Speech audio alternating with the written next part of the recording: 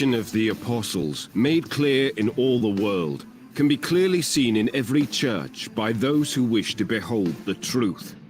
We can enumerate those who were established by the apostles as bishops in the churches and their successors down to our time, none of whom taught or thought of anything like their mad ideas.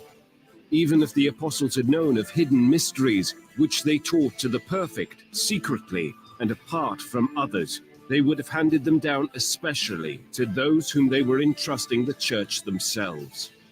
When the blessed apostles, Paul and Peter, had founded and built up the church at Rome, they handed over the ministry of the episcopate to Linus.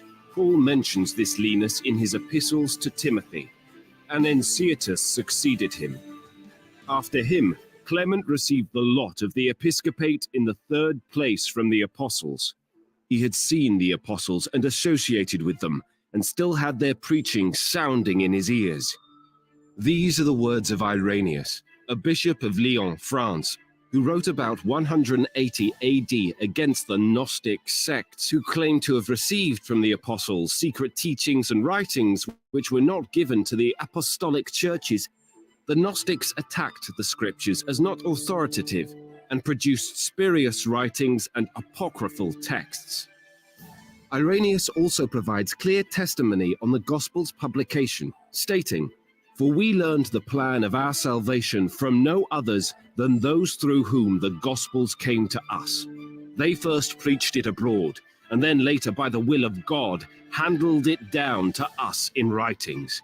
Matthew among the Hebrews issued a writing of the Gospels in their own tongue, while Peter and Paul were preaching the Gospel at Rome and founding the church. After their decease, Mark, the disciple and interpreter of Peter, also handed down to us in writing what Peter had preached. Then Luke, the follower of Paul, recorded in a book the Gospel as it was preached by him. Finally, John, the disciple of the Lord, published the Gospel while he was residing at Ephesus in Asia." In summary, Irenaeus was able to show that the apostolic churches, not the Gnostics, could trace back to the apostles through apostolic succession and bear witness to the authentic writings of the apostles and the faith. Question: are we resurrecting the debate of the 2nd century, where modern scholars like Bart Ehrman, James White and Daniel Wallace are playing the role of Gnostics, claiming to have a secret and hidden knowledge on the text of the New Testament? And instead of introducing the testimony provided by the churches in the 2nd century as evidence, they ignore their arguments and choose to regurgitate theories that originated in the mid to late 1700s. So for Bart, James and Daniel, the ancient apostolic churches accepted the testimony of Irenaeus. Why don't you? Are you going to continue telling fairy tales of scribes flying on their magic carpets, changing all the texts? Or are you ready to debate the testimony of the ancient churches?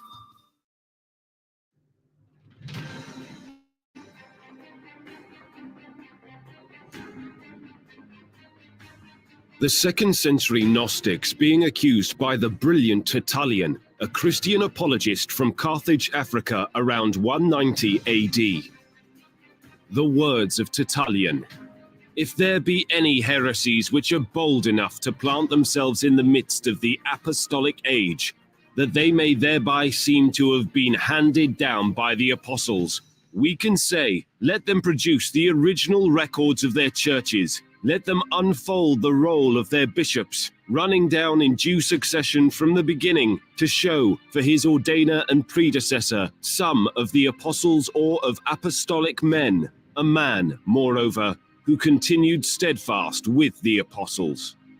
For this is the manner in which the apostolic churches transmit their registers, as the church of Smyrna, which records that Polycarp was placed therein by John, as also the Church of Rome, which makes Clement to have been ordained in like manner by Peter. In exactly the same way the other churches likewise exhibit, whom, as having been appointed to their episcopal places by apostles, they regard as transmitters of the apostolic seed.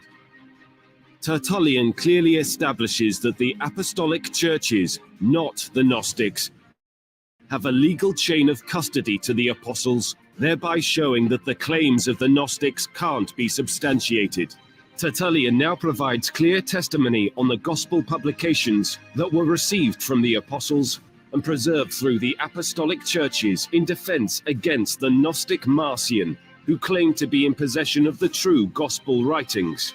The words of Tertullian: I pass on to give a proof of the gospel, laying down as our first position that the Evangelical Testament has apostles for its authors, and that which has come down from the apostles has been kept as a sacred deposit in the churches of the apostles.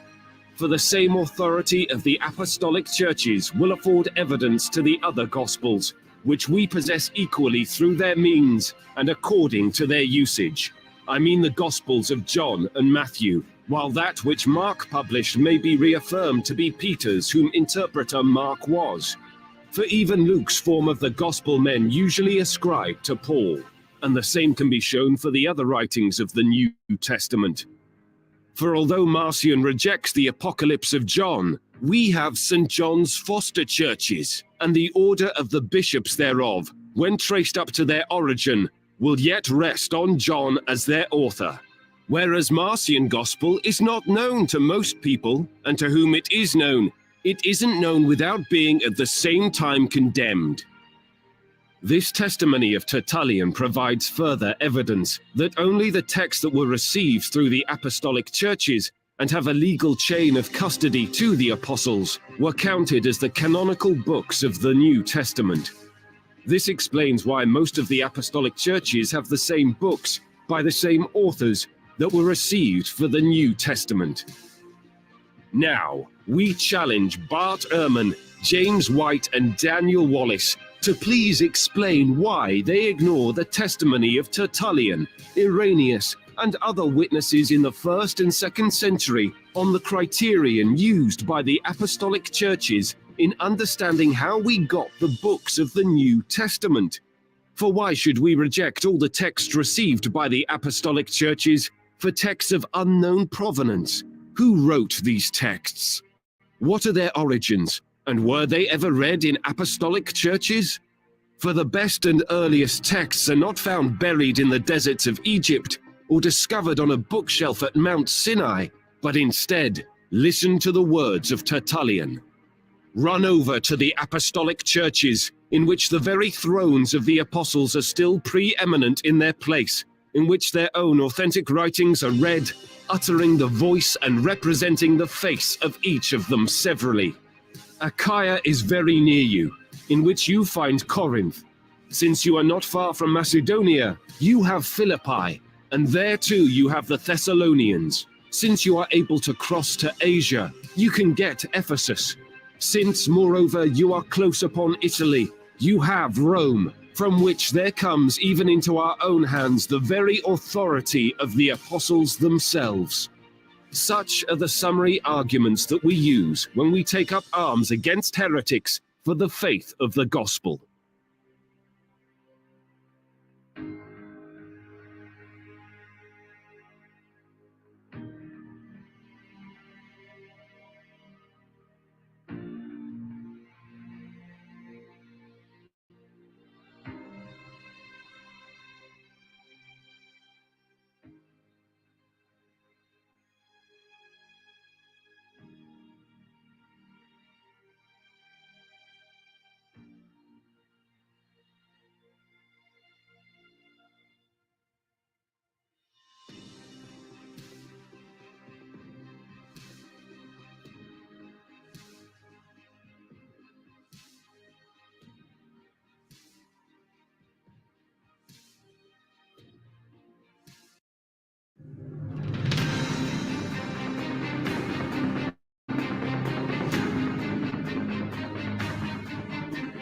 The apostolic churches, the pillar and ground of all truth, are the sole depository of the authentic apostolic writings.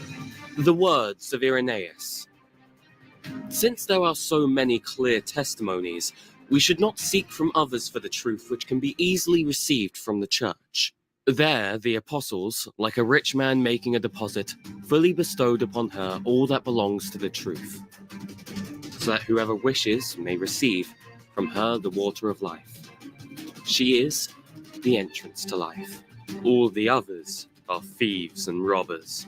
What if there should be a dispute about some matter of moderate importance?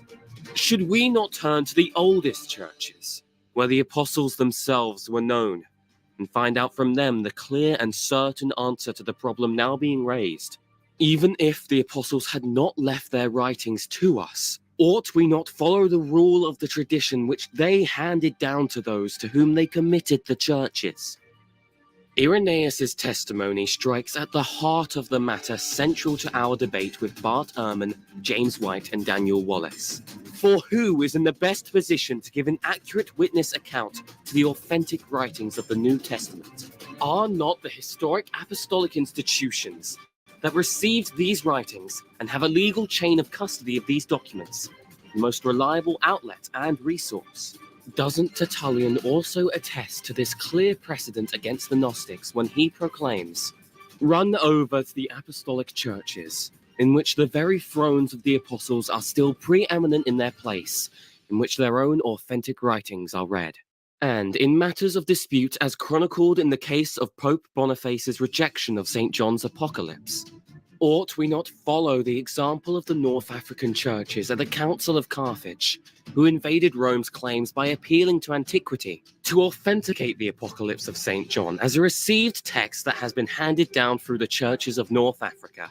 For the historical apostolic churches all bear witness to this text, which Tertullian clearly demonstrates in his treatise against Marcion, stating, "For although Marcion rejects the Apocalypse of John, we have St. John's foster churches, and the order of the bishops thereof, when traced up to their origin, will yet rest on John as their author." For the Council of Carthage's official response to Rome testifies to this criterion, as declared in its canons, which states, "Let this be sent to our brother and fellow Bishop Boniface, and to the other bishops of those parts, that they may confirm this canon. For these are the things which we have received from our fathers, to be read in church," thus treating the Pope of Rome like a child at confirmation. As evidenced in the writings of Irenaeus and Tertullian, formal legal voices in the 2nd century, only texts that have a legal chain of custody to the apostles that were commonly received through the historical churches were counted as the official texts of the church. We can also establish confirmation of this historical legal requirement for the text of the New Testament down through the ages, as recorded in the Church of England's 1562 Articles of Religion, which clearly affirms all the books of the New Testament, as they are commonly received, we do receive and account them canonical. Therefore, shouldn't we, as an underlying core principle, establish our textual scholarship on texts that have a legal chain of custody to the Apostolic, Greek, Egyptian, Latin, Aramaic, Ethiopian, and Western churches? For the textual scholars of the Renaissance all held to this apostolic criterion, and based their editions on the ecclesiastical texts that have come through the apostolic churches. These scholars include dignitaries such as Cardinal Jimenez of Toledo, Eramus of Rotterdam, Theodore Beza of Geneva, Robertus Stephanus of Paris, and the 47 architects of the authorized version of 1611. Yet, the textual scholarship of Bart Ehrman, James White, and Daniel Wallace is founded on an entirely different set of assumptions, using an alternative set of manuscripts and applying a technique that can be at best described as clairvoyant in nature. Though it is common for these scholars to begin their examination by pointing to the overwhelming testimony of manuscript evidence that is available for the New Testament, citing over 24,000 copies in the primary languages of Greek, Latin, Aramaic, and Egyptian, this is mere sleight of hand, because their greatest illusion is concealing from their audiences the fact that they actually reject almost all of this evidence. What these scholars don't want you to know is that they have labeled all of the historical texts from the apostolic churches as corrupt, disqualifying these New Testament documents from their research. This comes as no surprise, since Bart, James, and Daniel's underlying core positions are grounded in the teachings and methods of Bruce Metzger, whose own published work, titled The Text of the New Testament, Its Transmission, Corruption, and Restoration, leaves no doubt to their essential core beliefs. Now, this naturally begs the question, if they are not using the official texts of the historic apostolic churches for their textual analysis, what texts are they using? Here, the great mystery is revealed. For the foundation of their scholarship rests upon a handful of apocryphal texts that they deem to be the best and earliest. In describing these texts as the best and earliest, Bart, James, and Daniel assert what must first be proven. Since the provenance of these texts is unknown, and these documents cannot be shown to have ever been used by the apostolic churches, we summon Bart, James, and Daniel to establish the legal chain of custody for these texts they are introducing into evidence. What prosecutor does not first establish this requirement in submitting evidence before the court? Does not evidence have to demonstrate its association to the scene of the crime? Evidence of this kind would never be allowed at trial. Yet Bart, James, and Daniel introduce these textual witnesses, ignoring common rules of evidence consistent in any court of law. And since these texts cannot establish a legal chain of custody to the apostolic churches, the antiquity of these documents arouses further suspicion. The writings of Tertullian, Irenaeus, and Caius, all 2nd century witnesses, testify to the existence of texts not received by the apostolic churches that the Gnostics set out to establish as the official writings of the apostles. Nevertheless, the textual scholarship of Bart, James, and Daniel fails to heed the words of Irenaeus concerning the Gnostic texts, declaring, "They adduce an unspeakable number of apocryphal and spurious writings, which they themselves have forged, to bewilder the minds of foolish men, and of such as are ignorant of the scriptures of truth." Let's not forget that the textual scholars of the Renaissance were well aware of these apocryphal texts that Bart, James, and Daniel deemed the best and earliest. Cardinal Jimenez searched for the best and most accurate manuscripts during the production of his Complutensian Polyglot Bible. Although his first stop was the Vatican Library, where Bart, James, and Daniel's precious text, Vaticanus, was already catalogued, Cardinal Jimenez did not use this text, or any of the other texts Bart, James, and Daniel tout as the most accurate. Instead, Cardinal Jimenez used text commonly received through the apostolic churches. Equally, Erasmus of Rotterdam received over 356 readings from the text of Vaticanus, which was sent by Sepulveda and differed from the ecclesiastical texts of the apostolic churches. However, these readings never made it into Erasmus's 5th edition, and let the record show that the infamous Codex Beza, a text championed by Bart, James, and Daniel, was owned by the reformer Theodore Beza himself, who did not equate this text with the commonly received texts of the apostolic churches.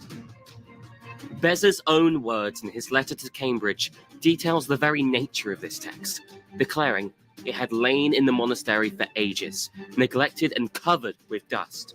It is laughable that Bart, James, and Daniel would have us all believe that these texts of unknown origin, that have no legal chain of custody to any apostolic church, that were known to the Renaissance scholars, yet rejected, and that have been neglected, collecting dust in monasteries, are more faithful witnesses than the thousands of texts that have come through the apostolic churches and have been guarded by the succession of bishops.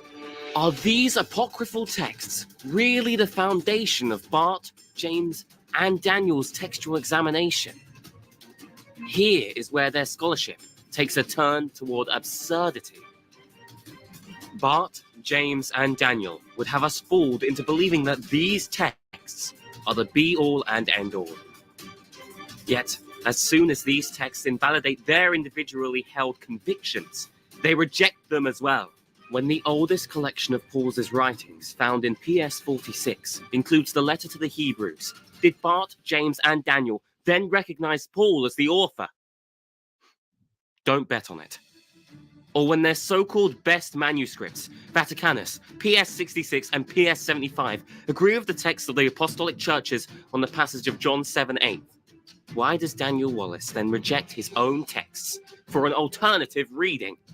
This is because these apocryphal texts of theirs only serve as a pretext for rejecting the texts of the Apostolic Churches, which then sets up Bart, James, and Daniel as experts, allowing them to create their very own Bible buffet.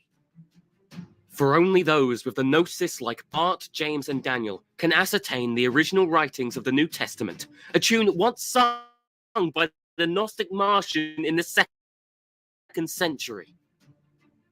This method of textual criticism, which these scholars bring forth, is a journey into the dark arts, relying on subjective principles that are strikingly different than the empirical study of the Renaissance scholars.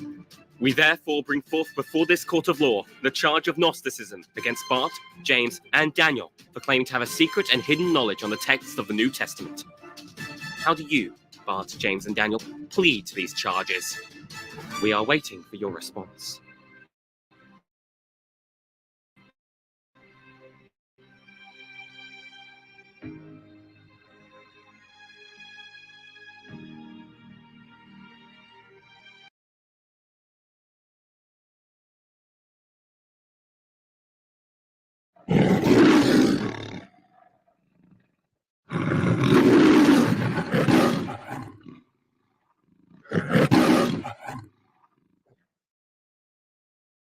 Children, we have a surprise this evening. Dr. James White, Daniel Wallace, and Bart Ehrman are going to read us a fairy tale this evening. Hello, kids. I'm Dr. James White. What fairy tale would you like us to read? Ooh, I have one. Can we read about the magical scribe who flew on his magic carpet all over the ancient world, sneaking into all the churches to add 12 verses to the end of St. Mark's Gospel? Excellent choice. Let's begin.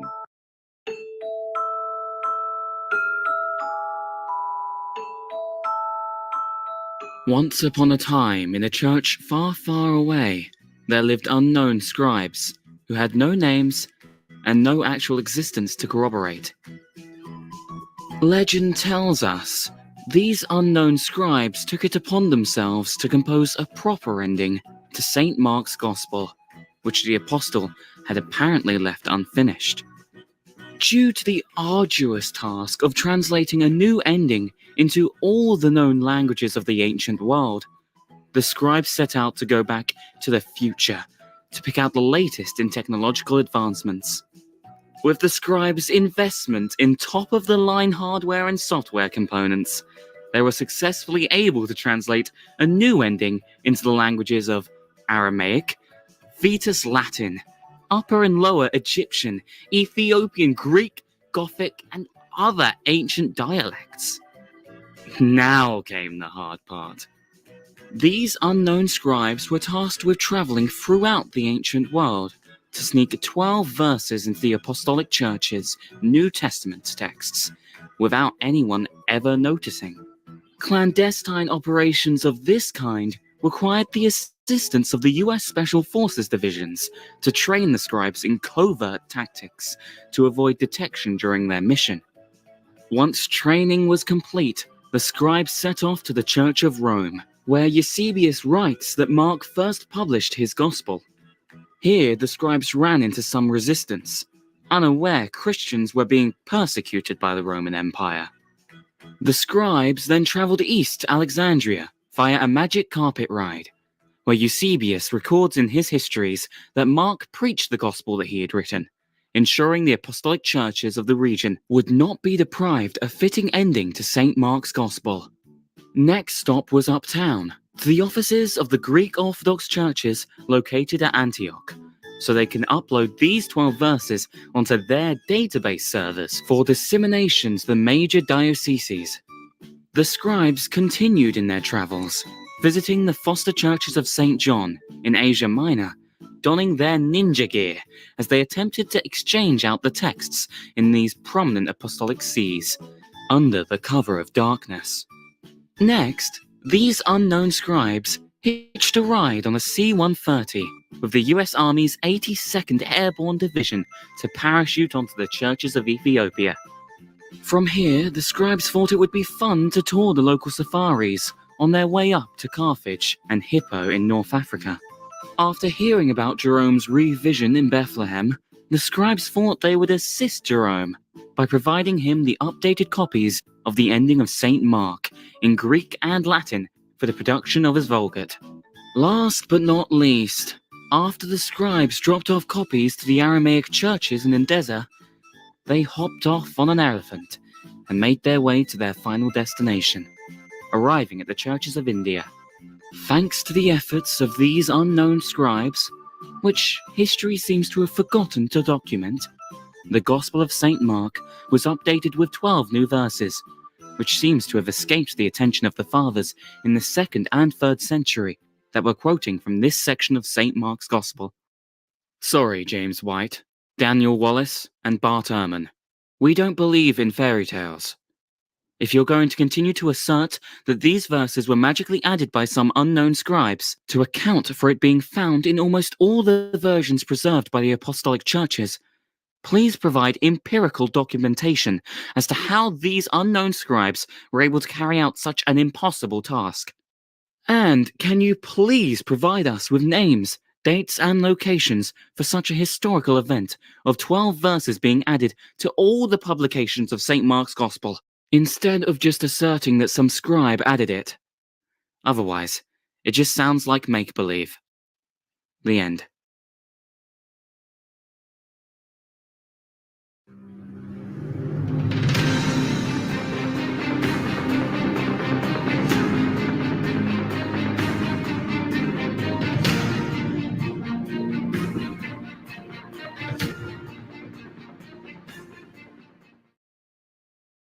Defense of the last 12 verses of St. Mark's Gospel.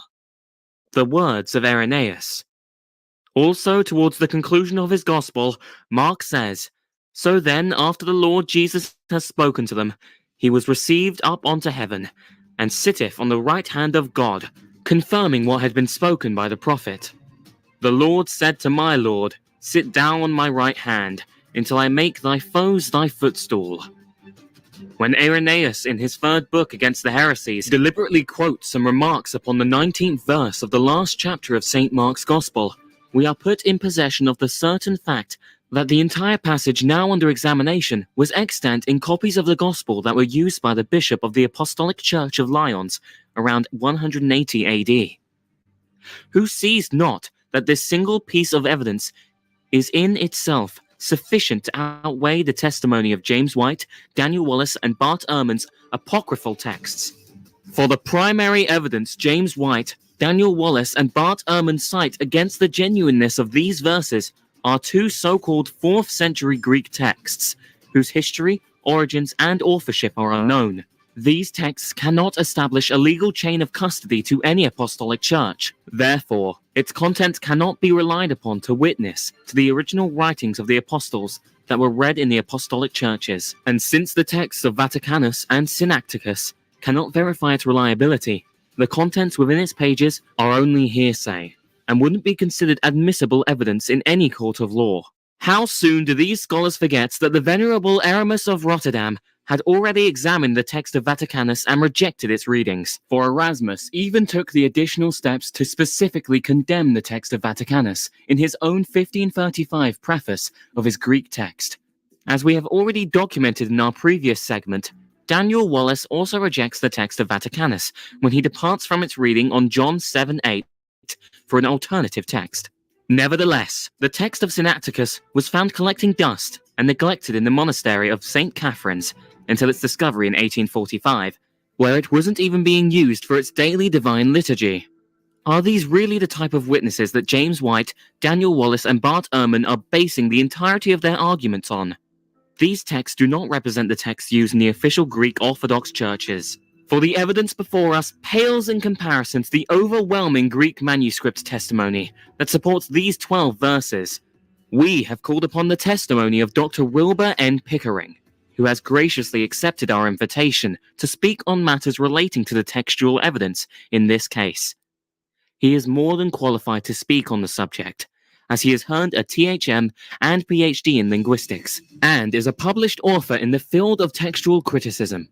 His works include The Identity of the New Testament Text and the Greek New Testament Collection. Dr. Pickering notes that the passage in question is contained in every extant Greek manuscript, about 1800, except 3 codices, 2 of which were named above and a 12th century minuscule, identified as 304. In addition, Dr. Pickering documents that the Syriac, Latin, Coptic, and Gothic versions all massively support the passage. Only the Armenian and Georgian versions, both 5th century, omit it.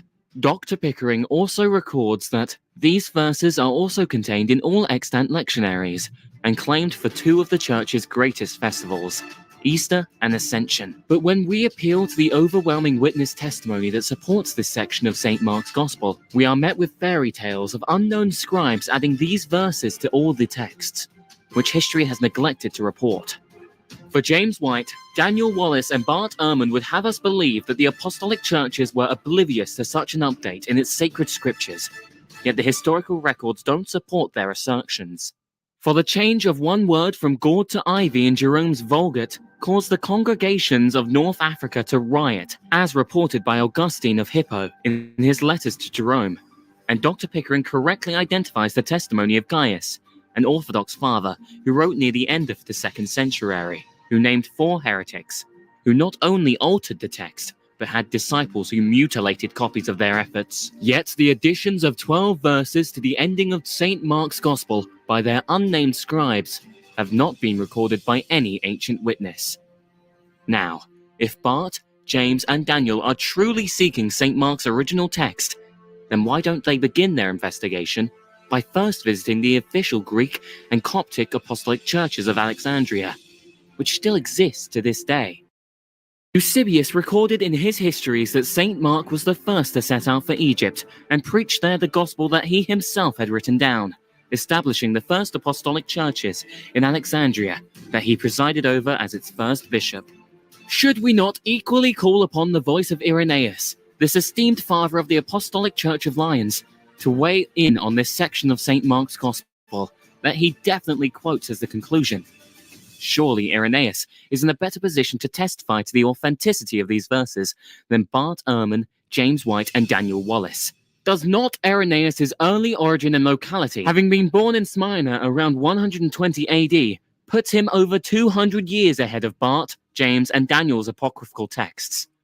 For Irenaeus was an eyewitness to the apostolic churches of Gaul and Asia Minor, having been appointed to the episcopate of Lyons, and learned at the feet of Polycarp, bishop of the apostolic church of Smyrna, who, according to Tertullian, was appointed by the apostle John himself. Yet, it's not this father's standing in the 2nd century that we appeal to, but his testimony, which successfully demonstrated that the independent apostolic churches throughout the Mediterranean world basically witnessed to the same New Testament text, naming the same authors, while the Gnostic texts fundamentally disagreed with each other.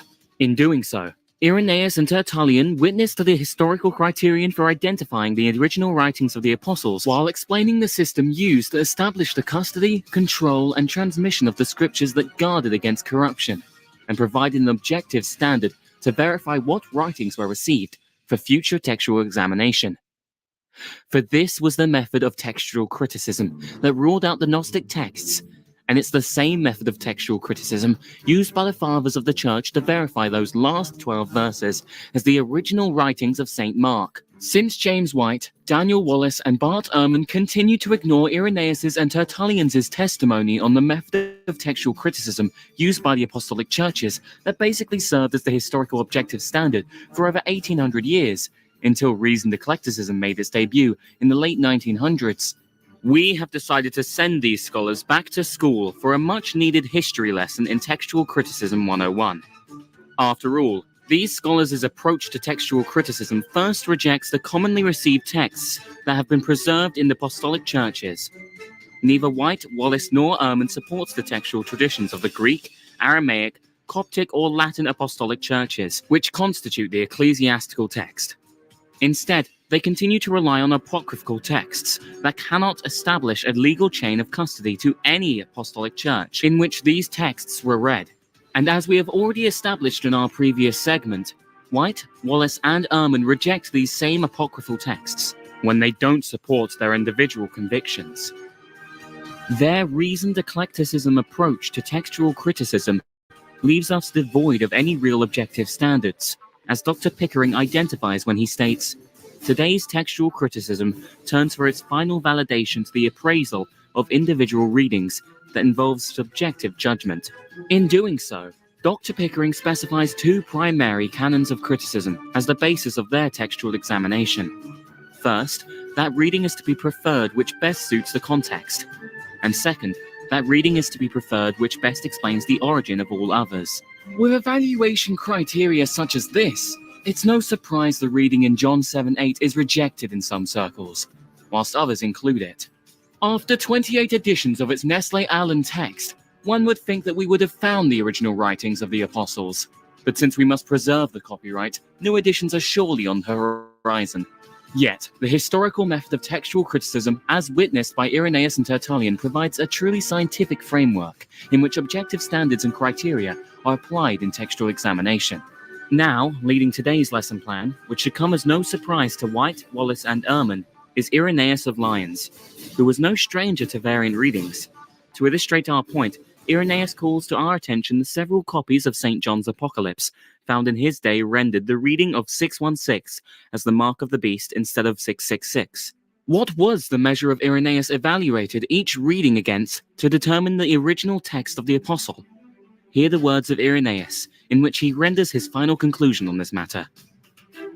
Such then being the state of the case, and this number, 666, being found in all the most approved and ancient copies of the Apocalypse, and those men who saw John face to face bearing their testimony to it, does not Irenaeus clearly demonstrate his command of textual criticism and documents the objective criteria these readings were evaluated against in drawing his conclusions prior to considering any internal evidence? But Irenaeus' method is clear. He first examined the most approved and ancient copies of St. John's Apocalypse, sourced from the apostolic churches known to the apostles, which only found 666 in the text. Secondly, he appealed to witnesses who could independently confirm that this was the text that the Apostle John himself read before the congregation. Though this was a simple illustration, Irenaeus and Tertullian were dealing with a much larger textual issue than minor variations. For the 2nd century debate with the Gnostics was not just a theological feud, but primarily a textual issue over the original writings of the apostles. This point is perfectly exemplified in the case of Marcion's text. Irenaeus' and Tertullian's own published writings attest to the fact that Marcion introduced a redacted text of Luke and 10 letters of Paul that were shorter, yet not better, which Marcion claimed were the official writings of Paul. Irenaeus substantiates this very statement in his first book against the heresies. Now hear his testimony. Marcion mutilated the gospel according to Luke, removing everything about the birth of the Lord and much of the teaching of the words of the Lord, in which the Lord is recorded as clearly confessing the creator of this universe as his father. He persuaded his disciples that he was more veracious than the apostles who handed down the gospel, giving them not a gospel but a mere fragment of a gospel. He also similarly cut up the epistles of Paul, removing whatever the apostle said clearly about the God who made the world, and whatever the apostle teaches by referring to the prophetic writings that predict the coming of the Lord. Tertullian elucidated the primary reasons behind Marcion's removal of scriptures, specifically from the Gospel of Luke, in his own published works against Marcion, declaring Marcion is arguing from his antithesis that the text of Luke was interpolated by the defenders of Judaism, for the purpose of such a conglomeration with it of the law and the prophets as should enable them out of the fashion of their Christ. This accusation that Marcion levied against the apostolic churches in the 2nd century is the same charge brought by White, Wallace, and Ehrman against the Orthodox churches, in that the ecclesiastical text has succumbed to interpolations, including such passages as the last 12 verses of St. Mark's Gospel and the woman in adultery in John's Gospel. Just as Martian's aim was to restore the text of Luke and the letters of Paul to their original form, White, Wallace, and Ehrman are utilizing their own subjective methods for the same end. We now charge ahead to the center of the battlefield to meet our opponents head-on in order to demonstrate the historical objective method of textual criticism, witnessed by Irenaeus and Tertullian, that ruled out Martians' and other Gnostic texts, while using this same historical method to substantiate these last 12 verses as the original writings of St. Mark's Gospel. Since James White was confounded by Irenaeus' and Tertullian's textual arguments in his review of our first two video segments, which aired on his Dividing Line series during the November 2016 broadcast, we are going to explain things at a slower pace, specifically for him, because we feel he has the most to gain from this argument. As proud members of the Anglican Communion and ardent defenders of Calvinistic theology, we feel that White falls prey to the very system he defends, which is then used against him in his debates, leading to his demise. For when James White and Daniel Wallace drop the fairy tale narrative and turn to the historical arguments used by the apostolic churches, they will quickly dispose of the likes of Bart Ehrman and the Jesus Seminar. It is on that note that we proceed with our oral arguments. In order for a text to be considered an official writing of the apostles, historically it had to be evaluated against the following objective criteria. First, the writing had to be apostolic, meaning the origins of the text had to physically trace back to an apostle or their scribes. Secondly, the writing had to demonstrate its accord with other copies that were universally received. This was the historical textual standard that Tertullian required the Gnostics to meet. When Tertullian declared, "Let all the heresies, when challenged to these two tests by our apostolic church, offer their proof how they deem themselves to be apostolic," he first sets before them the manner in which they can meet these legal requirements. He said, "Let them produce the original records of their churches. Let them unfold the roll of their bishops, running down in due succession from the beginning in such a manner that the first bishop of theirs shall be able to show for his ordainer and predecessor some of the apostles or of apostolic men. For this is the manner in which the apostolic churches transmit their registers, as the Church of Smyrna, which records that Polycarp was placed therein by John, as also the Church of Rome, which makes Clement to have been ordained in like manner by Peter. In exactly the same way the other churches likewise exhibit their several worthies, whom, as having been appointed to their episcopal places by apostles, they regard as transmitters of the apostolic seed." Secondly, Tertullian challenges the Gnostics to examine their textual claims against the writings read in the official churches established by the apostles, when he calls upon them to run over the apostolic churches, in which the very thrones of the apostles are still preeminent in their places, in which their own authentic writings are read, uttering the voice and representing the face of each of them severally. Here, Tertullian directs the Gnostics to the apostolic sees of Corinth, Philippi, Thessalonica, Ephesus, and Rome, all churches founded by the Apostle Paul, with the clear purpose of demonstrating to Martian where Paul's official writings can be found. It is upon these same historical textual standards that Irenaeus and Tertullian set out to demonstrate, against Martian's claims, that the texts that have come down through the apostolic churches represent the original writings of the apostles.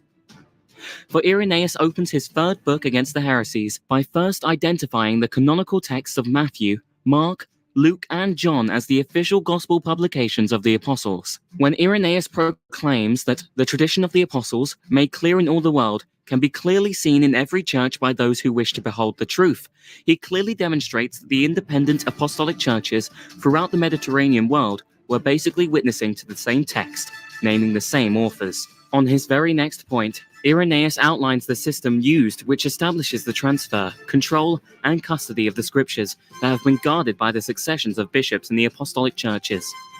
For he proclaims, we can enumerate those who were established by the apostles as bishops in the churches, and their successors down to our time.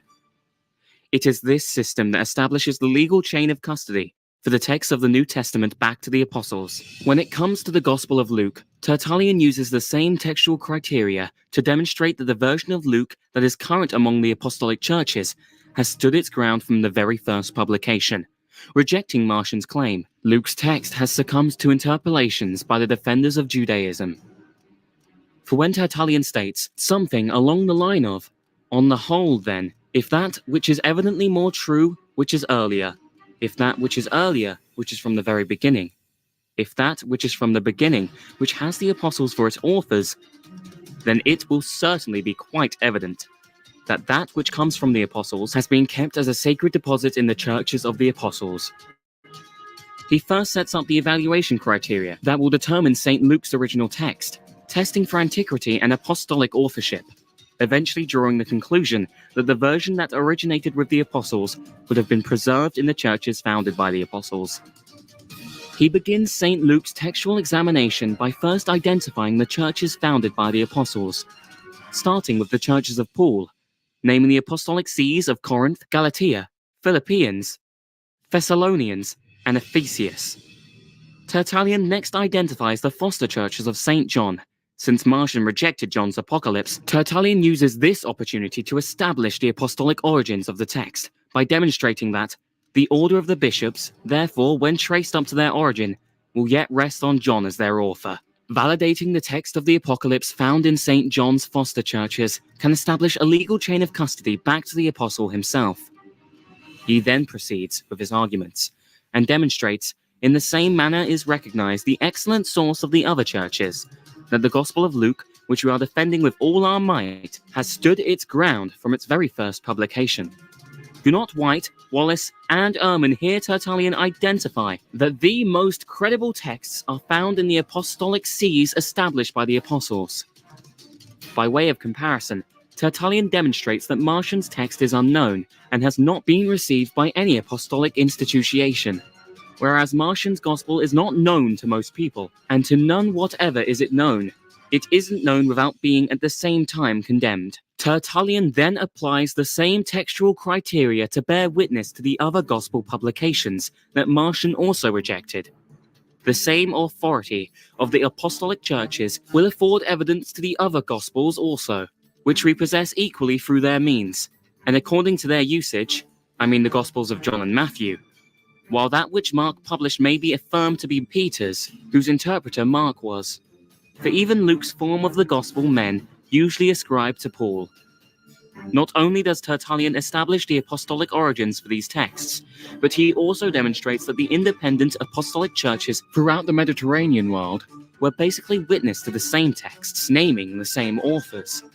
This testimony would be conclusive in any normal court of law. Under this same method of textual examination, the Gospel of Thomas, the Gospel of Truth, the Apocalypse of Peter are all ruled out. These texts cannot establish a legal chain of custody to the apostles, and when we investigate the apostolic sees known to the apostles, those texts have not been received. Similarly, the text of the Maccabees is also ruled out, in that it was not received by the Jewish churches. In today's lesson, we have clearly demonstrated to White, Wallace, and Ehrman the historical method of textual criticism used by the apostolic churches that is founded on an objective set of criteria and relies on source texts that can establish a legal chain of custody to the apostolic churches. Turning to our present inquiry on the last 12 verses of the Gospel of Mark, we look historically to Eusebius, who was the first to call our attention to copies of St. Mark's Gospel that were deficient these verses. Now, to properly frame the context of this information, Eusebius is addressing a question from Marinus regarding the harmonization of the Gospel accounts, not the authenticity of these verses.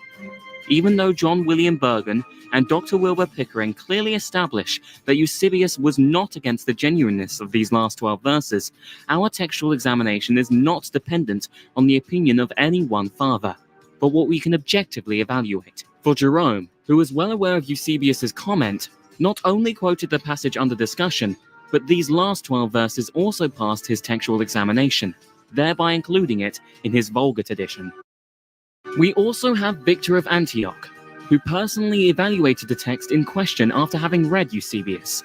After a complete examination of the apostolic texts, Victor rendered his conclusion showing that the reading was apostolic, and was found in the most accurate copies, stating, "We at all events, inasmuch as in very many we have discovered to the exist, have, out of accurate copies, subjoined also the account of our Lord's ascension, following the words, for they were afraid, in conformity with the Palestinian exemplar of Mark, which exhibits the gospel verity, that is to say, from the words, now when Jesus was risen early the first day of the week, and down to with signs following. Amen." Though the testimony and textual examination of these learned fathers bears significant witness to the genuineness of this passage, when we look to the versions that have been preserved in the apostolic churches, these last 12 verses meet the historical textual criterion for confirmation. We can all visit the historical independent apostolic Greek, Aramaic, Coptic, and Latin churches today, which basically testify to the apostolic origin of that passage. Yet, White, Wallace, and Ehrman are going to ignore all the evidence and continue relying on primarily 2 apocryphal texts, whose origin and history are unknown. For in our conversation with Dr. Pickering, he reiterated the same position, that White, Wallace, and Ehrman just ignore all the evidence. And it wasn't the Greek Orthodox churches editing the texts of the New Testament, as Daniel Wallace asserts, but it's the likes of White and Wallace who are truly editing the canon of scriptures.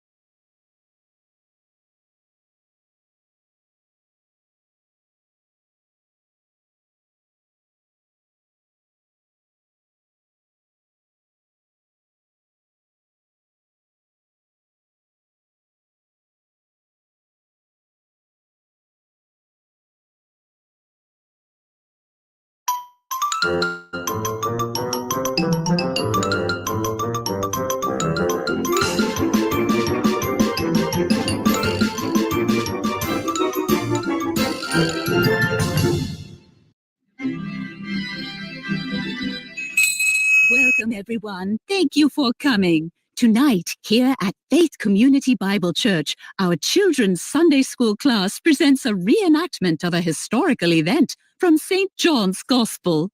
We would also like to recognize our honored guests. Please welcome Dr. James White, Dr. Daniel Wallace, and Dr. Bart Ehrman. Hey, Jesus, see this woman here? She has committed adultery. Should we stone her as Moses taught? She has sinned against the law. Won't you judge her? Let whoever is without sin cast the first stone. Where are your accusers? Did no one condemn you? No one, Lord. Neither do I. Go and sin no more. No. This is terrible. You have to stop. The story in John 7:53 through 8:11 is fake. It's my favorite story that's not in the Bible. Well, how did this story get into the Gospel? How did we get the story? Let me tell you.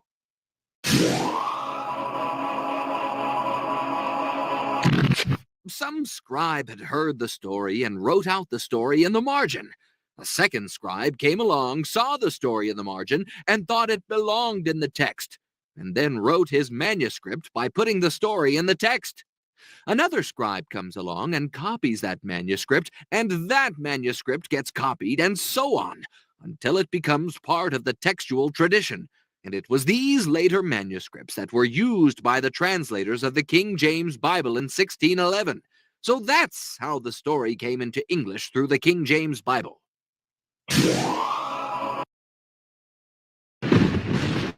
Enough with the fairy tales. I think it's St. Jerome. Truly it is I, Jerome. The account of the adulteress in John's Gospel is authentic. As I said in my writings, I found it in many manuscripts, both Greek and Latin, in 383 AD, and it is included in my Vulgate edition.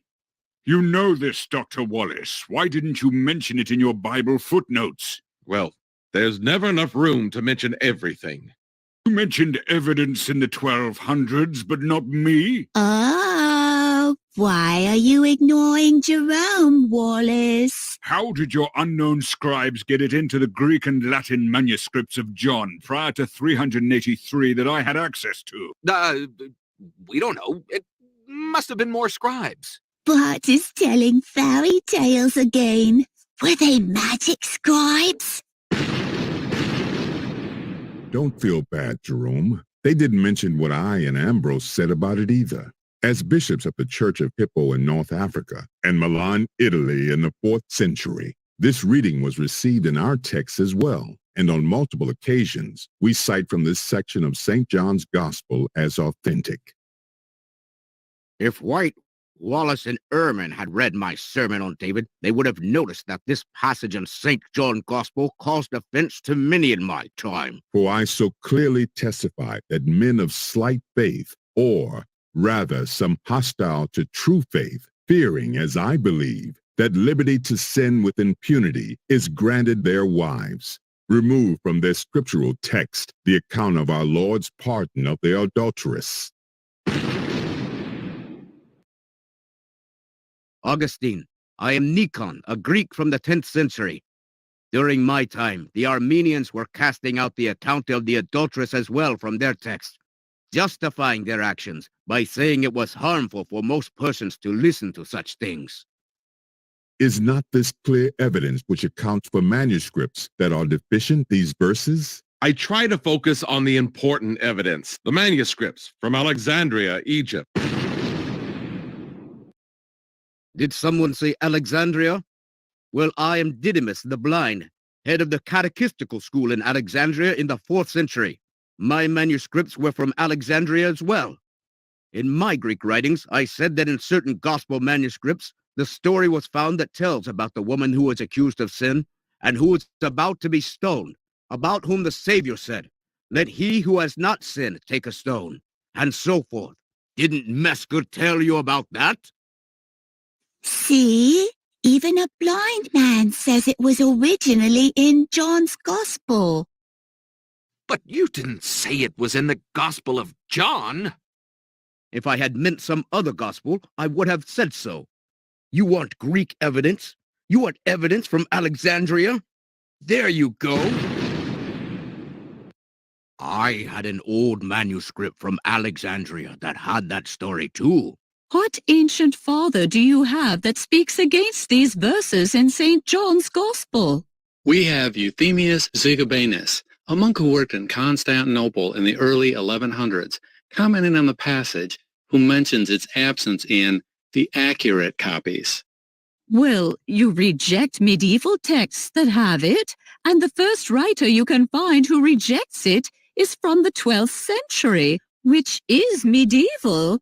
Isn't that a double standard? It's been great meeting you all, but I think it's time to go. Yeah, let's get out of here. Why did we trust Metzger? Goodbye. Thanks for coming. That was fun.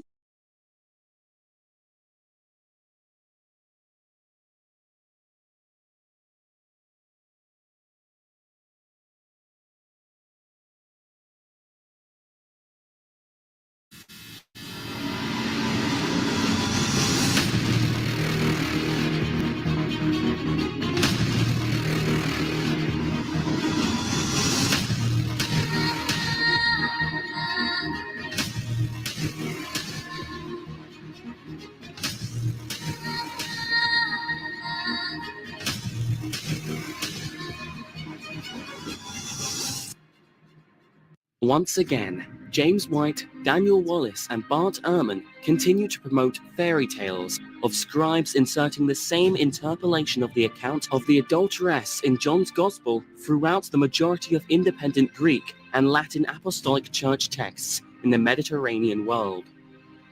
Why are we allowing such statements to remain unchecked? An assertion such as theirs naturally begs the following questions. Who were the scribes? What were their names, and why did such an event ever take place? Do we have dates, times, and locations where this supposedly occurred? Was the bishop of that apostolic church unaware of these scribes' actions, or did he actually sign off on the process? What were these scribes' marketing strategy to get this passage into the thousands of Latin and Greek New Testament texts in the ancient world? Did they call together an ecumenical council or synod with the independent Greek and Latin bishops to sell them on the idea of including this story in the gospel texts? The fact of the matter is, White, Wallace, and Ehrman cannot answer any of these questions, or show historical documentation to support their theory. But these scholars continue to jump up and down to convince us that this really happened. Sounds silly, doesn't it? But if there are still doubters, let's look at their theory in this way. Is it possible for any one text to have succumbed to an interpolation at the hand of a scribe?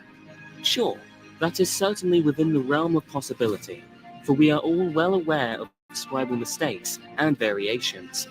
But a scribe at Antioch copying the text of John, and a scribe in North Africa copying another copy of the text of John will not make the same error, or come up with the same story of an adulteress to write into the Gospel of John. The testimony of Dr. Scrivener, who worked on the committee of the revised version of 1881, confirms this very point when he states, "By the science of textual criticism, it is possible to identify where copyist slips have occurred. This is done by comparing the available documents. The probability of all the scribes spelling the same words incorrectly, omitting the same line, word, or verse, is extremely remote." Now, what defies all common sense is that White, Wallace, and Ehrman would have us all believe in that this same interpolation in John's Gospel was then written in by a different scribe into another text at another church location, probably in some other language, and in most cases, placed in precisely the same position in the text. Furthermore, this process was then replicated in thousands of other churches in both the Latin West and the Greek East without anyone ever noticing. So when Jerome states, in the Gospel according to John, there is found, in many of the Greek as well as the Latin copies, the story of the adulteress who was accused before the Lord, it comes as no surprise that White, Wallace, and Ehrman would ignore his statement, because then they would have to explain how this so-called interpolation of the adulteress was written into the majority of Greek and Latin manuscripts throughout the Mediterranean prior to Jerome's revision in 383 AD. Let's not forget that Jerome studied under the Greek theologian Gregory Nazianzen, one of the three great Cappadocian fathers, while he resided in Constantinople. He spent time in Rome with Pope Damascus, worked on his translation while residing at Bethlehem, and grew up in Eastern Europe. Surely Jerome is in a much better position to testify to the authenticity of this passage than White, Wallace, and Ehrman. Let's remind White, Wallace, and Ehrman that Jerome had included John 7:53 to 8:11 in the Gospel of John in his Vulgate edition. On 2 occasions, he describes how he went about his translation project. In the Preface to the Gospels, addressed to Damascus, Jerome wrote that he had revised the Gospels of Matthew, Mark, Luke, and John by a comparison of the Greek manuscripts. Only early ones have been used. To avoid any great divergences from the Latin which we are accustomed to read, I have used my pen with some restraint, and while I have corrected only such passages as seemed to convey a different meaning, I have allowed the rest to remain as they are. For in his Epistle to Marcella, Jerome states that his objective has been to restore the scriptures to the form of the original Greek.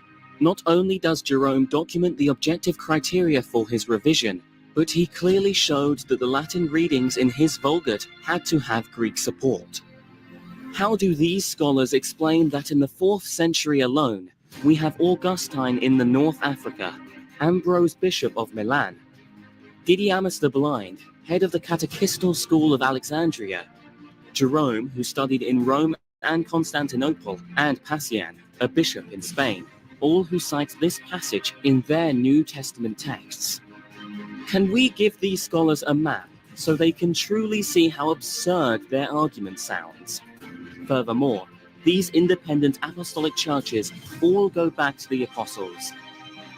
Can White, Wallace, and Ehrman document where any of these independent apostolic churches are recorded to have ever changed their texts. Under which bishop did these apostolic churches authorize the insertion of John 7:53 to 8:11 into their texts? We can document almost every period throughout church history. We know of Jerome's and other major translation projects, such as the Philoxenian by Thomas of Harkel, which not only included the account of the adulteress, but used an old Greek manuscript from Alexandria that had the account as well. We know of the major disputes between the churches, and we can trace the bishops that occupied these posts all the way back to the apostles. We have the historical records of their councils and synods. So where is the vast conspiracy theory they speak of in the historical archives? We are starting to question White's, Wallace's, and Ehrman's knowledge of church history, because when these scholars attempt to account for the existence of the pericope adulterae as if originated in the Western transmission stream and was then somehow carried over into the texts of the official Greek Orthodox churches, it shows just how little they know of the historical Greek churches. For when did the Greek Orthodox churches ever accept anything from Western Christianity? As early as 120 AD, as recorded by Irenaeus, Polycarp, representing the Greek churches of Asia Minor, stood in defiance against the Pope of Rome on something as trivial as the calculation for the date of Easter. Do not White, Wallace, and Ehrman recall that Rome also tried to force the Greek Orthodox churches to insert the Philok in its creed to no avail? So let's make sure we understand this correctly. The Greek Orthodox churches refused to insert one Greek word into its creed, which led to an ongoing division with the West for the last 1,000 years. Yet, White, Wallace, and Ehrman would have us believe that the Greek Apostolic churches had no problem accepting 12 verses of a so-called Western reading in its sacred text and lectionary. What's even more laughable than this Metzger assertion that the account of the adulteress is simply a piece of oral tradition, and many others, such as Daniel Wallace, have similarly depicted it as a sort of textual butterfly. Was this passage of scripture really walking around searching for a home? Let's not kid ourselves. We are well aware of hundreds of oral traditions in the churches, but none of these stories ever ended up in the texts of the New Testament. Take, for example, the Assumption of Mary, a celebrated tradition within the Greek Orthodox churches, and a dogmatic statement of faith in the Church of Rome. If scribes had so much free reign to add to the text of the New Testament as they pleased, why wouldn't a story such as the Assumption of Mary that is revered and celebrated historically in the churches be added into the Gospel text? The Assumption of Mary was so popular that it even ended up in the text of Koran, as noted by Sam Shimon. Yet this acclaimed oral tradition never ended up in the text of the New Testament. Even the oral tradition of the Ever Virgin Mary, a tradition defended by Jerome, had never ended up in his Vulgate edition, or in the text of the Greek Orthodox Church, where it has enjoyed strong support. Now, this debate has never been about variants in the texts, because we are more than willing to have an honest conversation with White, Wallace, and Ehrman about variants within the textual traditions of the Greek, Latin, and Aramaic apostolic churches. But our biggest complaint against these scholars is their insistence on bringing in apocryphal texts to weigh in on this passage of John 7:53 to 8:11, while also rejecting the texts that have been commonly received in the official apostolic churches. These so-called best and earliest texts, presented by White, Wallace, and Ehrman as support against the inclusion of John 7:53 to 8:11, which primarily includes such texts as P66, P75, Britannicus, Sinaiticus, T and W, are just fool's gold. Please tell us, James, Daniel, and Bart, why you place so much weight on these texts. Is it because the origin and history of these texts are unknown? Or is it because these texts were found neglected and abandoned in the deserts of Egypt? No. It must be the fact that none of these texts can establish a legal chain of custody back to any of the historic apostolic churches. So, does it come as any surprise why we refer to these texts as apocryphal? For what do you call a text whose histories and origins are unknown, that can't trace back to the official churches of the apostles? This was a major point in Burgon and Scrivener's arguments against the texts of Vaticanus and Sinaiticus.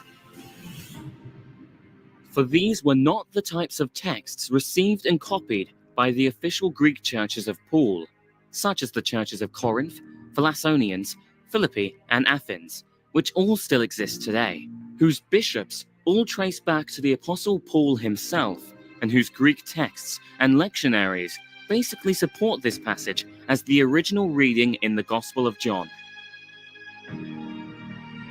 Since the legal chain of custody has not been procured for any of their so-called best and earliest texts, they are deemed inadmissible in any normal court of law. Let us explain why ensuring a proper chain of custody is so important. Now, there's a reason we don't imprison people accused of crimes based on information disclosed in newspapers and other media. A fair trial means following rules and procedures designed to ensure the reliability of evidence provided to the jury, meaning that the evidence is what it's claimed to be.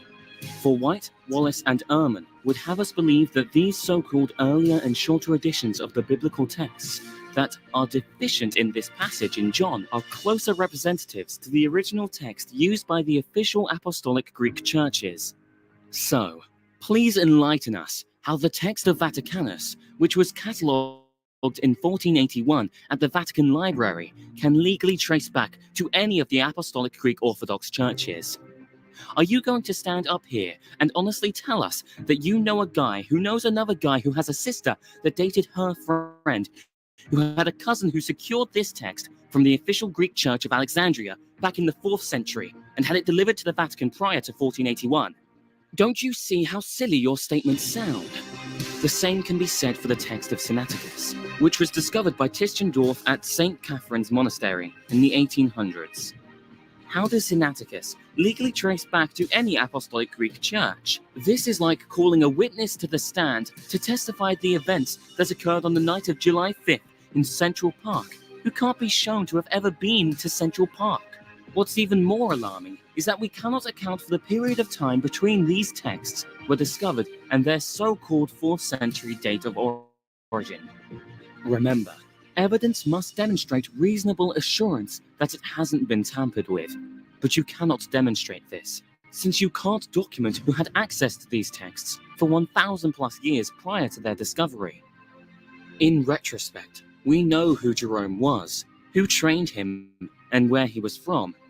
We also know that his revision of the Gospels were based on a comparison of early Greek manuscripts, and he clearly showed that the Latin readings in his Vulgate had to have Greek support. Jerome's Vulgate was publicly read in the churches of North Africa, and he personally commented on the passage under the discussion, stating that this was found in many Greek and Latin manuscripts. Yet, we cannot ascertain any of this information from your so-called best and earliest texts. Plus, how can you say the texts of Sinaiticus and Vaticanus represent the same text type, when Hoskia showed there are over 3,000 differences in the Gospel alone, and Burgon stated that these texts disagree more than they agree? That's like calling up 2 witnesses to the stand in support of your case, and they both start contradicting each other's testimony. Witnesses like this would surely land your client in jail. And when you refer to these texts as Alexandrian, you must be joking, because these aren't the type of texts that were copied by the official Greek Church of Alexandria that still exists today, which not only supports the Periscope de Adultery in its text and lectionary, but it also supports other readings, such as the last 12 verses of Mark, that are not in your texts. Now, we want to remind our viewers not to be fooled into believing that White, Wallace, and Ehrman have any real allegiance to these texts, because as we have previously established in earlier videos, they reject these same texts when they go against their individually held convictions. Case in point, when the oldest collection of Paul's writings found in PS 46 includes the letter to the Hebrews, do Bart, James, and Daniel then recognize Paul as the author? Don't bet on it. Or when their so-called best manuscripts agree with the text of the Apostolic Churches on the passage of John 7:8, why does Daniel Wallace openly reject his own texts for an alternative reading? These apocryphal texts are all about misdirection. Even though White, Wallace, and Ehrman would never admit to it, their whole focus is to get us off the official texts of the apostolic churches, so they can sell us on how the text of the New Testament went through an evolutionary process, where readings such as the Periscope de Adulteri and the last 12 verses were conflated into the text over time. This is why they have to make up stories about scribes that no one has ever heard of, inserting this same interpolation throughout the Latin West and Greek East, without anyone ever noticing.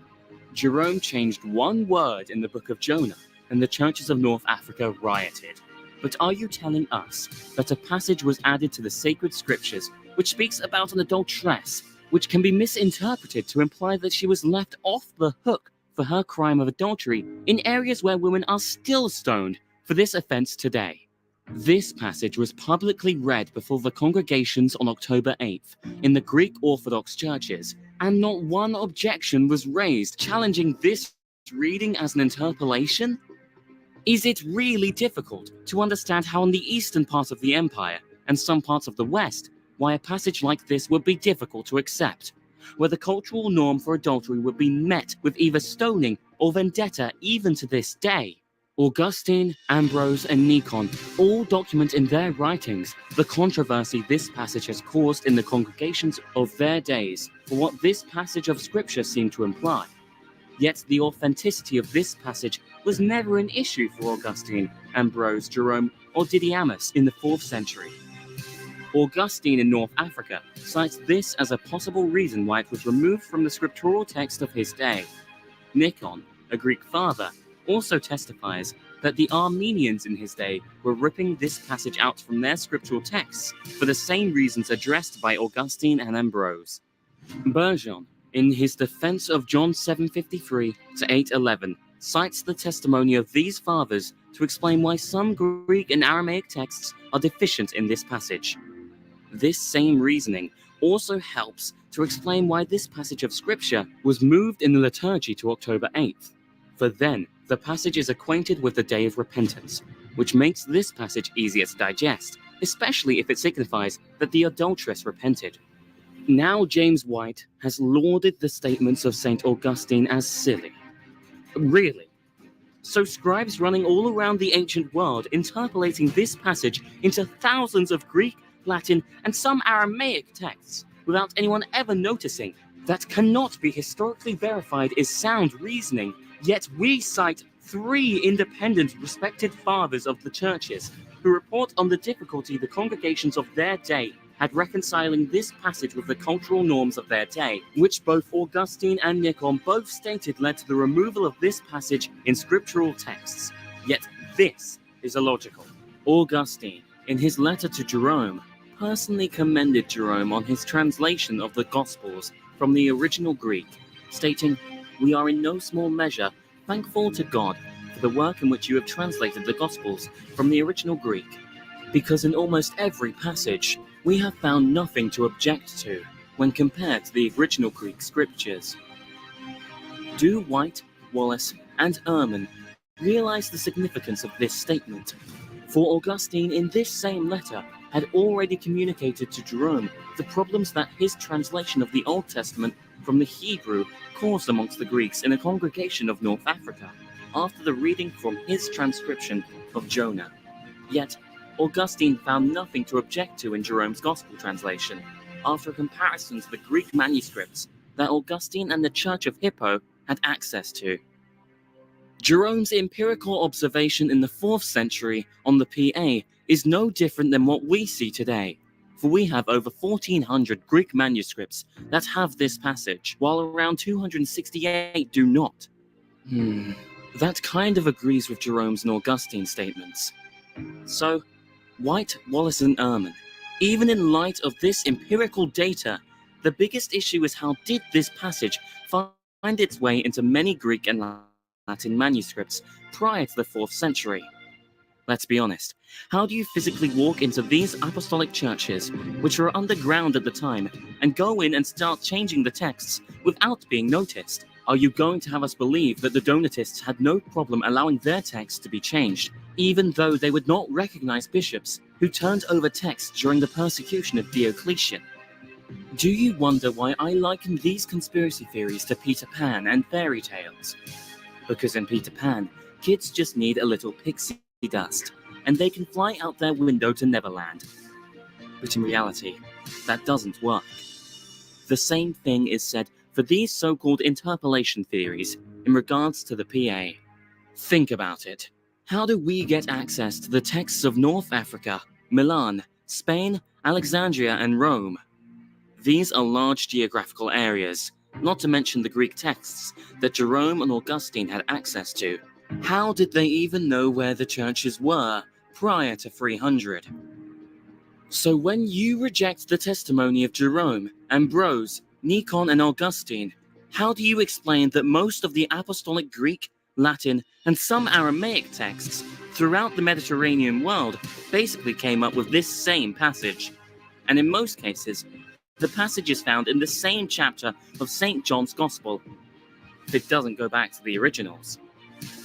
Otherwise, you have to historically demonstrate who created this passage, when and where it was done, and how it got into the majority of independent Greek and Latin texts prior to the 4th century. Since neither White, Wallace, or Ehrman can explain this, we must presume the innocence of the Greek apostolic churches, unless they can prove them guilty beyond a reasonable doubt. We will be waiting for your reply.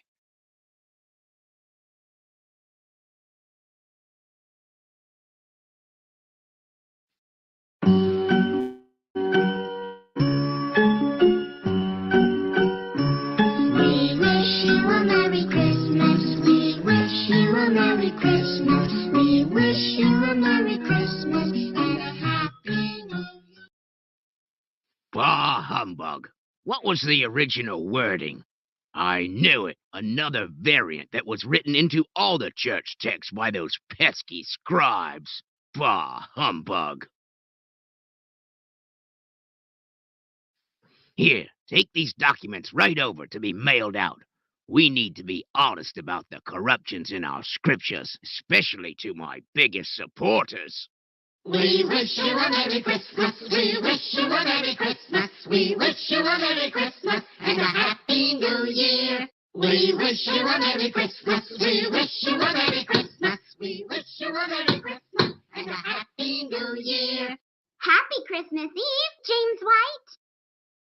Father, forgive them, forgive them.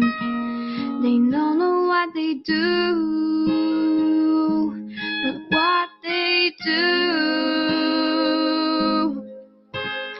Father, forgive them, forgive them.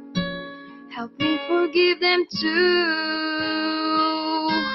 Forgive them too.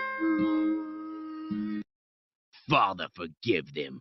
Father, forgive them. Bah, humbug. I should have known you were behind this, Dr. David Wood. You know this is a variant reading of the New Testament and not found in our earliest and best manuscripts. Not only would I never preach on it, but I would never sing it either.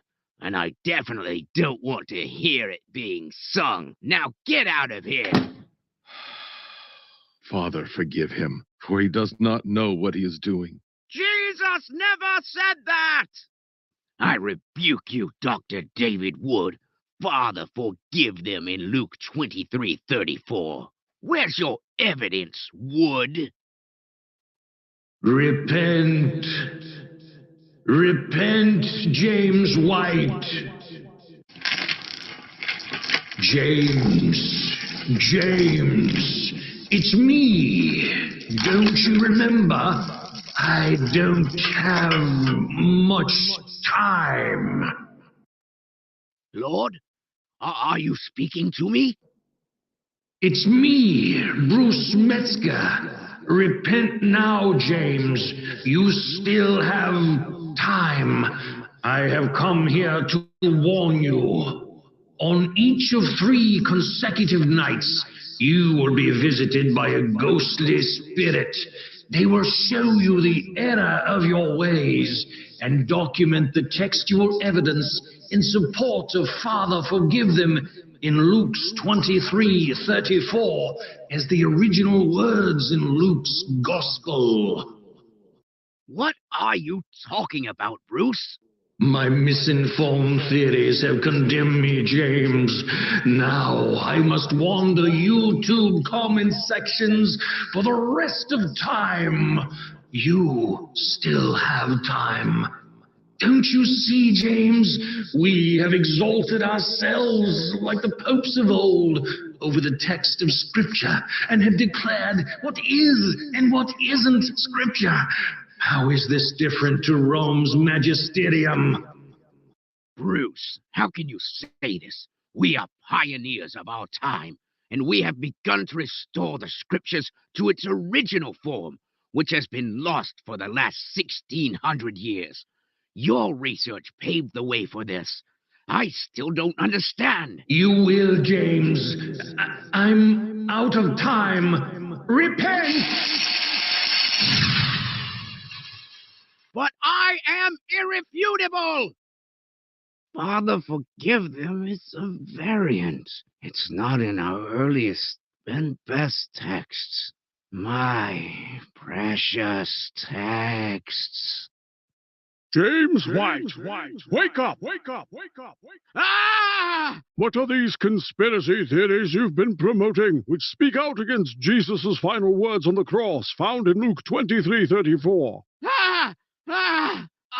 It's not in the earliest and best texts. So you reject the texts that have come down through the official apostolic churches, which independently witness to this reading in Luke 23:34 for texts of unknown provenance? Well, it must have been added by scribes to all the known texts. More conspiracy theories, James.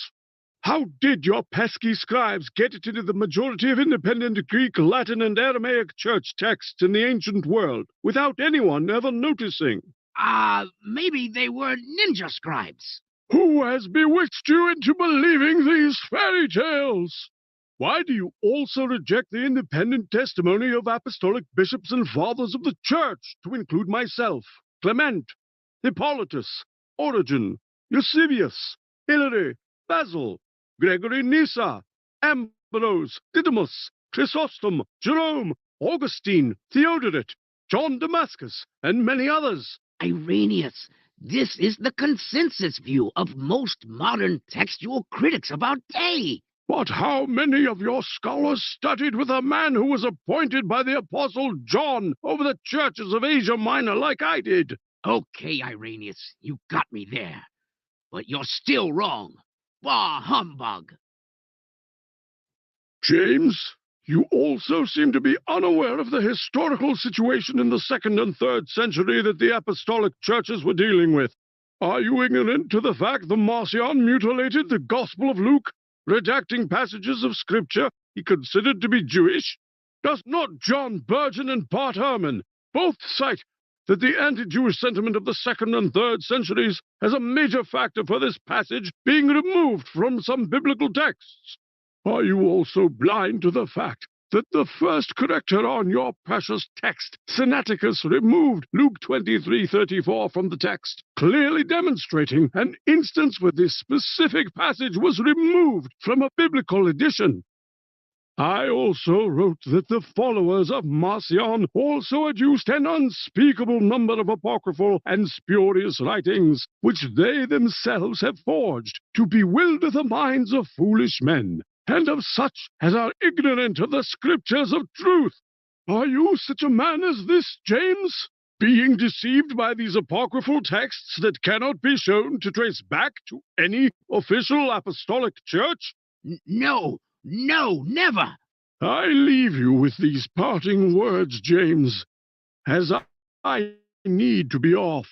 Why, when we appeal to the textual tradition of Luke 23:34 that has down in the ecclesiastical texts, which was guarded by the successions of elders in the apostolic churches, you oppose these textual traditions? Do you feel you are wiser than the elders of these churches? Before you answer, sleep on it. Now off to bed. Repent, James White. Repent!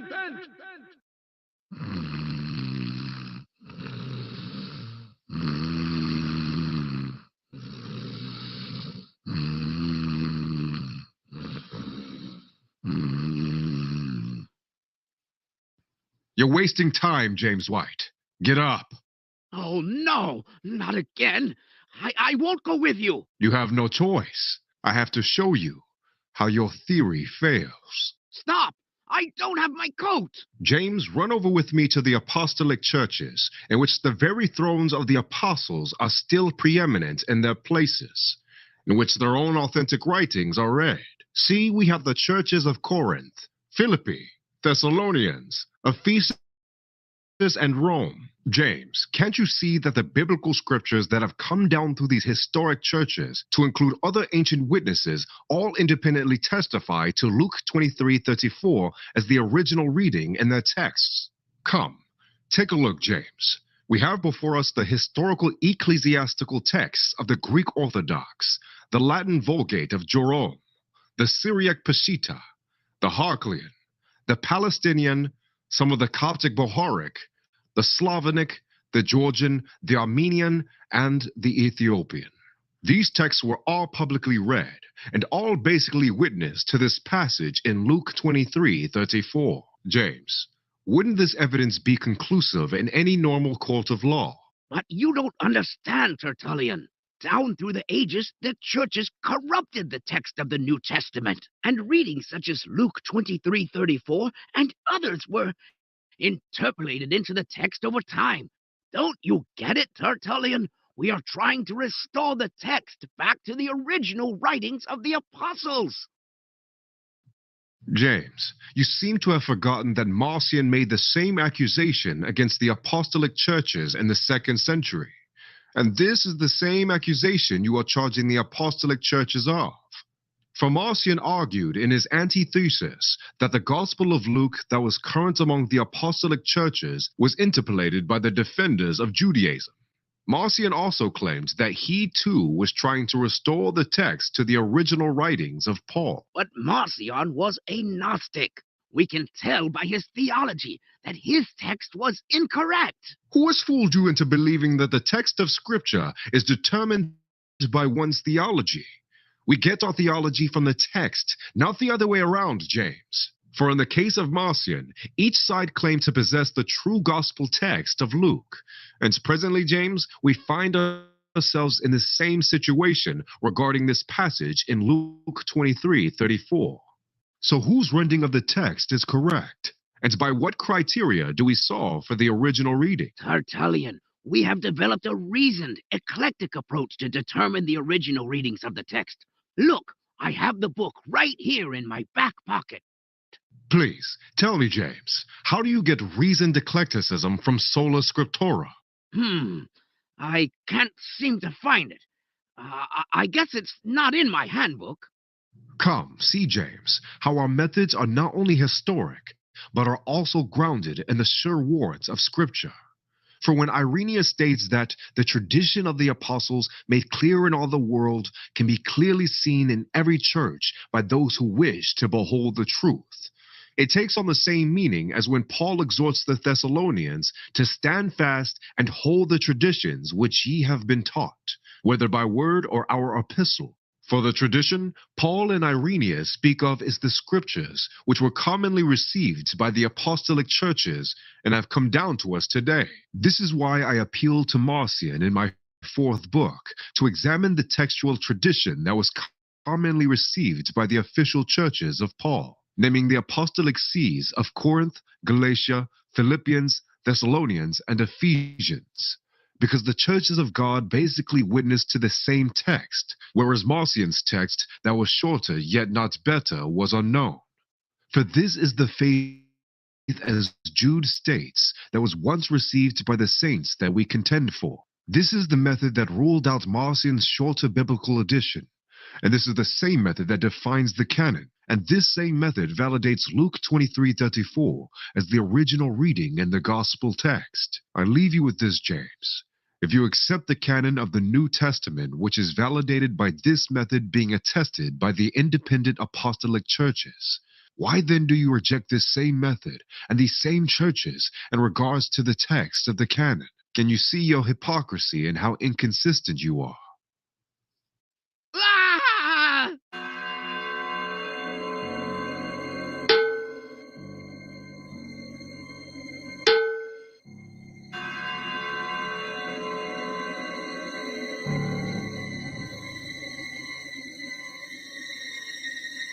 Spirit?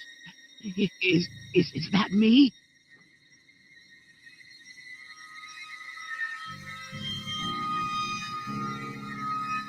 Please, Spirit. Please. Spirit. I don't want to see this. Please, take me away. David, we must be honest about the corruptions in the New Testament. Father, forgive them is a variant reading. The enemies of Christianity have a right to know. It's true whether I say it or not. Spirit, why am I not providing the evidence for the other side? Is my bias preventing me from seeing the truth? Spirit, please take me away. Spirit?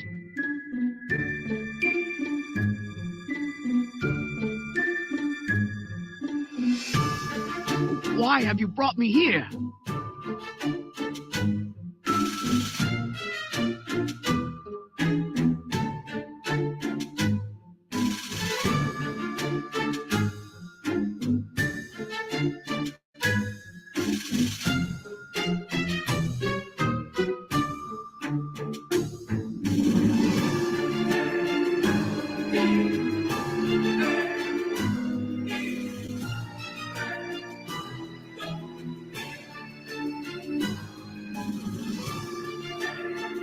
Murderer? I am just trying to restore the text to the original form. Why doesn't anyone understand that Luke 23:34 is an interpolation? And there are many more interpolations just like this passage in the New Testament text. Spirit, you agree with me? Spirit, do you think we can restore St. Luke to its original form?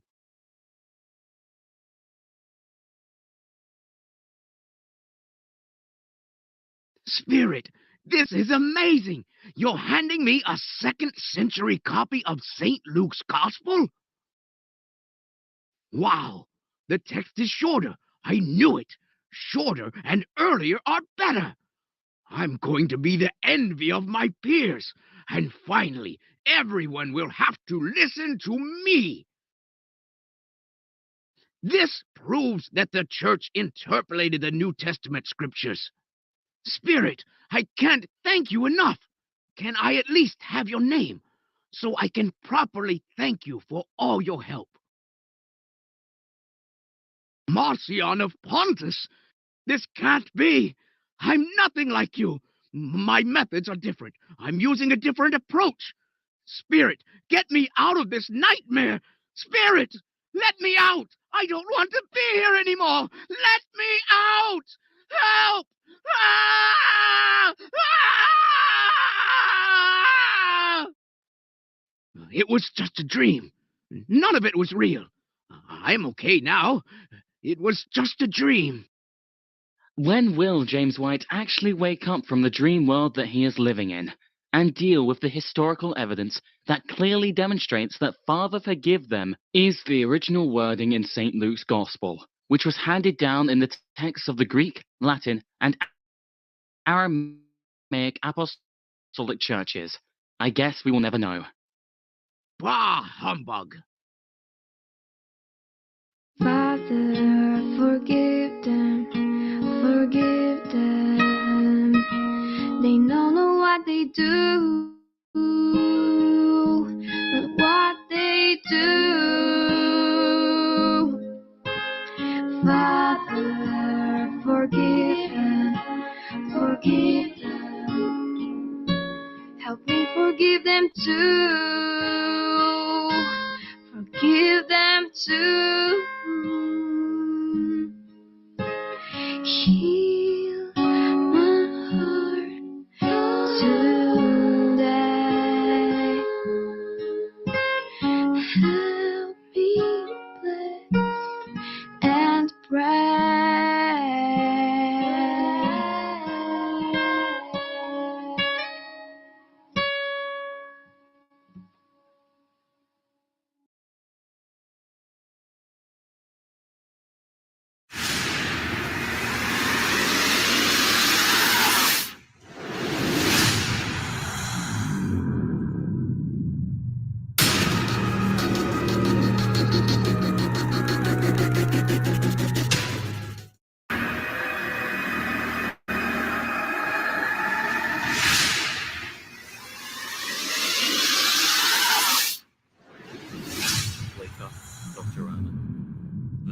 matrix has you.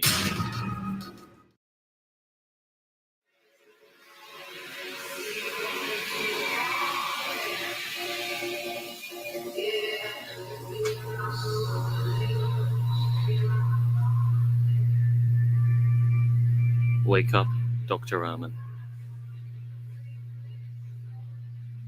The Matrix has you.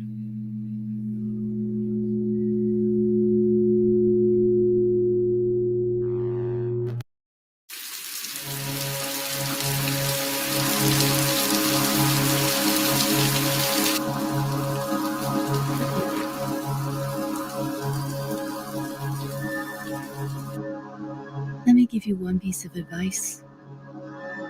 Be honest. He knows more than you can imagine.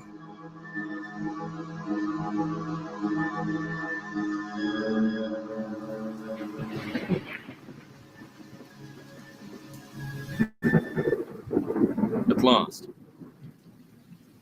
Welcome, Dr. Ehrman. As you no doubt have gathered, I am Jonathan Sheffield, the autodidact. It's an honor to meet you. No, the honor is mine. Please sit. We have many things to discuss. In my recent animated video productions, I have challenged the theories of Dr. Ehrman by demonstrating how we got the books of the Bible, chronicling the ecclesiastical polity set up by the apostolic churches, used to transmit and safeguard the text of the New Testament down through the ages. On July 30th, 2017, Dr. Ehrman has heeded my call and summoned me to a debate on his blog. Let us now begin. Dr. Ehrman, I imagine right now you must be feeling a bit like Alice, tumbling down the rabbit hole, not knowing where you'll go or how you'll ever return. I don't understand. Why exactly am I here? Let me tell you why you're here.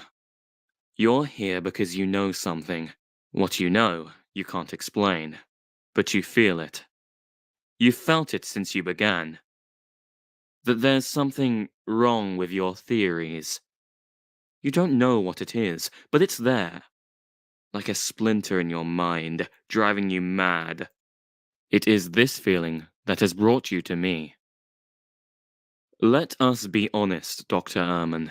You're a slave to these textual theories, which has created this imaginary world of yours, a delusion of sorts that has pulled over your eyes to blind you from the truth. I don't understand. What truth could you possibly be referring to? Dr. Ehrman, are you ready to believe and accept how we got the text of the New Testament that was commonly received by the apostolic churches?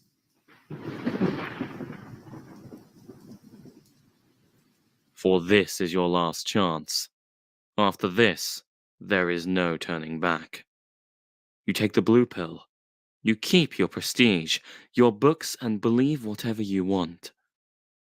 You take the red pill. You stay in Wonderland, and I show you how far the rabbit hole goes. Remember, all I'm offering is the truth. Nothing more.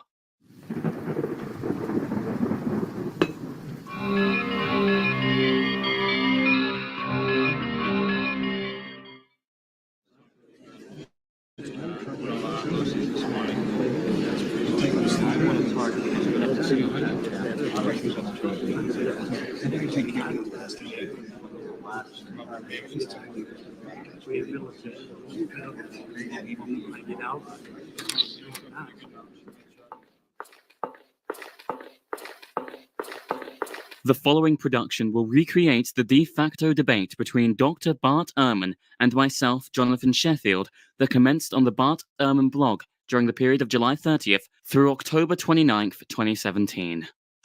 To be fair to Dr. Ehrman, we will only communicate his actual responses as he stated it on his blog, and will not deviate from our questions and responses to Dr. Ehrman.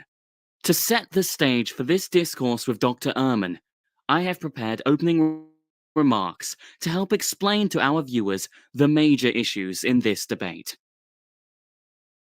Your Honor, Mr. Foreman, ladies and gentlemen of the jury, We have summoned Dr. Ehrman here today to dispose him on two major conspiracy theories that he has popularized in such titles as Misquoting Jesus and Forged, concerning the texts of the New Testament which assert that the biblical structures commonly received by the apostolic churches are corrupt.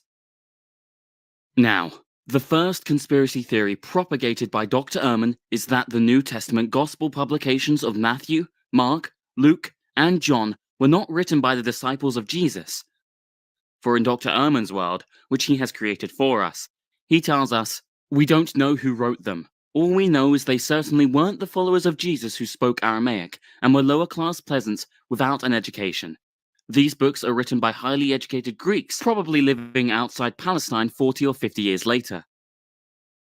Members of the jury, the problem with Dr. Ehrman's narrative is it doesn't explain how the independent Greek, Latin, Coptic, and Aramaic apostolic churches throughout the Mediterranean basically came up with the same 4 books, naming the same authors, unless it does go back to the apostles as Irenaeus, Tertullian, and the apostolic churches said it did. Did you notice that Dr. Ehrman couldn't identify by name who these well-educated Greeks were, or where they are from? He also doesn't explain why well-educated Greeks would write in Koine with smatterings of Aramaic instead of Attic or Alexandrian Greek. That's odd. Or, how does Dr. Ehrman explain that the overwhelming majority of apostolic churches independently testify to these same 4 books, naming the same authors, while the biblical texts of the Gnostics all differed amongst themselves? In any other court of law, this testimony would be conclusive. But the conspiracies don't stop there, oh no. There are more. For Dr. Ehrman also tells us on the front cover of his book, Misquoting Jesus, that this publication is the story behind who changed the Bible and why. That's right. The New Testament scriptures that have come down to us today are not the same New Testament scriptures that were originally received by the official apostolic churches. And to be clear, the changes Dr. Ehrman is speaking of are not spelling errors, copy slips, word line omissions, or variants. But Dr. Ehrman is referring to a new evolution of the New Testament, where some of our favorite readings, which include the woman accused of adultery, the last 12 verses of Mark, the doxology, and many others, were conflated into the text over a period of time. And to be fair to Dr. Ehrman, this view is not his own to bear, but is shared among many evangelical New Testament textual critics, to include Mr. James White, who has been hiding out from us since our publication of our 3rd video, and the Mr. Daniel Wallace, who has yet to answer our challenge, since he has probably been preoccupied trying on his new so-called 1st century mask of Mark's Gospel.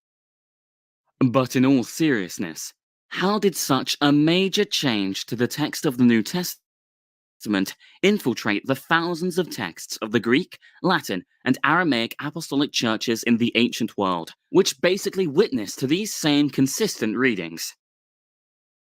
Now, during our deposition with Dr. Ehrman, he shared a little secret with me on October 29th, 2017. He stated, scribes changed their texts, sometimes massively, and those changes were often copied by later scribes to become the standard text of the late Middle Ages. Now, Dr. Ehrman's statements naturally beg the following questions. Who were the scribes? Where were they from? And how were they able to make these massive changes to the scriptures throughout the ancient world without anyone ever noticing?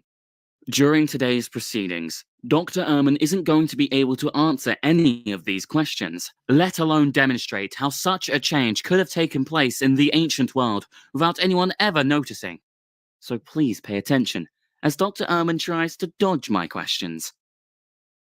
We are going to test Dr. Ehrman's hypothesis against a specific text which was preached on at Antioch in 385 AD by John Chrysostom.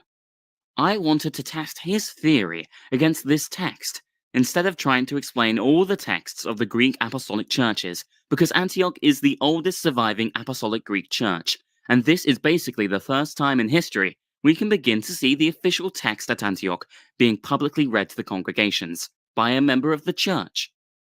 Remember, Christianity has just recently become legal, and the Arians have recently been defeated.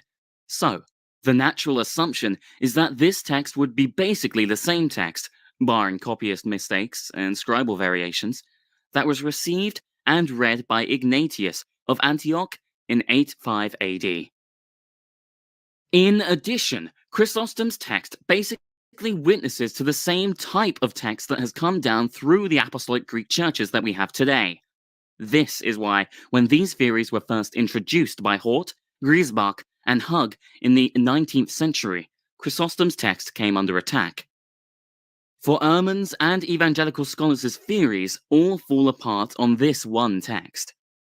This is the reason why evangelical scholar Dr. Gordon Fee made the following statement regarding Chrysostom's text, when he says, Chrysostom's text is still closer to the majority text than it is to any text of the 2nd or 3rd century. Dr. Fee was no dummy either, because he had to show that Chrysostom's text was different than the text of earlier generations, because he understood the implications to his theories otherwise. We now begin with our opening question to Dr. Ehrman. I don't understand how Chrysostom in 385 AD could have preached from a revised text at Antioch, whose homilies were copied in shorthand and are still read to this day in the Greek Orthodox world, and no one noticed it was a revised text until Anthony Hort in 1881. Yet, everyone noticed instantly that the RV was a different text, and they didn't have to wait over 1400 years to realize it. E.g., Jerome changed one word in Jonah, and the churches of North Africa rioted. Irenaeus and Tertullian instantly recognized that Marcion was using a different text from the apostolic churches. So this is the first question I pose to you, Dr. Ehrman. Now the last 12 verses of Mark and the woman in adultery are prime examples which are the subset of the larger issue I posed above. Who created these passages? Where was it created? Who were the scribes? And what was the process that basically got this passage into the majority of independent Greek, Latin, and some Aramaic apostolic texts throughout the Mediterranean world, without anyone ever noticing? So basically, who were the ones doing it? It sounds like you're imagining that scholars say that there was a single textual tradition throughout Christendom until the time of Chrysostom, and that a revision of the text took place in Antioch, as evidenced in Chrysostom's writings. Is that what you have in mind, and that you're objecting to as being thoroughly implausible? If so, the problem would be that there are not any textual critics who have that view. Although I suppose supporters of the Textus Receptus might claim that this is the view they are attacking. There is a massive scholarly literature on the early history of the text and the formation of the Byzantine majority text. If you want some bibliography, I'm happy to give it. Dr. Ehrman. Well, I know about the so-called Alexandrian, Caesarean, Western Byzantium text-type theories. I also know about the so-called Lucan, conflation, process, standardization, and other theories. But what I am asking is, did any church father say that the text of Chrysostom was corrupt? This is what I was asking in my original question I posed to you. So, to help clarify what I was asking, did any church father say that the specific text of Chrysostom which he preached at Antioch was corrupt? All I am asking is about that one specific text, not the Byzantium. Church fathers often did talk about corruptions of the text, but apart from Marcion, I don't know of any church father commenting on the particular text used by one of his opponents. An interesting case is Origen's opposition to the Valentinian Heracleon, who had written a commentary on the fourth gospel. Origen objects strenuously to Heracleon's interpretation, point by point, but he doesn't appear to realize that one reason Heracleon had a different interpretation of the text was that he was actually using a different text. I demonstrated that some years ago in a couple of technical articles I published. I can give you the references if you'd like. Moreover, To my knowledge, we don't have a record of any church father from the period commenting on the sermons of another church father. That is, about anything the person said or quoted in his sermon. So that we couldn't have fathers objecting to Chrysostom's quotations of Scripture. Do you happen to know of any? Dr. Ehrman. Now, I totally agree with your statement that the Church Fathers were well aware of variants in the texts. Both Irenaeus and Tertullian in the 2nd century noticed a major difference between Marcion's shorter text of Luke and 10 letters of Paul in comparison to the texts read in the apostolic churches throughout the Mediterranean world. You also bring up an excellent point in the case of Origen, because even though Origen could not equate that the variance in the interpretation stemmed from a different text, he still did recognize that something was different.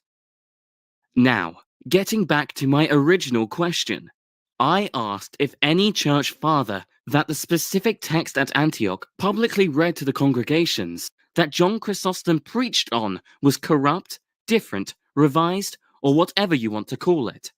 I do want to be clear that it wasn't so much about his sermons, but because his comments were so extensive in his sermons, we are able to see the type of text that was being publicly read to the congregations at Antioch in the 4th century. The significance of Chrysostom's homilies is that they were read throughout the Greek Orthodox churches, even to this day. We know from Chrysostom's writings that people came to hear him preach, bringing their shorthand instruments to record his sermons. Yet, as you alluded to, and I am also aware, we have no comment from any Greek, Latin, or Aramaic church father that attacked his text. It took over 1400 years for the likes of Professor Hug, Griesbach, and Hort to be the first to criticize Chrysostom's text as corrupt. Almost the same set of circumstances is exemplified in Jerome's Vulgate, yet something different was noticed that caused alarm.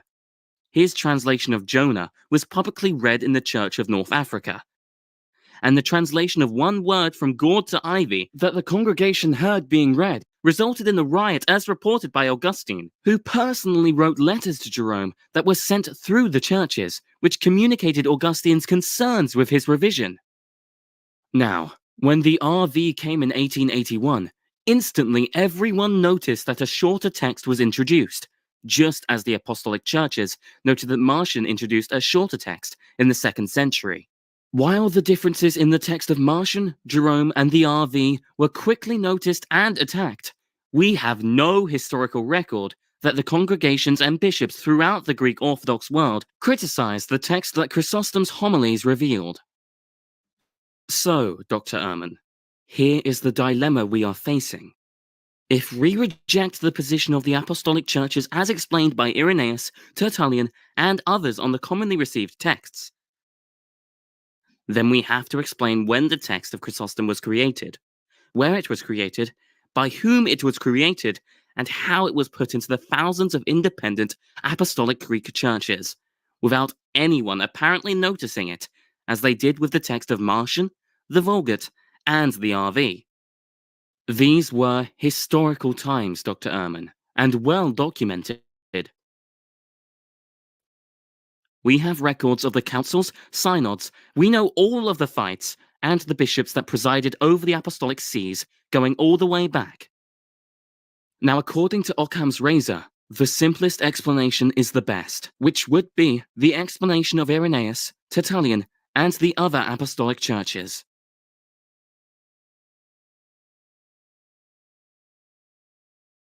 My point is that we don't have any record of any church father ever saying anything about the corrupt text of the New Testament that any other church father was citing. So why would we expect it in the case of Chrysostom? Do you know of any such discussion in any writings of the church fathers? It sounds like you're implying that the text attested by Chrysostom must have been the same text attested by the earlier Christian writers. What came to be known as the Byzantine text was decidedly not attested by earlier writers than Chrysostom. That has been shown time and time again by every analysis of the early fathers' writings. If you're not familiar with the studies, I'd suggest you read the volumes in the SBL series, The New Testament in the Greek Fathers, starting with my study of Didymus the Blind. I will address the questions you have asked me in your last response momentarily, but I have been patiently waiting for you to first document when this so-called creation of Chrysostom's text occurred. Can you provide me with dates, times, and a location for when this project kicked off? Can you at least provide me a list, including the names of bishops, scribes, and/or key figures associated with the apostolic Greek churches that were involved in this so-called creation? Was a council or synod convened? Or was it a band of rogue scribes that infiltrated the text at Antioch and forced the bishop of that period to comply with the new text? Because if such an event did occur, it is not unreasonable to assume this information would be available. For I can document this type of information in regards to Jerome's Old and New Testament translation project. Additional information is available regarding Thomas of Harkel's translation of the Greek into Aramaic and Lucan's editing of the Septuagint. As I have already stated, the historical archives are silent to what you are suggesting. But what is even stranger is that no one noticed that such an event took place until 1400 years after the fact, when Griesbach, Hug, and Hort first introduced the idea that the text of Chrysostom was corrupt. Now, Dr. Ehrman, I was under the assumption that we both came to the conclusion that the apostolic churches, to include the bishops, writers, and congregations, were well aware of such changes to the texts of the Old and New Testaments. I do want to remind you that both Irenaeus and Tertullian noticed and challenged Marcion's shorter text of Luke and 10 letters of Paul in the 2nd century. Let's not forget that Gaius, an Orthodox father from Rome, who wrote near the end of the 2nd century, named 4 heretics who not only altered the text, but had disciples who multiplied copies of their efforts. I do need your help to understand, Dr. Ehrman, why I have such a problem with a so-called creation of Chrysostom's text being introduced into Antioch, and no one had a clue that the text was changed. Which leads us back to your early assertion that we don't have any record of any church father ever saying anything about the corrupt text of the New Testament that any other church father was citing. And then you follow up by asking, why would we expect it in the case of Chrysostom? Well, Dr. Ehrman, I want to present to you Augustine's letter to Jerome, written in AD 403, where he responds to Jerome, giving him feedback on both his translation of the Old Testament book of Jonah, as well as his gospel translations from the original Greek. In addressing his concerns with the book of Jonah, Augustine states, "A certain bishop, one of our brethren, having introduced in the church over which he presides the reading of your version, came upon a word in the book of the prophet Jonah, of which you have given a very different rendering from that which had been of the old familiar to the senses and memory of all the worshippers, and had been chanted for so many generations in the church." Dr. Ehrman, do you hear those words, that the worshippers had been accustomed to hearing that word God in Jonah for so many generations in the church? They even committed it to memory. For Augustine continues his letter to demonstrate the severity that change had upon the congregations who heard it, stating, "Thereupon arose such a tumult in the congregation, especially among the Greeks, correcting what had been read and denouncing the translation as false." Help me understand why the Greek congregations at Antioch would not respond in a similar fashion when this so-called created text of Chrysostom was introduced. Now, the event in North Africa was based on one word. Can you imagine the reaction from the Greeks who heard a new so-called conflation being read at Antioch? Now, further on in Augustine's letter, he takes occasion to comment on Jerome's Gospels translation. Dr. Ehrman, pay attention, because this part is critical and addresses your earlier question. Augustine states, "At the same time, we are in no small measure thankful to God for the work in which you have translated the Gospels from the original Greek. because in almost every passage we have found nothing to object to when we compared it with the Greek scriptures. This testimony is striking because it demonstrates they were checking up on Jerome's gospel translation, comparing it against the Greek scriptures to make sure no funny business was going on. Note, Augustine states he found nothing to object to after he compared it against the Greek texts he had access to. This empirical evidence goes against your previous assertion, Dr. Ehrman. The fathers of the church did keep tabs on what was going on in regards to both the New Testament and the Old, and the congregations weren't idiots either. Furthermore, Dr. Ehrman, when you state what came to be known as the Byzantine text was decidedly not attested by earlier writers than Chrysostom, that has been shown time and again by every analysis of the early fathers' writings. It seems, Dr. Ehrman, that you have overlooked Edward Miller's study, who showed that portions of scripture distinctive to the received text were quoted extensively by notable church leaders as early as the 2nd century and onward. Kenyon says the following about Miller's research. The results of his examination are stated by him as follows. Taking the Greek and Latin, not the Syriac, fathers who died before AD 400, their quotations are found to support the TR in 2,630 instances, that is, the distinctive TR readings, the WH text in 1753. Nor is this majority due solely to the writers who belong to the end of this period.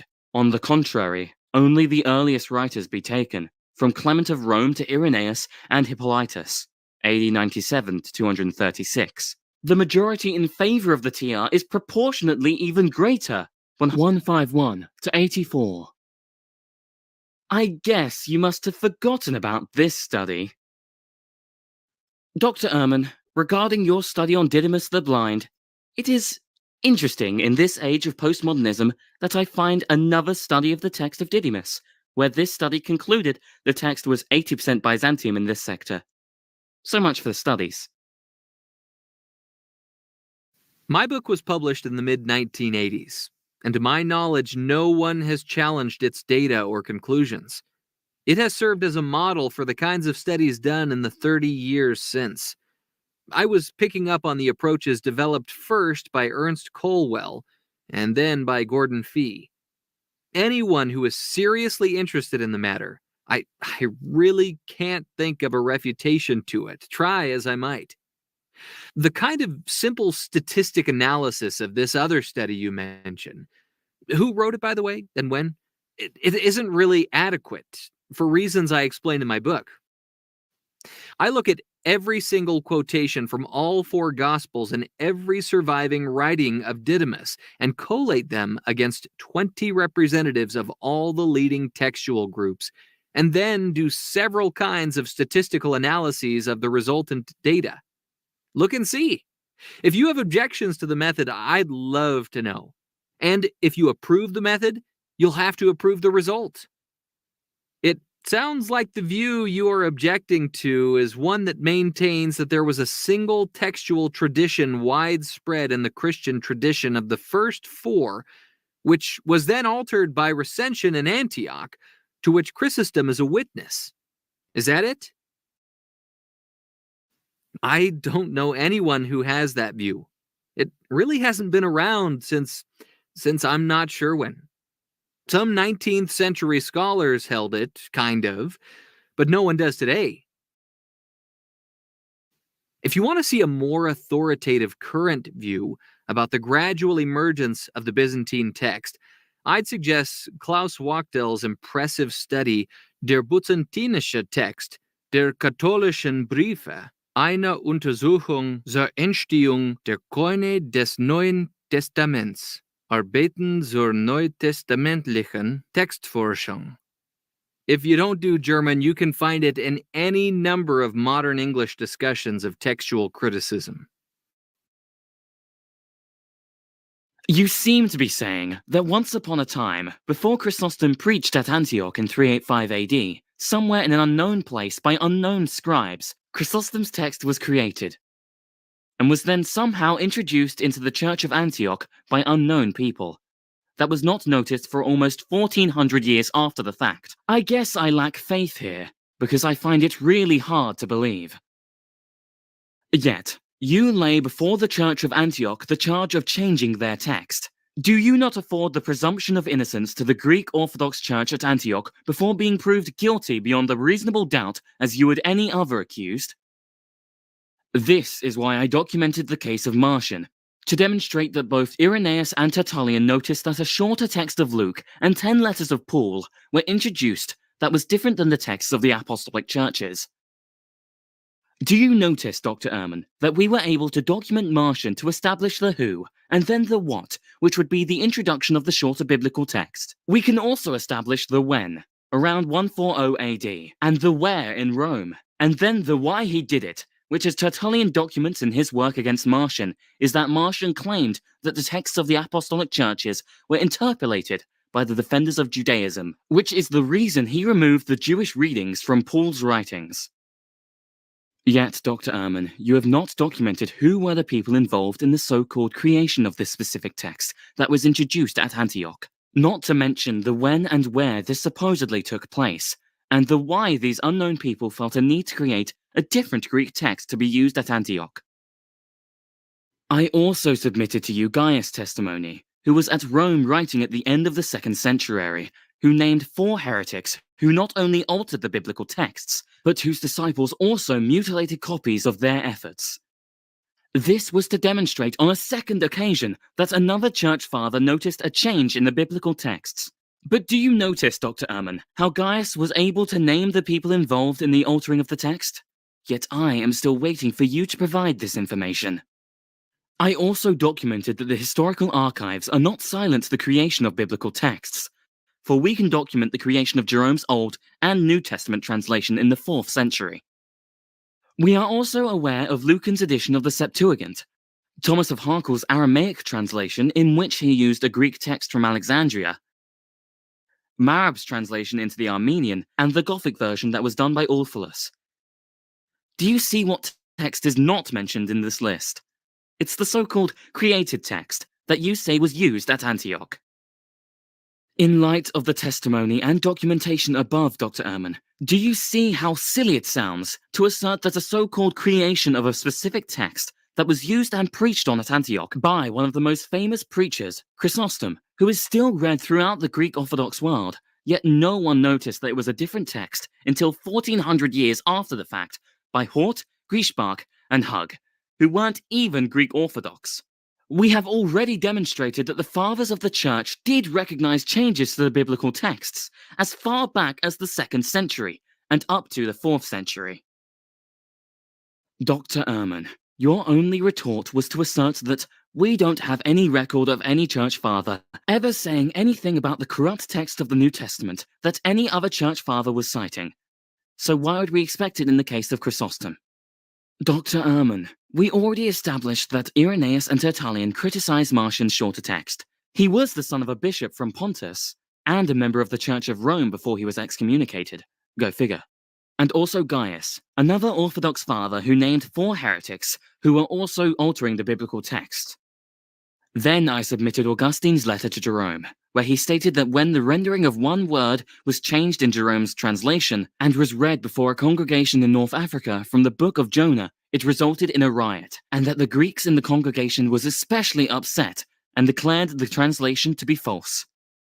This change of the text did not even escape the eyes of the bishop, who was reading from it. Are you suggesting that Greek worshippers or the bishop at Antioch wouldn't react in the same manner when a new so-called Greek text was created? Augustine showed that the worshippers had heard this reading chanted for so many years, which was based on the Septuagint, Greek. Jerome based his translation on the Hebrew. It rendered a different translation, which sparked the outcry from the Greeks. I notice in your last response, Dr. Ehrman, you did not engage Augustine's letter to Jerome, or the other empirical data I listed as testimony. Another key point from that letter is Augustine stated that he and others vetted Jerome's gospel translation, almost every passage, against the original Greek and found nothing to object to. We have the documentation from Jerome where he criticized Lucan's editing of the Septuagint because Jerome felt he should have done it from the Hebrew. Augustine also cautioned Jerome against removing the Apocrypha from his Old Testament translation, because the worshippers, who were accustomed to these texts, would notice the change and react to it. This empirical data goes directly against your assertion, Dr. Ehrman. In addition, Dr. Ehrman, when you stated what came to be known as the Byzantine text was decidedly not attested by earlier writers than Chrysostom, that has been shown repeatedly by massive and irrefutable scholarship, I'm afraid. Once again, it appears you're excluding scholars and studies outside of your school of thought, because you didn't bring up Miller's study, who was Bergen's student, which shows the opposite conclusion, as I quoted in my last response. Both you and I know that Burgon compiled 86,000 quotations from the Fathers, which are still available at the British Museum that was the basis of Miller's study. Are you suggesting that another study was conducted on those same 86,000 quotations that Miller used in his study, which refuted his study? Dr. Ehrman, I do recognize you as a legitimate scholar in your field of study, and the point I was trying to make in reference to studies is that in this postmodern age, I have found other studies such as Burgon, Miller, Hoskia, Pickering, and others that come to different conclusions. I'm afraid you're attacking a position that no one holds. If you would like to tell me which books you've read on the topic, I'd be happy to make some suggestions. Do you understand why Miller, Burgon cannot be used anymore, for example? Let's analyze the opening statement in your last response. For you said, I'm afraid you're attacking a position that no one holds. Whatever do you mean, Dr. Ehrman? Would you have me believe that the New Testament text at Antioch in 385 AD that Chrysostom preached from is basically the same New Testament text with minor scribal variations read in 285 AD in Antioch by Bishop Cyril I, and also basically the same New Testament text with minor scribal variations read in 185 AD in Antioch by Bishop Maximus I, and also basically the same New Testament text with minor scribal variations read in 85 AD in Antioch by Bishop Ignatius the Martyr. It's a yes or no question. If the answer is no, then please tell me which Bishop of Antioch introduced the revised, created, conflated, standardized, or began the text by process, as suggested by Kenyon at the Church of Antioch? As you can see, I listed the historical bishops of Antioch going all the way back to Ignatius in the 1st century for your reference.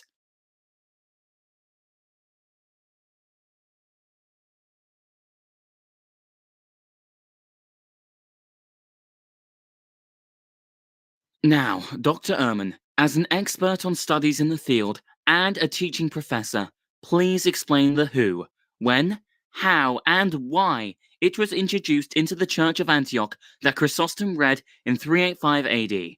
If you can give a simple and exact answer to those 4 questions, I would be more than happy to give you a donation to your blog. I mean that the view that there was a thorough redaction of the New Testament text in 4th century Antioch, as evidenced in the writings of Chrysostom, is not, to my knowledge, a view held by any textual critic today. I certainly don't hold that view, and never have. And so I'm asking you to indicate who, based on your reading, does hold to the view. And so I'm asking you to indicate who, based on your reading, does hold to the view so that I can address the issue. So, who does? Dr. Ehrman, finally we have progress on this matter. So, under your own admission, the text at Antioch in the 4th century, as evidenced in the writing of Chrysostom, was redacted. But the redaction wasn't finalized according to your theory. All I have ever asked is if the text at Antioch in 385 AD that Chrysostom preached from was changed, redacted, revised, conflated, a text in flux, or whatever else you want to call it. So when I asked you in my previous post, is the New Testament text at Antioch in 385 AD that Chrysostom preached from basically the same New Testament text with minor scribal variations, read in 285 AD in Antioch by Bishop Cyril I, and also basically the same New Testament text with minor scribal variations, read in 185 AD in Antioch by Bishop Maximus I, and was also basically the same New Testament text with minor scribal variations, read in 85 AD in Antioch by Bishop Ignatius the Martyr. The answer, according to your theory, is no. Now, if you're operating under the assertion that the text at Antioch in 385 AD that Chrysostom preached from was redacted, regardless if the process came to fruition, please tell me under which bishop it was introduced into the Church of Antioch before 385 AD and was not noticed until Griesbach, Hug, and Hort. Now, if I wanted to explore the thoroughness of this so-called redaction of the text at Antioch in 385 AD that Chrysostom preached from, then I would have referred back to Dr. Gordon Fee's citation, who says these fathers, Chrysostom et al., had an NT only about 90% along the way to a full Byzantine text of the Middle Ages. Dr. Ehrman, 90% seems kind of thorough, don't you agree? Like most of the work has already been done. It's like if I had $100 in my pocket, and I spent 90 of it. There's not that much more that I can buy.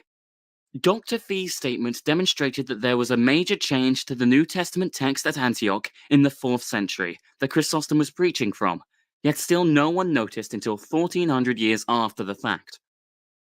So Dr. Ehrman, I am asking you again, under which bishop did this so-called non-thorough redacted text was introduced into Antioch? Now, interestingly enough, Dr. Gordon Fee continues his quote with the following statement. Chrysostom's text is still closer to the majority text than it is of any other text of the 2nd or 3rd century. Dr. Ehrman, according to Dr. Fee's theory, not only did Chrysostom's text not exist prior to the 4th century, but Dr. Fee is confining the redaction to the 4th century. So, Dr. Ehrman, what bishop in the 4th century was this not thorough redaction that was 90% Byzantium done under? Was this done under an Arian bishop or a bishop of the Athanasius party at Antioch in the 4th century? Could it have been Eustathius, a bishop at Antioch in 324 and a steadfast opponent of Arianism, who was disposed in 327 AD and banished in 329 AD? Was the introduction of this so-called non-thorough redacted text the real reason why he was disposed? Dr. Ehrman, I also find D.A. Carson's statement quite fascinating. Errors were not added one per generation, generation by generation, but wholesale, as it were. Wow, and still nobody noticed wholesale changes to the New Testament text.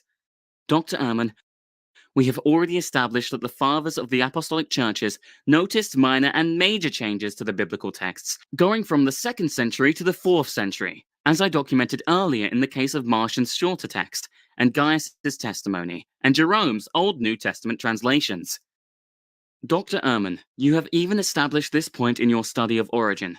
Augustine even got into it with the Donatists over without cause, and I'm pretty sure you would agree with Augustine on this point, not other points, but for sure this one. Do you see why I find it hard to believe these so-called redaction theories? My faith is still lacking, Dr. Ehrman. Even the Bishop of Alexandria, Athanasius the Great, debating Asterius, who died in 341 and was an Arian, did not attack his use of the Byzantium text type. Does this not make you wonder, Dr. Ehrman, why Athanasius, who obviously had access to the official text of the Church of Alexandria, being its bishop, didn't seem to find any problem with the text of Asterius? Inquiring minds need to know. I don't think any bishop introduced the text into Antioch. You don't seem to understand my view. But could you simply answer my question? You are attacking a view that, so far as I know, no one holds. So could you tell me who, in your judgment, holds it?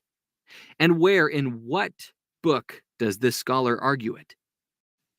What I'm trying to say is that you are simply making an argument against a view that doesn't exist, and I don't see the point of that. So please, answer my question. Otherwise, we have no common ground for a discussion. And by the way, there is no doubt about Athanasius's textual affinities. And you have the wrong Asterius. Allow me a few moments to help clarify for you what positions I am truly challenging yourself and others on that fall within this school of thought. The purpose of this is to give you a better understanding of where I am coming from. First, I am a member of the Anglican Communion and a proud member of the Episcopal Church in USA. The underlying issue that my questions are stemming from is the idea that these so-called earlier texts of the New Testament, i.e. Vaticanus, Sinaiticus, P75, P66, and about 40 or so others, are closer representatives to the texts used by the independent Greek apostolic churches prior to the 4th century, and that these so-called later texts, which are referred to as the textual traditions of the apostolic Greek, Latin, and Aramaic churches, are referred to as secondary in origin. Now, when I cast yourself, White, and Wallace in my animations, it is to represent the broad range of theories surrounding this idea, that the texts of the apostolic churches are secondary in origin. Now, I do recognize you as the real legitimate scholar in this group, and the person with the real doctorate degree. Plus, I figured since you were willing to debate Mr. White, I should have an equal, if not better, of a chance for you to accept my invitation to discuss these issues.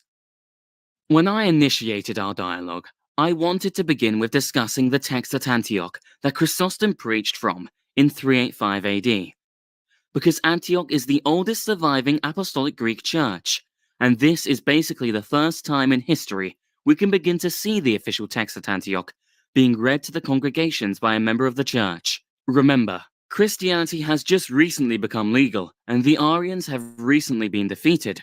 So the natural assumption is that this text would be basically the same text, barring copyist mistakes and scribal variations, that was received and read by Ignatius of Antioch in 85 AD. Now, you have your particular theories on this so-called creation, for what I term the commonly received text of the apostolic churches, which I am not opposed for you to clarify for me. Hort promoted his conflation theories to explain this so-called creation. Kenyon had his process theories, and Gordon Fee had his theories, D.A. Carson had his, White and Wallace has theirs. One of the major positions I challenge you and others in this camp on, or school of thought, is did this so-called creation really happen? Our discussion thus far has been focused on primarily this issue. Let's be honest, Dr. Ehrman, the Achilles heel of this so-called creation theory is that this camp hasn't been able to demonstrate it, since the theory made its introduction with Hort in 1881. That which you refer to as the Byzantine text is of secondary origin and was historically created. I kind of refer to these theories as the Immaculate Conception theory of the text of Chrysostom, the last 12 verses of Mark, the PA, and many other verses. For Kurt and Barbara Allen, I'm pretty sure you know who they are, Dr. Ehrman, are honest enough to admit that they don't know how it was created. For this is what they are saying when they state, no adequate history has yet been written of the Byzantine text, but this is a task we may well leave to a future generation, or to specialists particularly interested in it today, and consider our own generation fortunate if we can succeed in tracing the history of manuscripts with non-Byzantine texts, and that in its general outlines. J.N. Birdsall isn't saying anything different from the Allens after referring to the work of Lake, Lagrange, Colwell, and Streeter, and actually says it is evident that all presuppositions concerning the Byzantine text or texts, except its inferiority to other types, must be doubted and investigated de novo. Come on, Dr. Ehrman. Birdsall is basically saying these theories have no weight to them, but at the same time saying we are not letting go of our conclusions. What scientist whose hypothesis continues to fail would still maintain the hypothesis? This is what Burgon meant when he said, they assume everything, they prove nothing. So when D.A. Carson says, errors were not added one per generation, generation by generation, but wholesale as it were, I am inclined to ask Karen to please document when these so-called errors were added, and who added them, and what apostolic church texts did they add to, and why didn't anyone notice these wholesale changes that were taking place? Or when Dr. Gordon Fee states, Chrysostom's text is still closer to the majority text than it is to any text of the 2nd or 3rd century. Does Dr. Fee expect us to believe that he has a full New Testament text that was used in the 2nd and 3rd century at the Church of Antioch?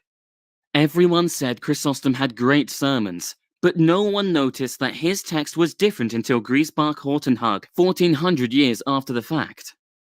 Dr. Ehrman, you have to admit I have found some pretty interesting quotes. The so-called creation theories are further complicated when we start discussing the last 12 verses of the Gospel of Mark and the woman in adultery. When Jerome makes the empirical observation that the PA was found in many Greek and Latin manuscripts, you run into the problem of demonstrating how this passage was added into thousands of Greek, Latin, and some Aramaic texts throughout the Mediterranean prior to Jerome's Vulgate. By the way, I do thank you for adding in the footnote to Metzger's book, saying that Didymus of Alexandria appears to quote it. I, on the other hand, can provide independent witness testimony from the ancient world on why the PA was taken out, i.e. Augustine and Nikon. So, Dr. Ehrman, this is where I am coming from. I think we would have a better conversation if you would keep your posts short and to the point. I asked you which scholars hold the view you're attacking, and you've cited a number of scholars, none of whom have the view you're attacking. That there was a conscientious revision of the text that first appeared in Antioch in the 4th century. I'm not sure if you genuinely don't realize that or not. And it's not clear to me whether you've actually read the books or articles of the scholars you mention. It sounds to me, given the way you mention them, that you've read that they've held the views you summarize. And that is that you've gotten this information by reading what someone else has said about them, instead of reading their scholarship itself. Is that the case? Maybe it would help if you would tell me what you've actually read for yourself. Not summaries of what scholars have said, but what scholarship you've actually read. And then I could make some suggestions.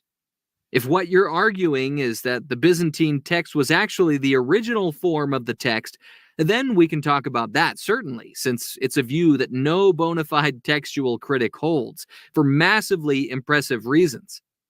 And by the way, I don't know if you mean to be insulting, but are you genuinely wondering if I know who Kurt and Barbara Allen are?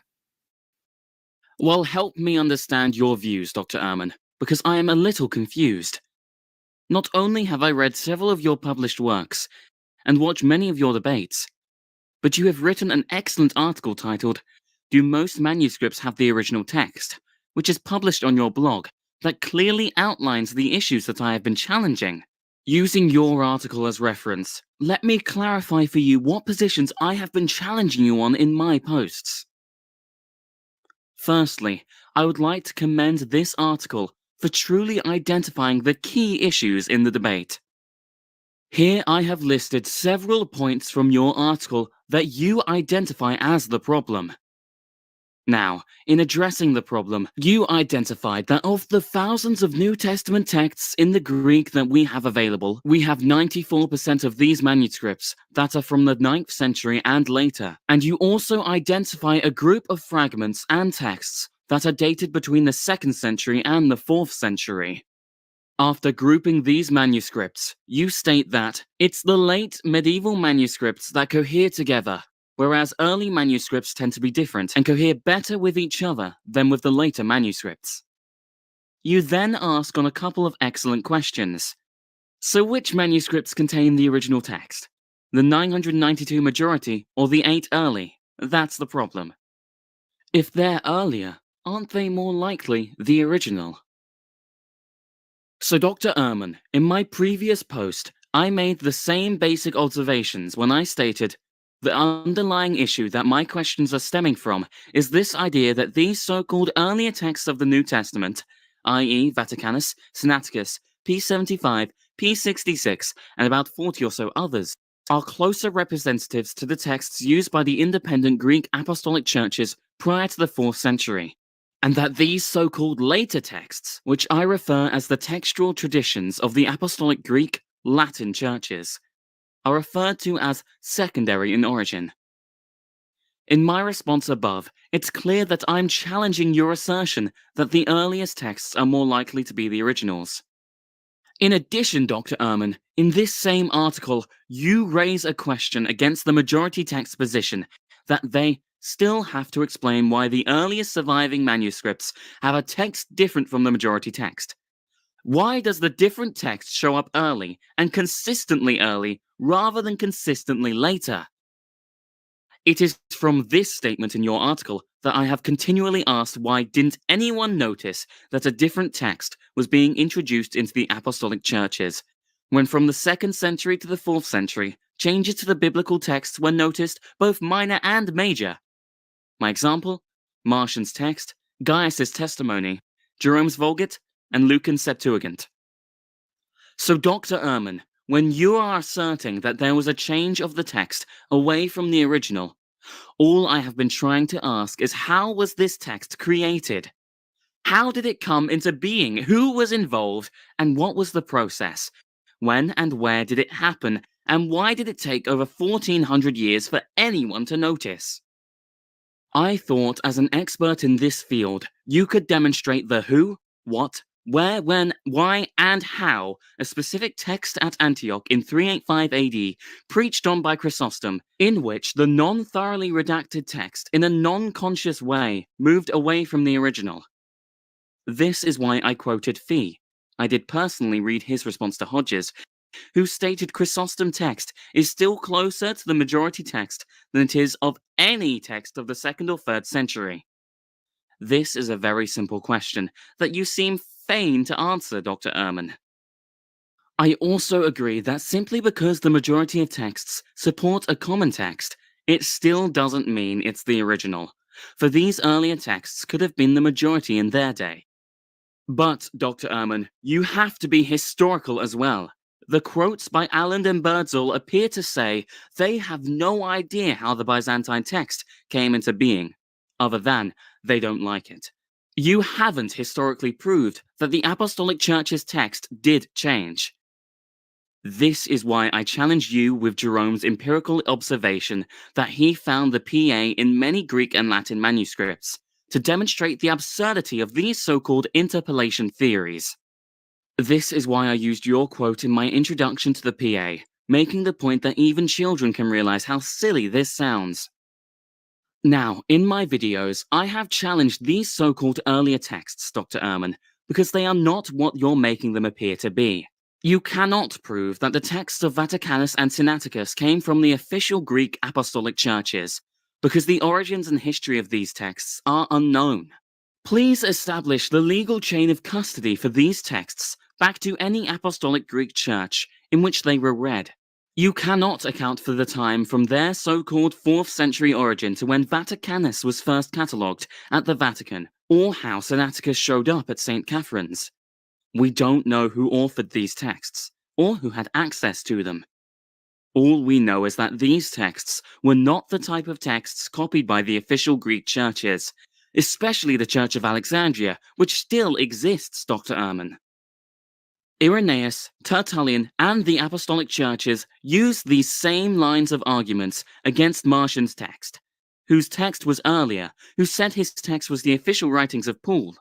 Yet Irenaeus and Tertullian documented in their writings the objective criteria for what constituted the original text, demonstrating that the apostolic churches can establish a legal chain of custody for their texts, and that the official churches of Paul basically witness against Marcion's shorter, yet not better text, therefore ruling out Marcion's text.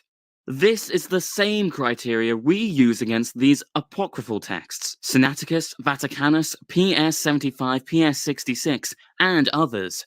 You assert to be closer representations to the original.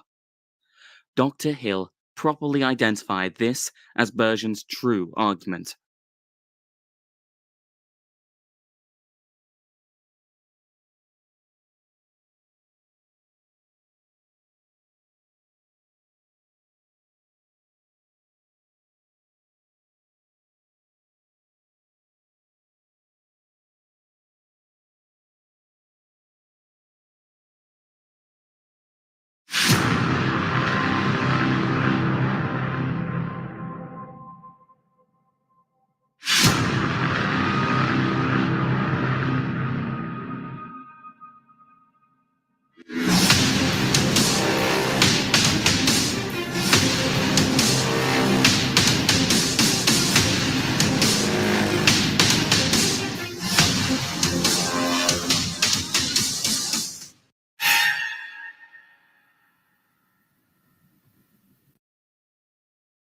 Welcome back, Dr. Ehrman. This is the construct. It's my loading program. I can load anything from your physical animated character, our past discussions on your blog, the questions I pose to you, your responses, anything I want. Right now we are inside a computer program? Is it really that hard to believe, Dr. Ehrman?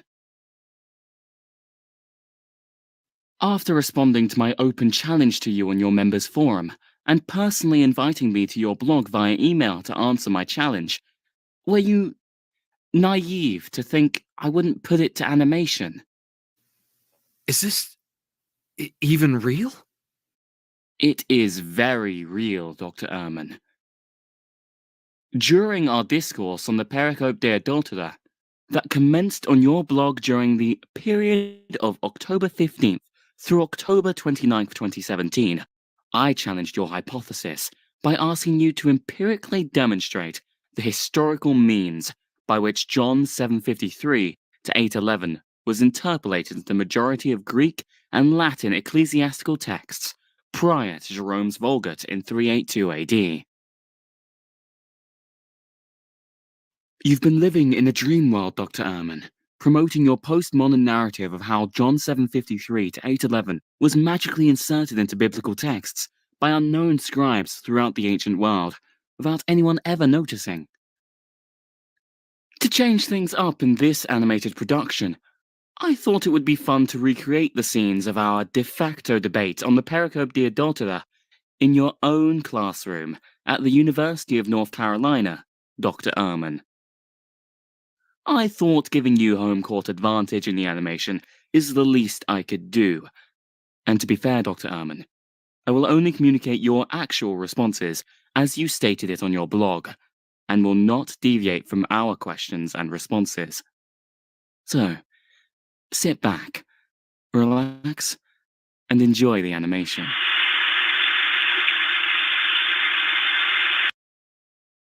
There you are, Johnathan. I've been looking everywhere for you.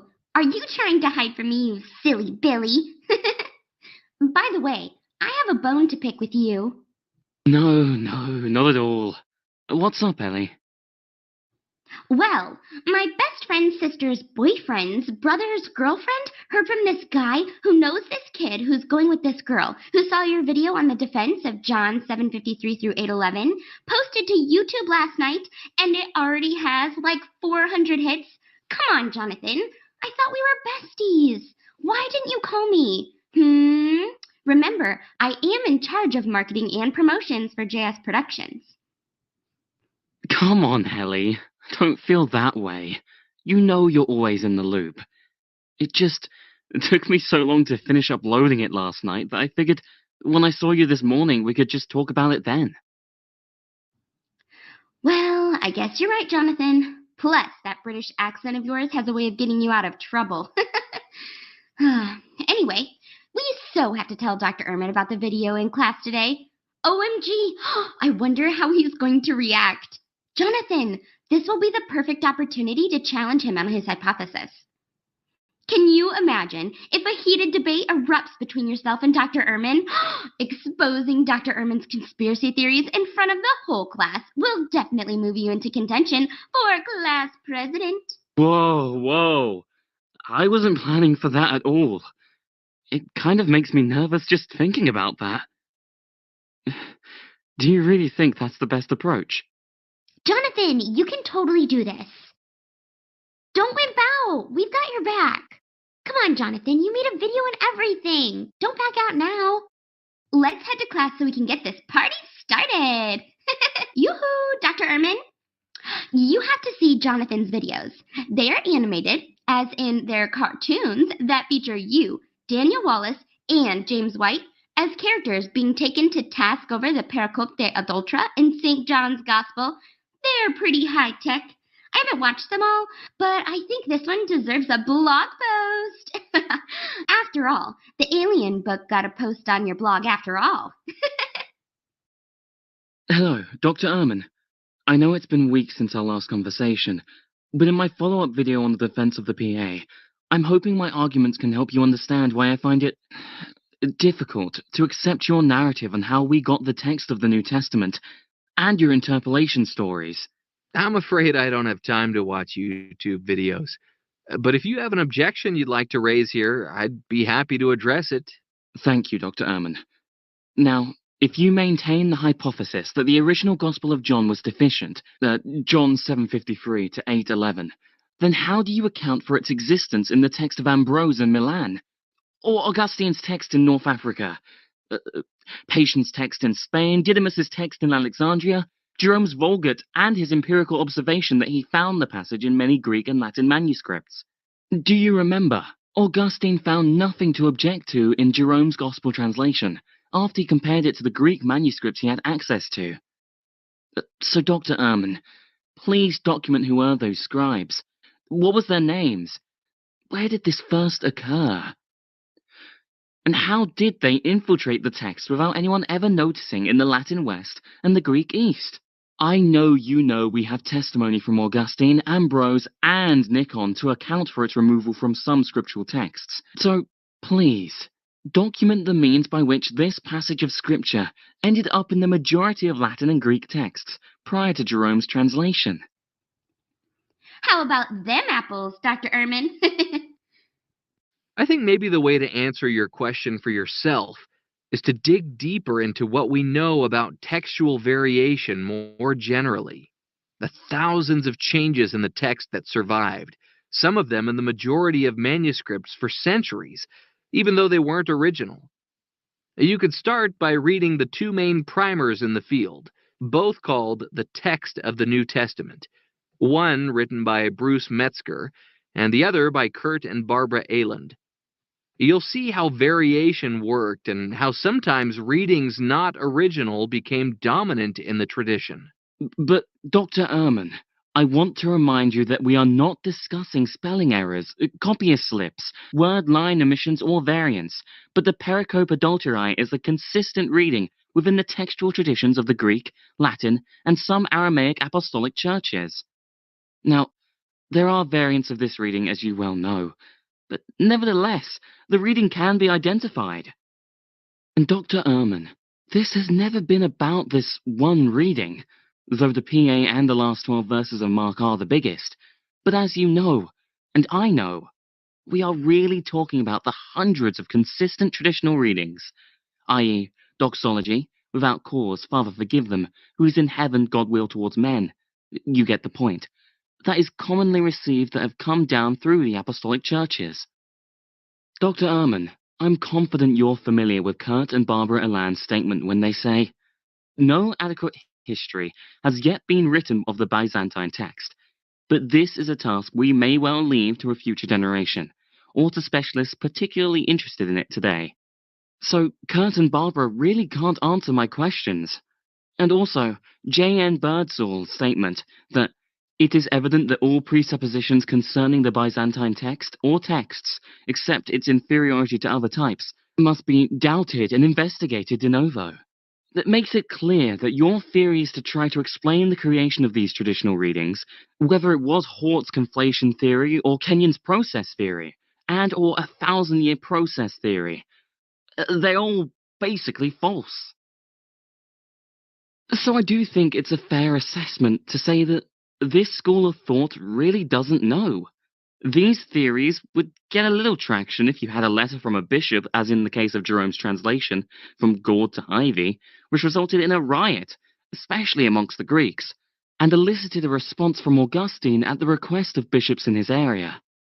Or you could show me a decree from a council or synod, as was the case of Boniface challenging the text of Revelation, which the churches of North Africa responded with the Council of Carthage, addressing Pope Boniface directly in its canons, saying, these texts were received from the fathers.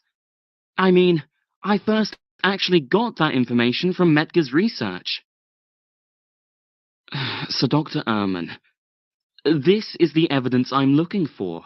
A letter from a bishop, a council or synod, an actual person in the ancient world fighting for these readings to get into the text. Jerome, Augustine, Irenaeus were all aware of variants, copyist errors, and changes to the biblical texts. When you try to explain the PA as an interpolation at the hands of scribes, I wonder, Dr. Ehrman, do you really stand by that assertion? Because if you do, then you have to document how these scribes were able to get into the majority of Greek and Latin texts prior to Jerome's Vulgate. I just don't understand. These narratives create bigger problems for you, Dr. Ehrman, when you assert that the Gospels were a result of well-educated Greeks who didn't write in Attic, but Koine with smatterings of Aramaic, because you then have to explain how the majority of independent Greek, Latin, Aramaic, and Coptic apostolic churches came up with the same 4 Gospels, naming the same authors, if the writings don't go back to the apostles as Irenaeus, Tertullian, and the apostolic churches said they did. I'll leave you with this, Dr. Ehrman. Why don't you accept what the apostolic churches said as evidenced in the writings of Tertullian and Irenaeus on the system that was set up to preserve the text of the New Testament, and their objective criterion for the text of the New Testament, including its readings, which successfully ruled out the shorter biblical text of Marcion and his interpolation theories? Yes, as you might imagine, I realize we are not talking about a slip of the pen. I'm not sure how much scholarship you have read on the passage. The definitive study, massively documented and highly erudite, will appear next year, a book by Jennifer Knust and Tommy Wasserman, many years in the making. It will tell you everything you want to know, and then some. Well, thanks for telling me about the book. But are you really saying that if I read the book, I would be able to explain it better than you, a qualified teaching professor? I highly doubt it. Although I do appreciate the honor of you thinking so highly of me, but I do realize my limitations.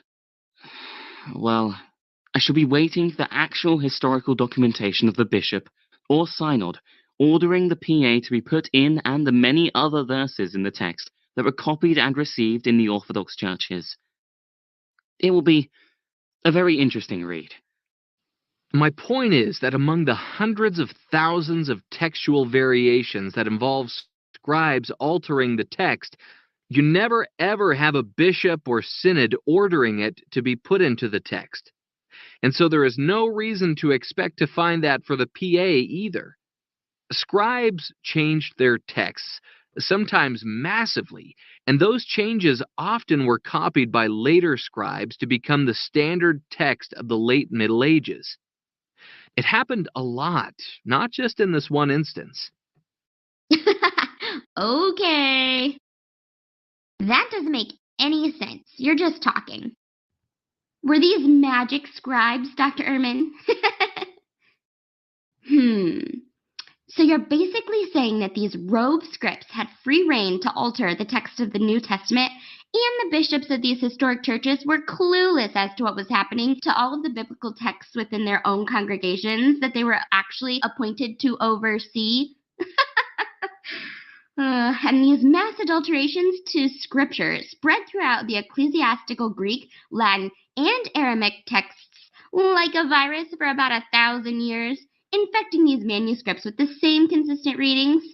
When do we get to start learning about magic beans and fairy dust?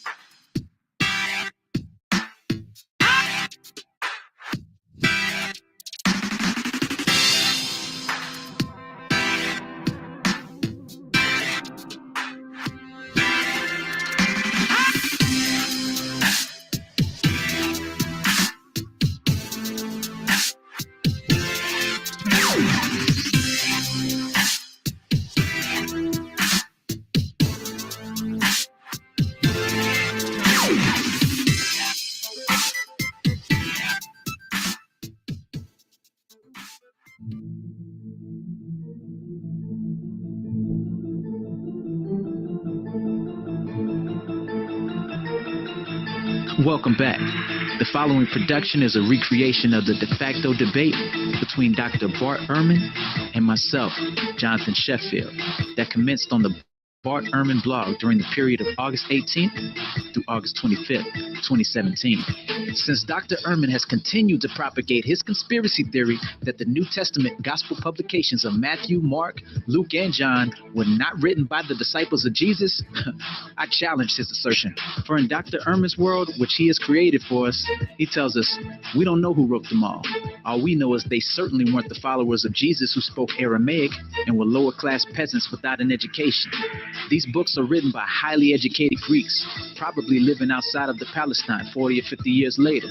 To demonstrate how I responded to Dr. Ehrman's assertion, I thought I would shake things up a bit in this animation and serve Dr. Ehrman up Brooklyn style. Now let's get this popping.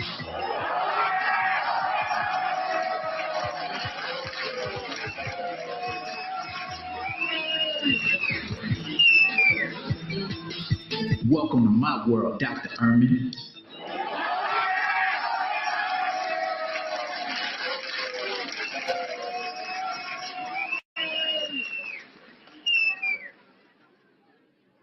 All right, you know what's happening. It's the championship round.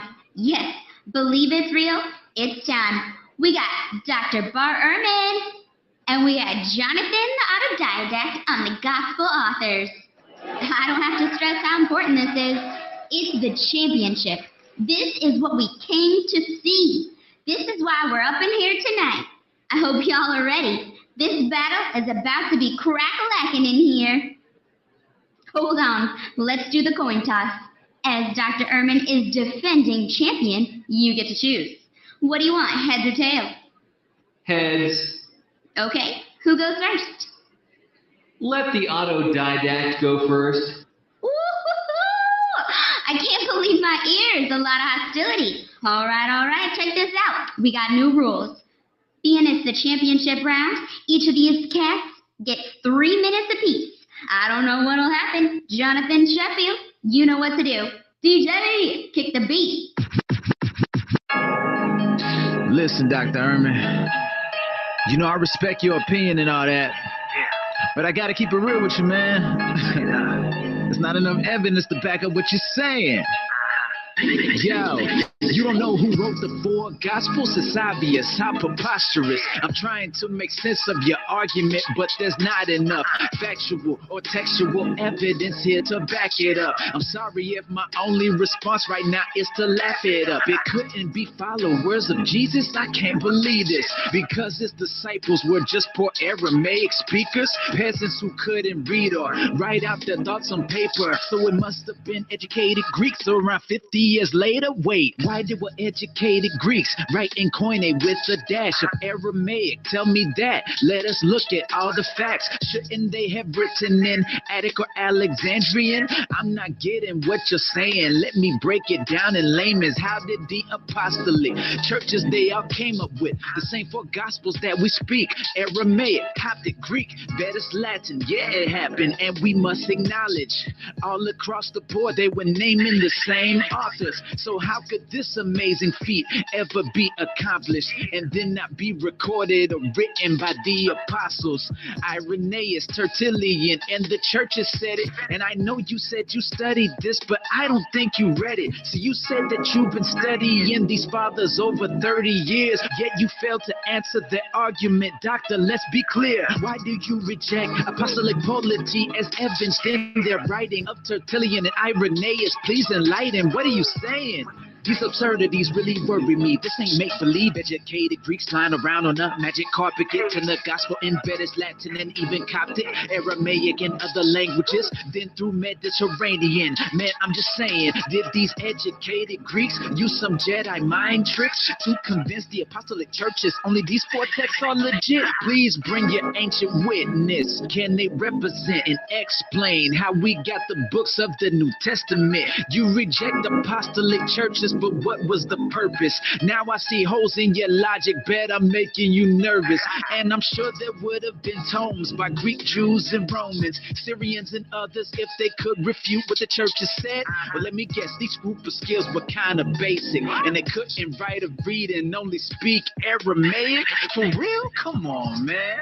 You know that don't even sound right. Take a chill pill, bite into a Klondike. You gotta read the facts, Dr. Ehrman, and your lack of facts is concerning. And I'm sorry that I gotta serve ya, but I know what I'm talking. Word up, but I'm not one for talking. Just get it popping, now mics dropping, yeah. Straight up, man. I don't know what you're talking about, but I'm done.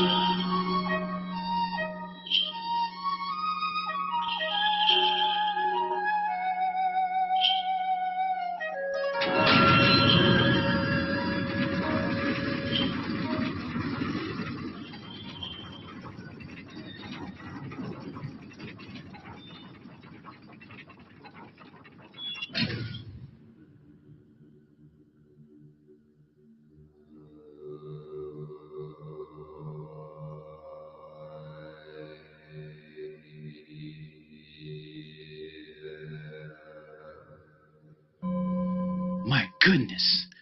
Well, hello, it's extremely nice to meet you all. My name is Master Johnatahn Sheffield, and this is Chris with Urban Apologetics, and we are looking for a man called Dr. Sam Harris. No man here carries with him a label.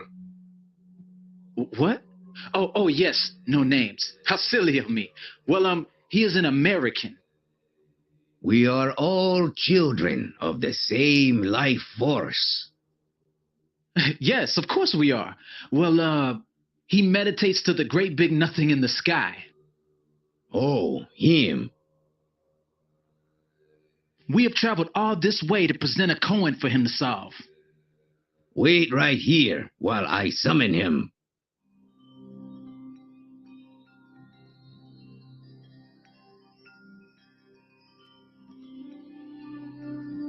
Pardon my interruption, as I can see you are continuing your search for the Great Void or something. A visitor by the name of Johnatahn Sheffield of the Autodidact and Urban Apologetics is here at the temple. Apparently, you have ignored Jonathan's previous attempts to contact you. Now, he is here with a koan for you to solve. Master Sheffield, the Autodidact, has already took on Dr. Ehrman on his blog, and now he is here for you. Take me to them.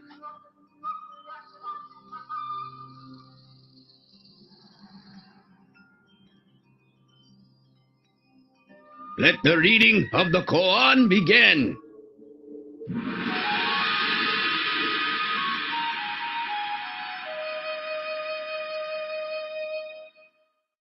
Yo, Chris, give me a beat.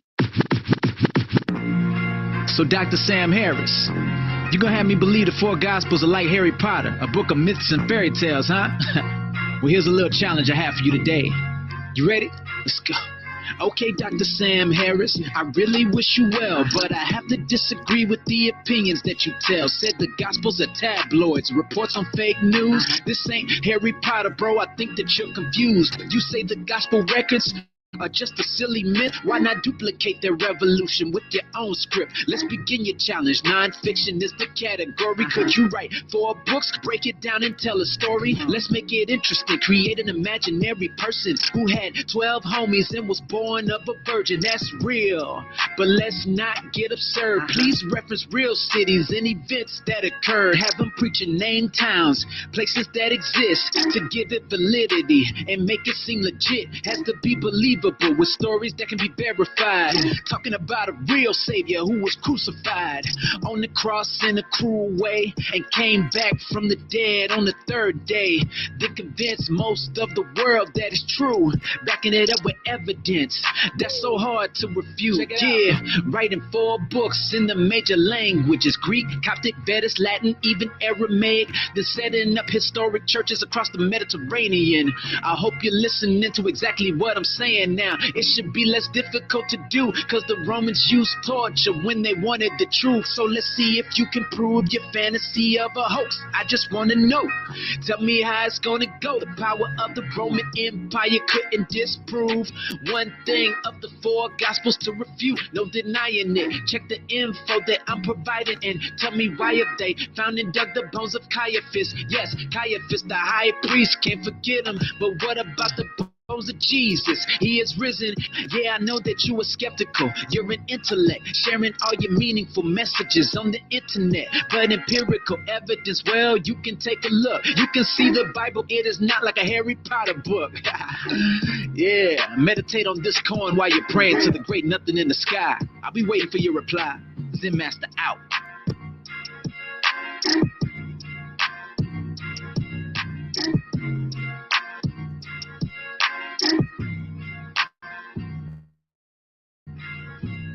Yeah.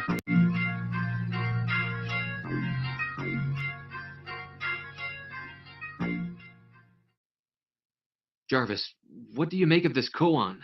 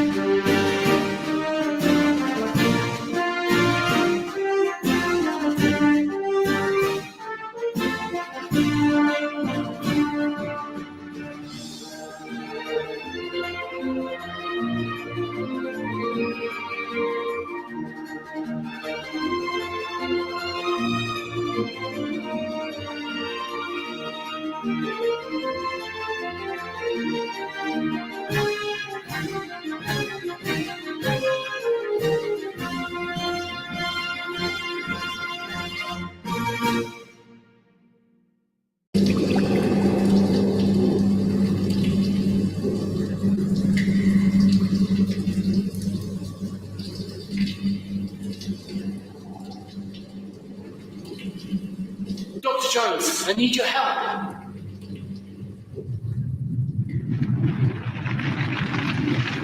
This way, Dr. Jones. Who are you, kid? No time to explain. We need to go now.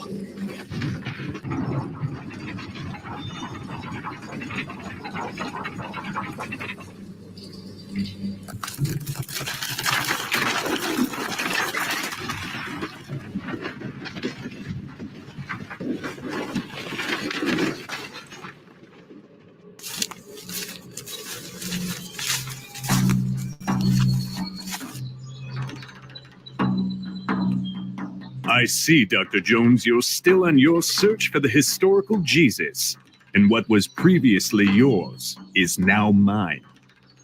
Ditch the artifact. We have bigger problems to attend to. Look, Elvis has come back.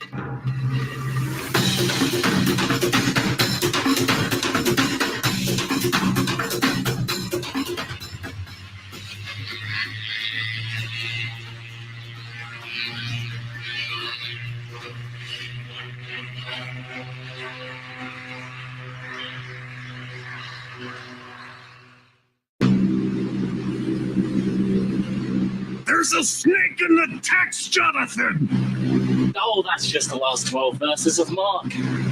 I hate snakes, Johnatahn! I really hate them!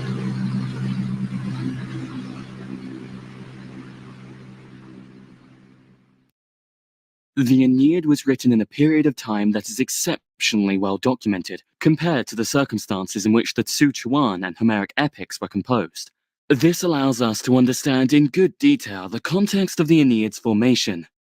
Given this, Dr. Carrier, and your assertion that the formation of the canon of the New Testament, which the Apostolic Churches wrote explaining how it was done and by who, is not true, that is, the Apostolic Polity, and which is described in the writings of Irenaeus of Lyons, Tertullian of Carthage, Eusebius of Caesarea, and the Anglican divine Richard Hooker, then you should be able to give some ancient documentation to trace when and where the commonly received texts of the Apostolic Churches were written, how copies of the originals were sent out, and translations of the same, as Irenaeus, Tertullian, and Gaius during the late 2nd century were able to name some of the authors and provide details for the formation of the so-called Gnostic texts. For example, Marcion, Valentinus, and Basilides. Therefore, Dr. Carrier, if you maintain the hypothesis that the original publications of Mark's Gospel, when received by the Apostolic Churches, were indeed deficient these 12 verses, then by what natural mechanism did these 12 verses find their way into independent Apostolic Churches texts that were of different theological positions and were spread over a vast geographic area from Galilee and Jerusalem to Britain in the west, India in the east, Ethiopia and North Africa in the south, and Germany in the north? These verses would have also had to be translated into multiple languages to include the Vetus Latin, Aramaic, Gothic, Ge'ez, and Coptic. We must also consider the following. Who created this passage? How did this individual gain access to physical texts in the actual Apostolic Churches? Where and when did this process to update the texts first begin? Because if it wasn't Peter's disciple Mark, then who did it, and how? Surely, Dr. Carrier, you would not have us believe that the creation and appending of these 12 verses to actual physical texts came ex nihilo. Even though I don't agree with Anthony Fenton Hort and F.C. Burkett as Anglicans, they did understand the need for a theoretical mechanism to help explain the existence of readings. For example, the long ending of Mark, L.E., that are in the commonly received texts of the Greek and Aramaic Apostolic Churches. By proposing a recension by Lucan of Antioch in the Greek, and a recension by Rabula of Edessa in the Peshitta, they could use both recensions to defend their so-called best and earliest texts, Sinaiticus and Vaticanus, that are deficient these 12 verses. But here lies the problem with this school of thought that you lean on, Dr. Carrier, which is the basis for these interpolation theories on the LE and other traditional readings. Since the creation of these theories in the late 18th century that began with scholars such as Griesbach, as noted by Burgon, this scholarship has been unable to historically substantiate these theories, for this is what J.N. Birdsall is saying in referring to his own work and the work of Lake, Lagrange, Caldwell, and Streeter when he declares, "It is evident that all presuppositions concerning the Byzantine text, or texts, except its inferiority to other types, must be doubted and investigated de novo. Who maintains their conclusions when the hypothesis continues to fail?" Kurt and Barbara Land seem to agree with Birdsall when they state, "No adequate history has yet been written of the Byzantine text, but this is a task we may well leave to a future generation." In other words, all this school of thought has provided is postmodern narratives to explain the creation of these readings, like the LE. To be fair, Dr. Carrier, you have suggested an alternative theory in your scholarship, identifying Ariston as a possible suspect for the LE. But here are the problems with your theory. First, Eusebius, who specifically addresses the question on the long ending of Mark to Marinus, also includes in his histories information on Ariston, but discusses this figure in another context and does not draw this conclusion you're asserting. Second, if Ariston did add the passage in the 2nd century, why did it take until the 4th century for the LE to show up when you said it became popular? Since you discount the patristic testimony that possibly quotes the passage leading up to the 4th century, It betrays your theory, for if it was added by Ariston, then it would have explained why Irenaeus and others were quoting it. But since you reject that testimony, the position is weakened. Third, you have no corroborating evidence to support the note added in the 13th century that was found in the Armenian manuscript. Where are the letters or synod from the ancient world speaking of the LE being added in by Ariston? Otherwise, this theory amounts to mere speculation. Your theory is still missing a mechanism like an Uthman, the third caliph, who made a revision of the Quran and burned the other copies for the Muslim communities to explain how it could have been done on a massive scale in Christianity to account for the LE in the Apostolic Greek, Aramaic, and Latin textual traditions.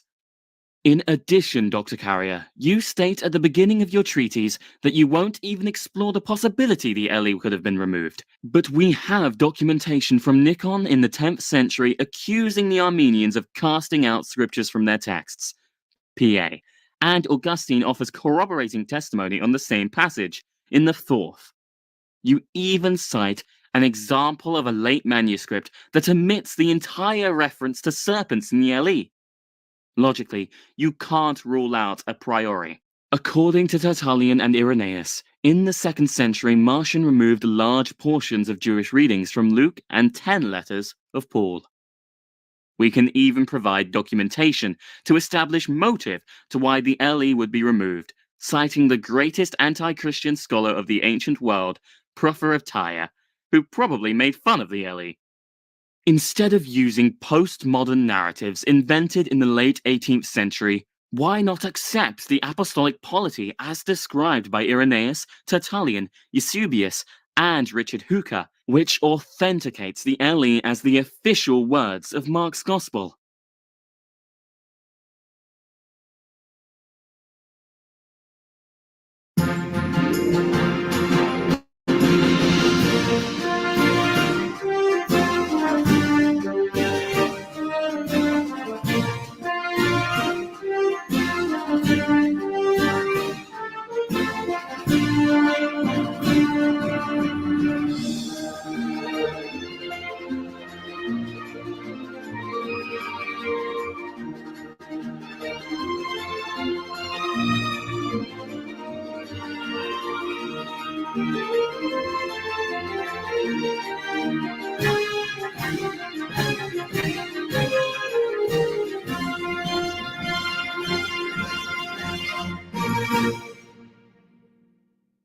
In order to understand the scholarly consensus against the genuineness of Mark 16:9-20, which Dr. Carrier asserts is the result of the culmination of evidence, I would like to draw attention to the historical development of this school of thought on which Dr. Carrier and modern scholarship rely so heavily to support their hypothesis on the LE.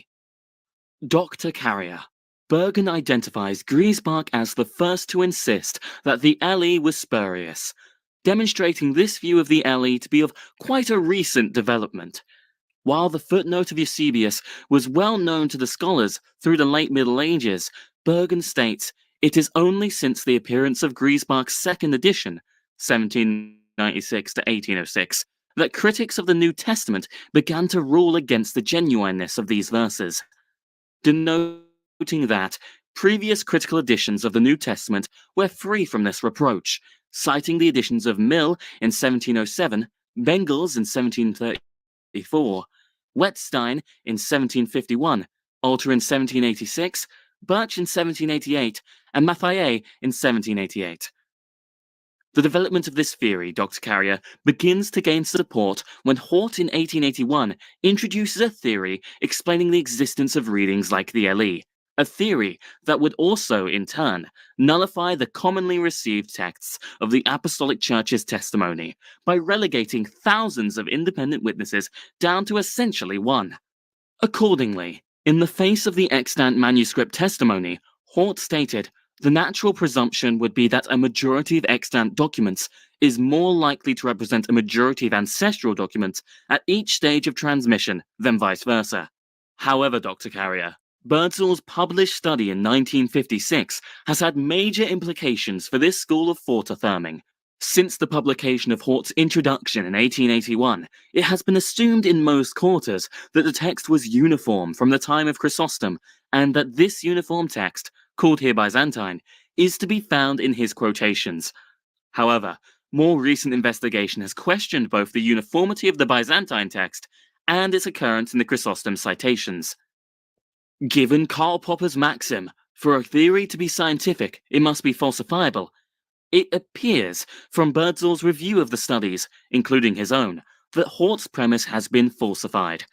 How then can proponents of this school of thought continue to maintain Hort's conclusion when its premises have been falsified? I don't think you want to go after Karl Popper with a poker. Therefore, I conclude that the critical text theory is just another postmodern narrative without facts to back it up. Subsequently, this also means that the commonly received texts of the apostolic churches, that is, Peshitta, Vulgate, and Greek text, are back in contention and are no longer considered one witness, but thousands of independent witnesses. Having vindicated our textual witnesses, we turn our attention to the external evidence, which Dr. Carrier asserts further confirms his hypothesis on the LE.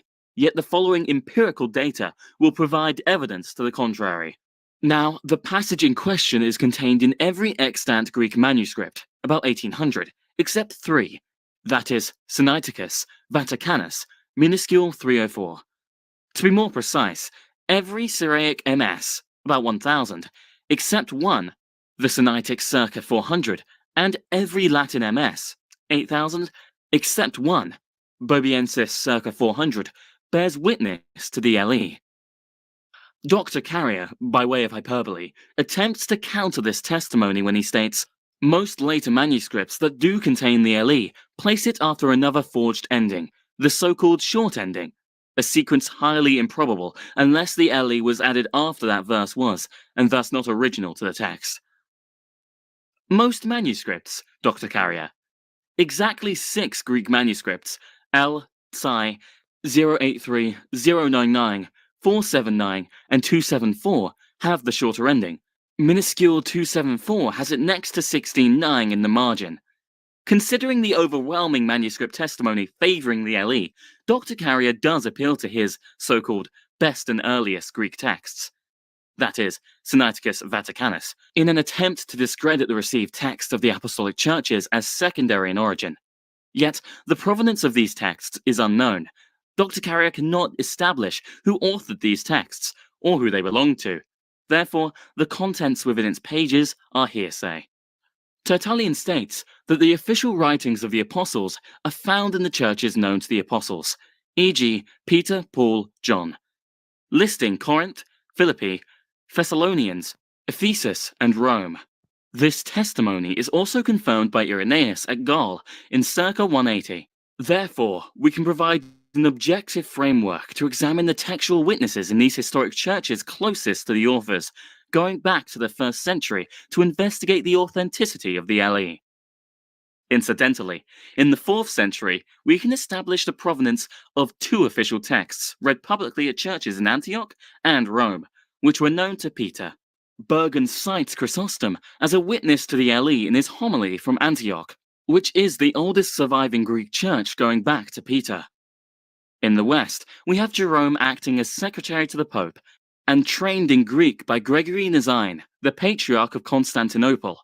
Jerome stated in his prologue to the Gospels that his Latin translation was revised in comparison with only Old Greek manuscripts, at least 4th century. Jerome in his letter to Marcella stated that the object of his revision has been to restore them, the Latin, to the form of the Greek original. Jerome, who was aware of Eusebius's footnote, ruled in favour of the LE by including it in the Vulgate. To provide further evidence in support of the LE, Augustine, who wrote to Jerome complaining about the riots that erupted in the congregation in North Africa over one word changed in Jerome's translation of Job, actually vetted Jerome on his gospel translation, stating, "We are in no small measure thankful to God for the work in which you have translated the Gospels from the original Greek, because in almost every passage we have found nothing to object to when we compared it with the Greek scriptures." In conclusion, the scholarly consensus against the LE is a late 18th century development, and while the central premises of their theory have been falsified, the scholarship which Dr. Carrier relies on continues to maintain their conclusions.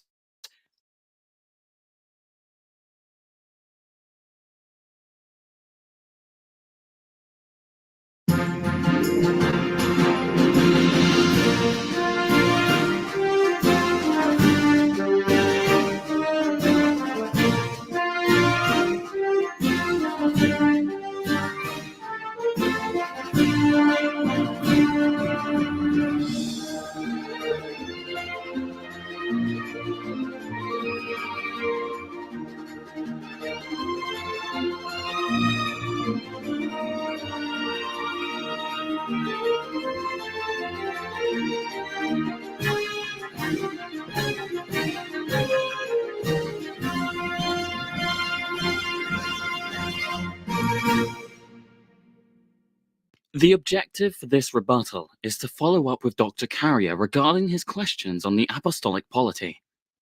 If there be any heresies which are bold enough to plant themselves in the midst of the apostolic age, that they may thereby seem to have been handed down by the apostles, we can say, let them produce the original records of their churches. Let them unfold the roll of their bishops, running down in due succession from the beginning in such a manner that first bishop of theirs, bishop shall be able to show for his ordainer and predecessor some one of the apostles or of the apostolic men, a man, moreover, who continued steadfast with the apostles.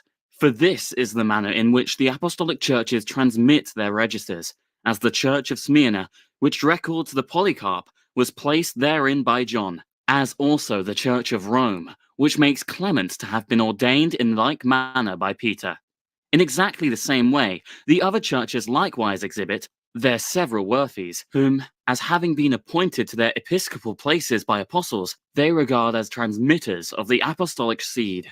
Irenaeus, on the opposite side of the Roman Empire in Gaul, circa 180, corroborates Tertullian's testimony and provides empirical verification to the same system, affirming, "We can enumerate those who were established by the apostles as bishops in the churches and their successors down to our time." What is an apostolic church? This, Dr. Carrier, defines the criterion and documents how the apostolic churches were organized. The polity also establishes a legal chain of custody for the texts, essentially, the transfer and control procedures to safeguard the texts against tampering to preserve the evidence. While these churches are not immune to error or foul play in either their lists or texts, the culmination of different churches across a wide geographical area in many languages provides an objective framework to examine the differences and consensus in the received texts of the apostolic churches. What Dr. Carrier is unable to provide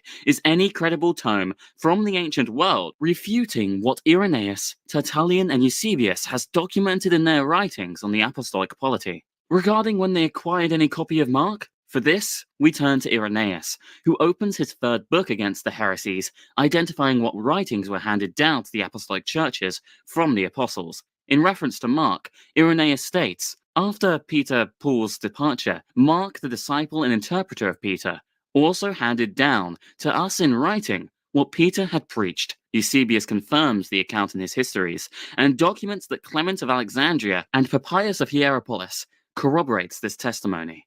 More important are the legal arguments Irenaeus employs in defense of Mark and the other gospel publications as the official writings of the apostles. When Irenaeus states, "We appeal again to that tradition which has come down from the apostles and is guarded by the succession of elders in the churches," he establishes the transfer, control, and mechanism for the writings back to the apostles.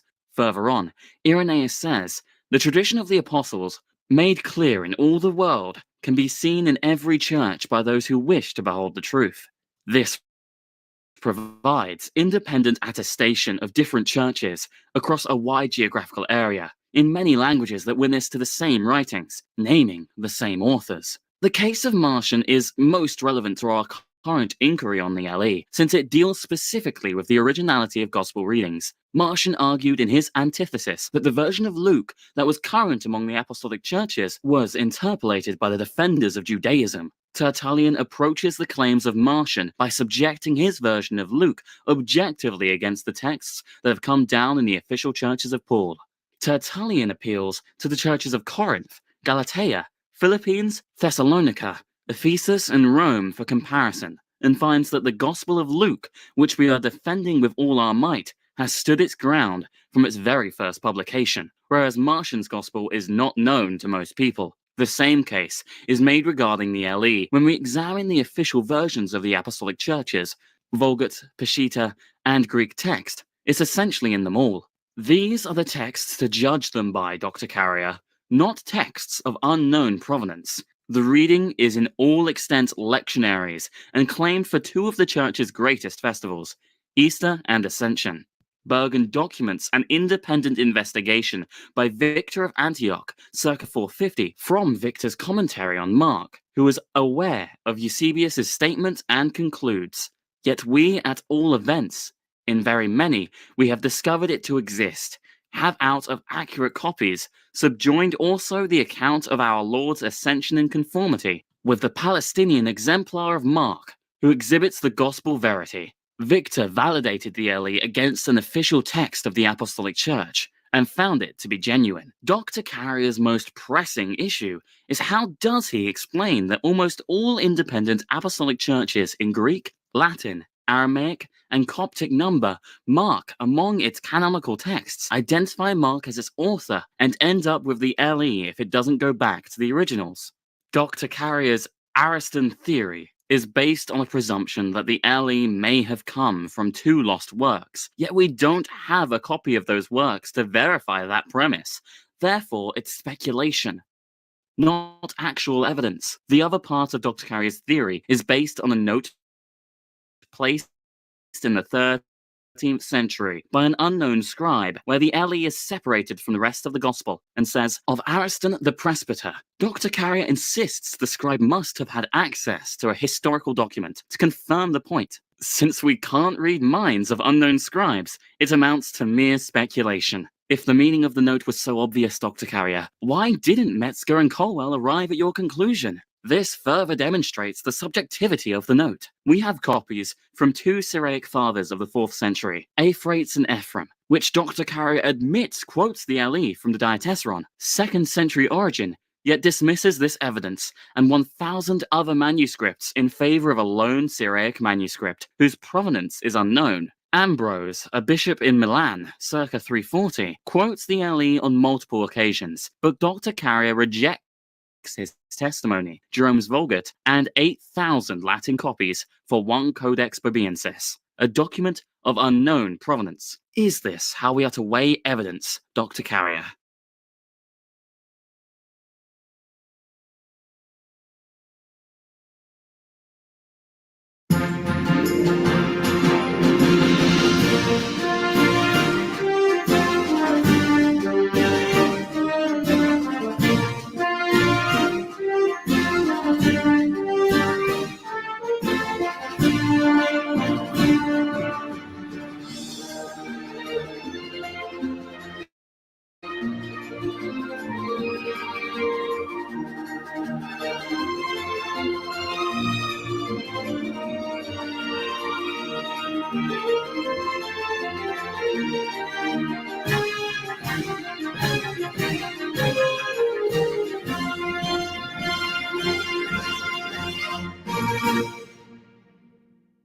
The objective for this rebuttal is to first summarize the findings of Dr. Carrier's Ariston theory, and then understand how Dr. Carrier explains away the citations of the Fathers, in particular those leading up to and through the 4th century, that appear to quote the long ending of Mark in their writings.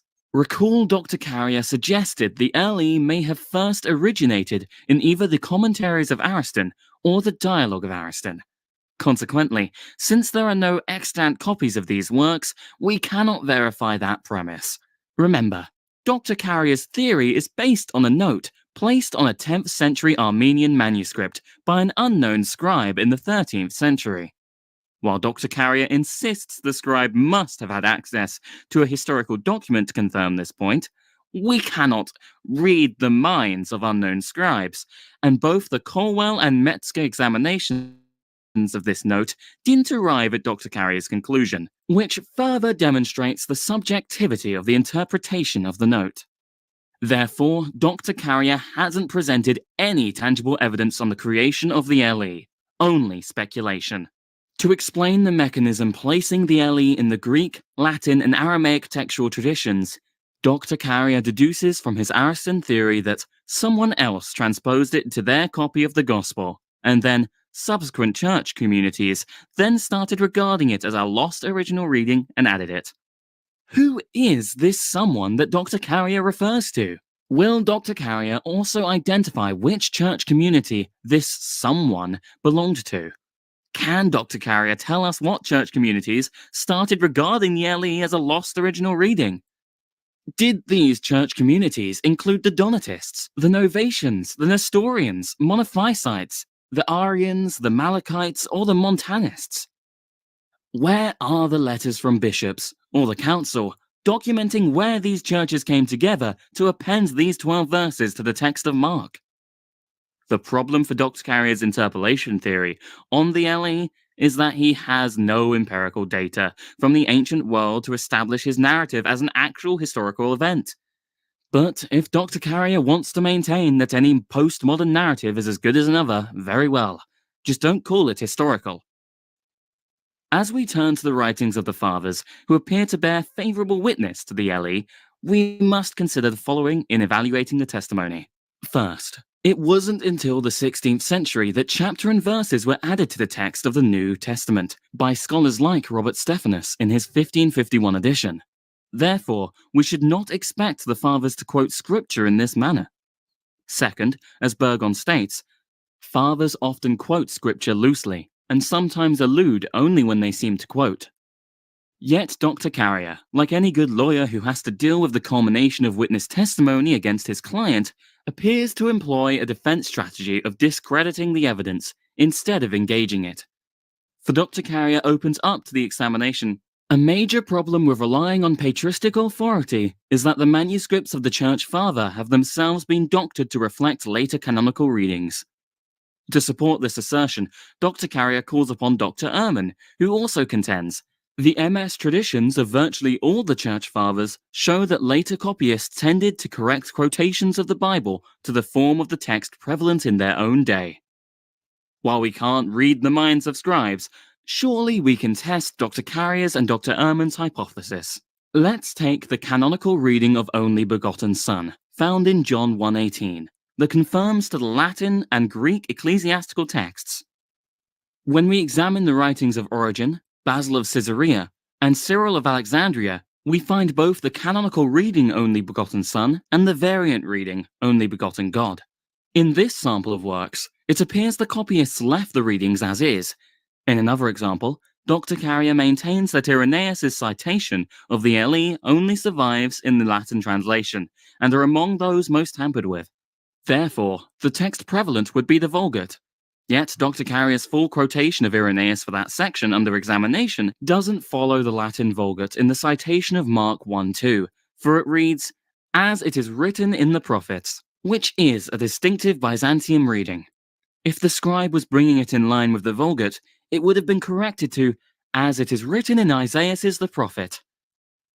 These tampering theories are not consistent with the empirical data, but it does demonstrate the creation of Dr. Carrier's Deus Ex Machina to solve his problem of having to deal with the patristic citations for the LE, especially Irenaeus's. Dr. Carrier admits that the Justin quote, C160, uses together the same three words appearing in Mark 16:20, but does not indicate he is quoting any gospel there. However, Burgon shows that the context of Justin's statement is concerning the apostles after the Lord's ascension. Regarding Tatian's Diatessaron, circa 175, we have two independent Syriac fathers, Ephrates and Ephraim, citing the LE from two independent copies of Tatian's Diatessaron by the middle of the 4th century, and we have a third copy in Arabic that has come down to us which witnesses to the LE. While Dr. Carrier admits few versions of Tatian's Diatessaron agree, here is a point of agreement between three independent copies. Still, Dr. Carrier concludes the LE was appended to the Diatessaron by later editors, thus his Deus Ex Machina. Both Ambrose, c. 337, and Augustine, c. 354, frequently quoted from Mark 16:9-20. Augustine, in his Harmony of the Gospels, comments exclusively on Mark 16:12 from the Greek codices. This is significant because Augustine vetted Jerome's Gospel translation against Greek scriptures and did not object to the LE in the Vulgate. Yet Augustine criticized Jerome on his translation of Jonah and was against Jerome removing the Apocrypha from his edition of the OT. During the same time, Chrysostom referred to Mark 16:9 in his Homily 38 on 1 Corinthians 15, from the oldest Greek church going back to Peter. Remember, any one of these ancient testimonies witnessing to the LE alone would not be conclusive, but altogether they are a smoking gun that it is the original. According to Occam's razor, when there exist two explanations for an occurrence, the simplest explanation would be preferred. In the case of the LE, the apostolic polity is the simplest explanation that requires the least speculation, unless Dr. Carrier believes picking up vipers is more likely. We can test this principle by finding 100 believers who won't pick up vipers, which is more likely than finding 100 believers who would, excluding believers in West Virginia.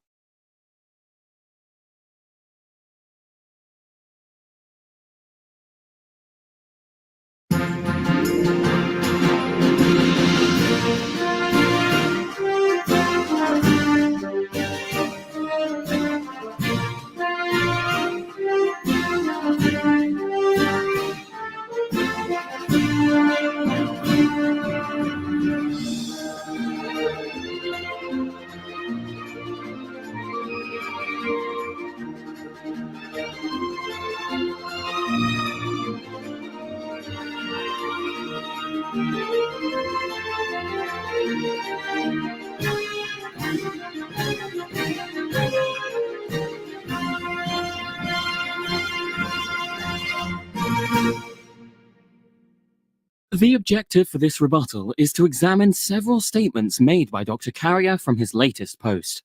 Let's begin with the following statement from Dr. Carrier. Sheffield illogically thinks we have to know how the LE arose to know how it arose. Here I would like to thank Dr. Carrier for being honest enough to admit that he doesn't know how it was done and cannot historically document if it ever did happen. Remember, since the development of this school of thought in the late 18th century, scholars like Griesbach, Hort, Burkitt, and others offered a number of theories to explain the creation of traditional readings like the LE and PA, common to the great mass of cursive and late unicial manuscripts of the New Testament. However, J. N. Birdsall concluded, after referring to his own work, Hort's premise, and the investigations of Lake, Lagrange, Colwell, and Streeter, that it is evident that all presuppositions concerning the Byzantine text, or texts, must be doubted and investigated de novo. Kurt and Barbara Alland came to the same conclusion in 1995, affirming, no adequate history has yet been written of the Byzantine text. Therefore, all these theories amount to is mere speculation, not an actual documented historical event. While Dr. Carrier states that there are many possible ways the LE could have arisen, we don't need hypotheticals, but actual historical documentation that thousands of biblical texts in Greek, Latin, and Aramaic were actually interpolated, and not speculation based on approximately 5 extant manuscripts of unknown provenance, and one subjective interpretation of Eusebius's comments. Next, let us explore the validity of Dr. Carrier's subsequent statement pertaining to documentation of changes to biblical texts. Sheffield illogically thinks we have detailed documentation of every church's every change to the text of their Bibles in every decade of antiquity since the dawn of Christianity. We don't. We have zero documentation. Zero documentation, Dr. Carrier. While I have made no such claim that we can historically document every change, we can certainly document many changes to biblical texts throughout church history. The following empirical data will establish 2 points. First, both minor and major changes to biblical texts, and second, the apostolic churches were well aware of these changes to biblical texts and responded accordingly. Tertullian, in his treatise on baptism, documents a presbyter from Asia who composed a forged writing under the name of Paul. The presbyter was convicted and after his confession removed from his office. Caius, a presbyter at Rome, identifies 4 individuals, Asclepiades, Theodotus, Hermophilus, and Apollonius of altering the text of Scripture. In the case of Martian, Irenaeus documents in Book 1 Against Heresies that Martian removed major passages in Luke and 10 letters from Paul. Irenaeus documents in Book 1 Against Heresies the spurious and apocryphal writings of the followers of Martian which were forged, and the production of a story of Jesus as a child. Irenaeus documents in Book 5 Against Heresies a variant reading in John's Apocalypse, the number 616, that was probably the result of faulty copyists, and confirms the received reading of 666 as the official wording of the text. Augustine documents the change of one word in Jonah from Jerome's Vulgate was noticed by the bishop reading from the text and the congregation who denounced the translation as false. We have documentation from Nikon in the 10th century, accusing the Armenians of casting out the Pericope Adulteri from their scriptural texts, and Augustine in the 4th century also documents the removal of the Pericope Adulteri from scriptural texts of his day.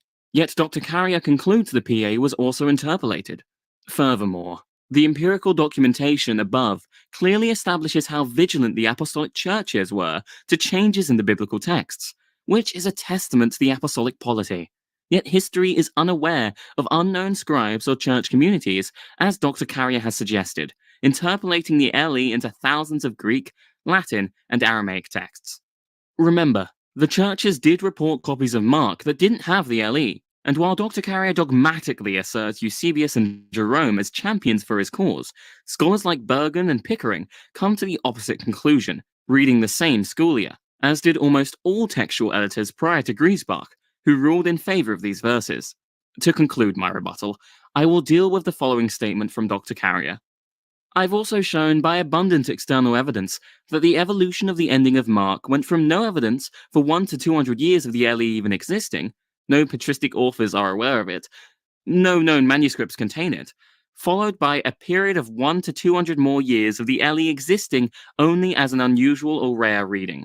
To uphold that assertion, Dr. Carrier has to dismiss all the allusions to the LE in the works of Papias, Justin, Tertullian, Hippolytus, Vincentius, via Cyprian, the Apostolical Constitutions, and the Gospel of Nicodemus. For Irenaeus and Tatian's Diatessaron, Dr. Carrier has to assert the extant copies have been interpolated. Dr. Carrier has not even given an honorable mention to the greatest anti-Christian scholar of the ancient world, Porphyry of Tyre, who probably made fun of the LE. I find it interesting that Porphyry of Tyre in the 3rd century was making fun of an obscure reading not known to the apostolic churches. I suggest that the great pastor from Edinburgh, Reverend Bayes, would conclude that the probability of some, but not all, of the allusions being references to the LE would be a probability of almost 1. I can understand, because of Dr. Carrier's confirmation bias, that when he is confronted by the overwhelming documentation of the apostolic churches, he uses his very skills as a historian to dismiss it, but the empirical evidence is still there. In order to explain how it was done, against the view that the LE was always there, you need to reject actual documentation. The writings of Tertullian, Irenaeus, and Eusebius document how the apostolic churches were set up and organized to secure and transfer the texts of the New Testament down through the ages. Each apostolic church has independent lists of bishops that can be traced back to an apostle. So when we examine the texts that have come down in real historic apostolic churches, we find 1,800 in Greek, 8,000 in Latin, 1,000 in Syriac, and all extant lectionaries, witnessing to the LE. In any normal court of law, statements from independent witnesses that agree and haven't colluded on their testimony would be considered conclusive testimony, and the apostolic churches have thousands of witnesses. The weight of Dr. Carrier's arguments come down to a number of theories that cannot be historically documented as ever happening in reality, which theories are based on several extant manuscripts of unknown provenance, and his interpretation to explain away all allusions to the LE in the 2nd and 3rd century.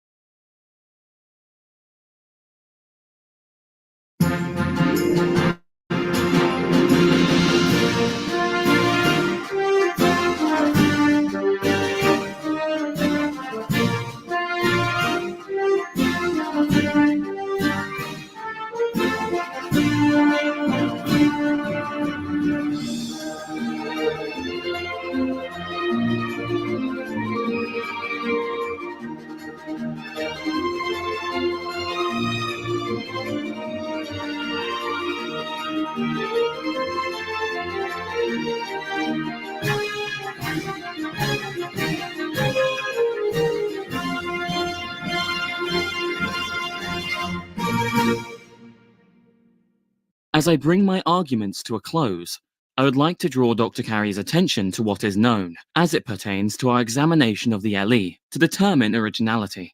First, we can document from Eusebius's histories the existence of apostolic churches in Africa, Arabia, Armenia, Asia, Bithynia, Cappadocia, Cilicia, Crete, Egypt, Galatia, Gaul, Greece, Italy, Libya, Palestine, Phoenicia, Phrygia, Pontus, Sicily, Syria, and Thrace. Furthermore, churches specific to those regions to include Corinth, Galatia, Philippi, Thessalonica, Rome, Alexandria, Antioch, and Smyrna all originated in the 1st century. Thus, we know there were churches throughout the known world.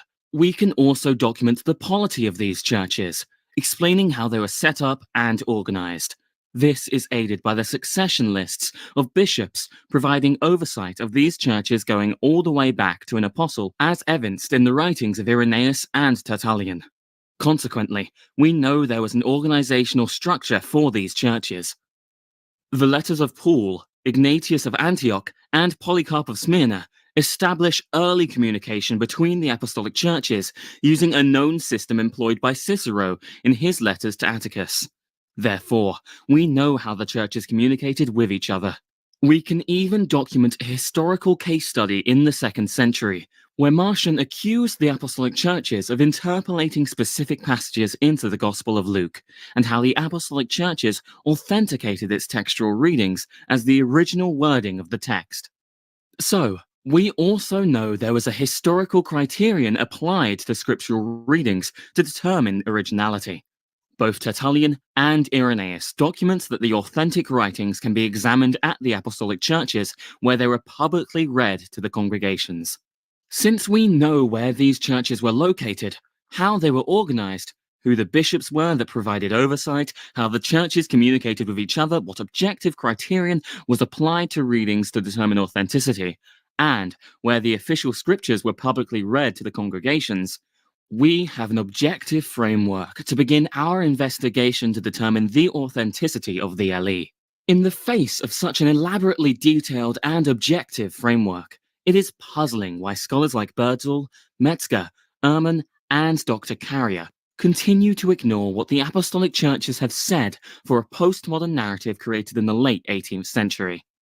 The only possible explanation leads us to believe that even though their theories have been falsified, it appears to indicate that the empirical data presented by the churches goes against their worldviews.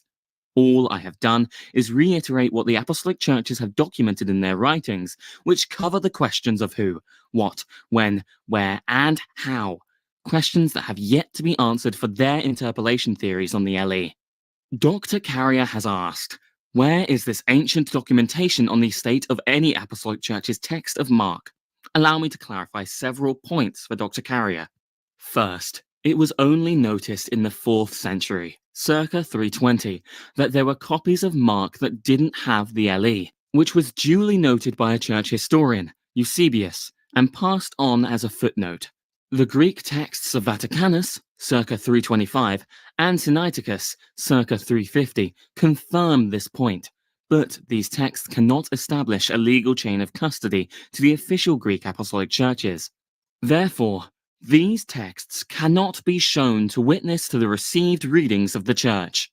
Erasmus references the Vaticanus manuscript in the preface to his 1535 edition of the Textus Receptus, and he condemns it.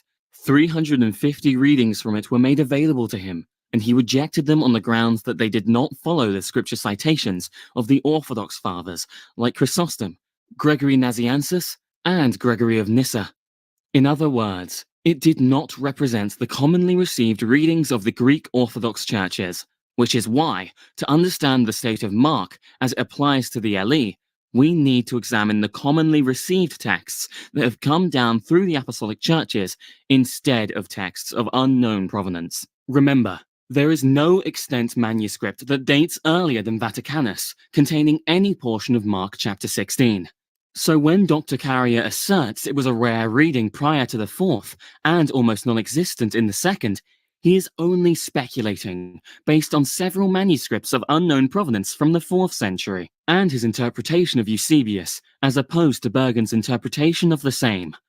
While Dr. Carrier asserts he has proved the Ellie witnessed in the manuscripts of Irenaeus and the Diatessaron has been interpolated, Metzger looks at the same evidence and states, "The earliest patristic witnesses to part or all of the long ending are Irenaeus and the Diatessaron." In regard to the internal evidence, Burgon goes through the same evidence and comes to the opposite conclusion, which further demonstrates its subjectivity or confirmation bias. But when we appeal to the textual traditions which have come down from the apostles and is guarded by the successions of bishops in the churches, the following testimony is revealed. Ephraim Cyrus, a deacon of the Church of Edessa, circa 375, quotes the Eli, as well as an earlier Syriac father, Euphrates, in 337. Yet, Dr. Carrier would have us believe the Eli appeared in most of the Apostolic Church's texts in the 4th century ex nihilo, which is just magical thinking. Is Dr. Carrier claiming supernatural intervention? Within the Church of Milan in the 4th century, Ambrose, a bishop in apostolic succession who had access to the official text using the Vetus Latin and not the Vulgate, quotes the Eli many times, without reservation. When we look to the North African Church of Hippo during the late 4th century, Augustine, a bishop in apostolic succession whose churches go back to at least the 2nd century, quotes the passage, confirmed Jerome's translation of the Gospel, and found no problem with the Eli or the PA. Jerome affirms in the preface to his Gospel revision that the Latin was revised in comparison with only Old Greek manuscripts, and the object of his revision had been to restore the Latin to the form of the Greek original.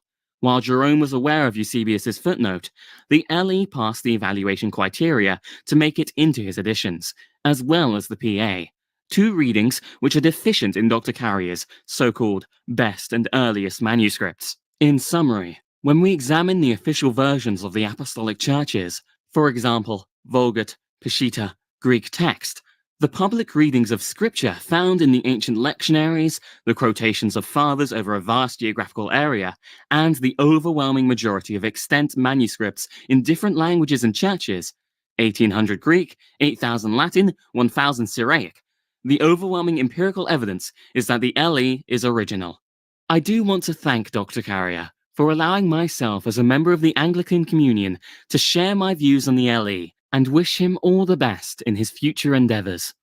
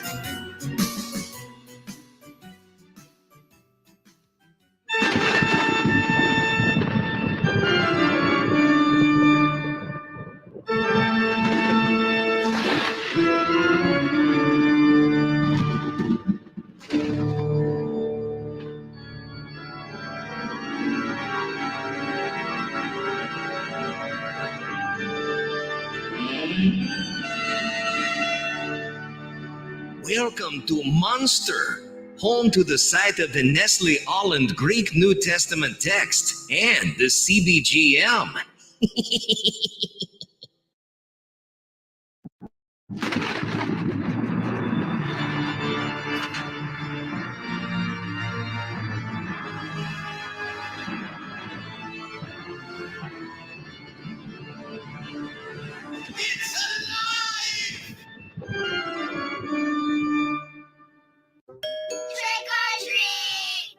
Well, well, well, what do we have here? I see we have an adorable little princess that needs some candy in her bag. Oh, along with a spooky ghost. Oh, and a creepy zombie. And what do we have here? Wait a minute. Is that the funeral mask formerly known as First Century Mark? Dan Wallace, you sly devil, tried to trick me again. Just like in our debate. But I gotcha. Good try, though, buddy old pal. There's no fooling you, Dr. Ehrman. You got me. And this must be James White dressed up as the original inerrant text. I see you finally pieced it all together, James. Ha ha ha! Well, my actual costume is the Nessel Allen 29th edition of the original inerrant text. And with the breakthrough of the CBGM, I'll be able to recreate a new costume version of the original text every year that I can wear. So how about them apples? Anyway, let's get ready to go bike riding as we planned before it gets too late.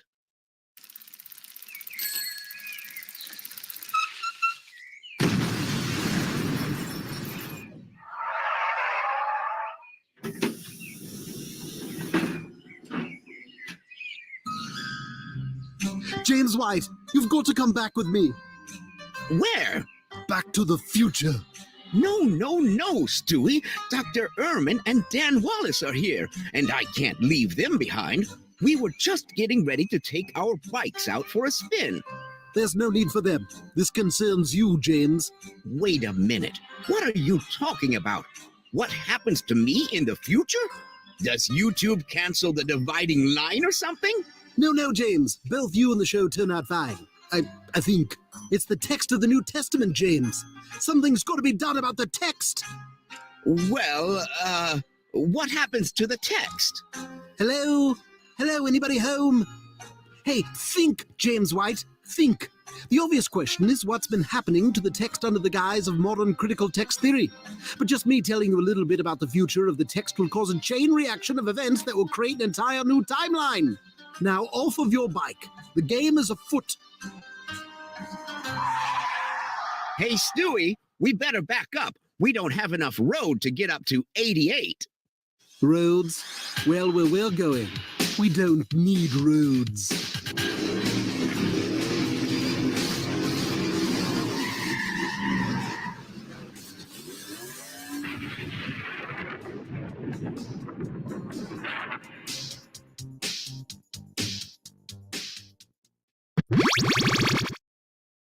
Where are we headed, Stewie?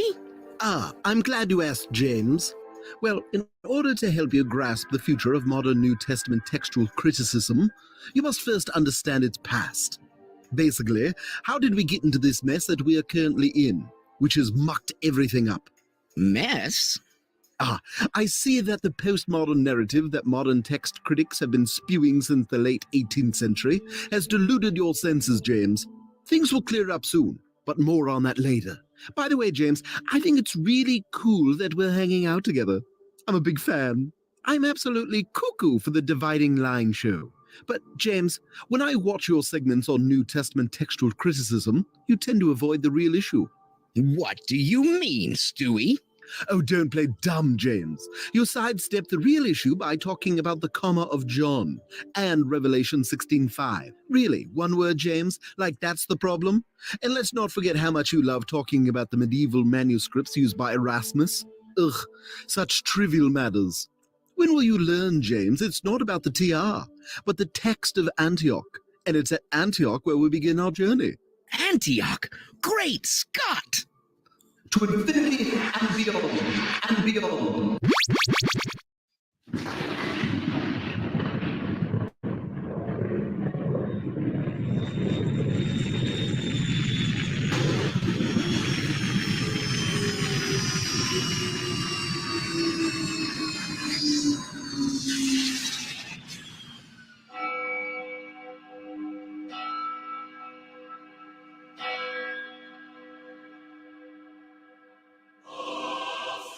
Here we are, James, where it all began, Ground Zero, where Hort first launched his attack in 1881 with the introduction of his theory on the text of Antioch. The text of Antioch? Oh, How you cringe at the very words, James. Surely I can see your reluctance to share such information on the dividing line, having to explain to your sycophants why the biblical text preached on from Antioch by John Chrysostom in 385 AD, from the oldest surviving church going back to the Apostles, was secondary in origin, and did not represent the type of text used in the 2nd and 3rd centuries by the Greek Orthodox churches, and that for the next 1500 years, the Greek, Latin, and Aramaic apostolic churches were using the wrong type of text. Wrong text? Where do I get the correct text? I'm sorry to tell you this, man, but according to James White, you'll have to wait until 1881 until the correct one is published, and then subscribe for the yearly updates. Remember, James, Dr. Gordon Fee also saw the problem the text of Antioch posed to modern textual theories, and attacked it as well in his response to Hodges and Picking, asserting Chrysostom's text is still closer to the majority text than it is to any text of the 2nd or 3rd century. Ha! Like Gordon Fee actually had 2nd and 3rd century text from the official Greek Orthodox churches to base that statement on. But back to the matter at hand. Don't you see, James, why Hort, who truly understood the issue, had to devise his Lucan recession theory, which would not only explain away the text at Antioch, but would also, in turn, nullify the commonly received text of the Apostolic Church's testimony by relegating thousands of independent witnesses down to essentially one.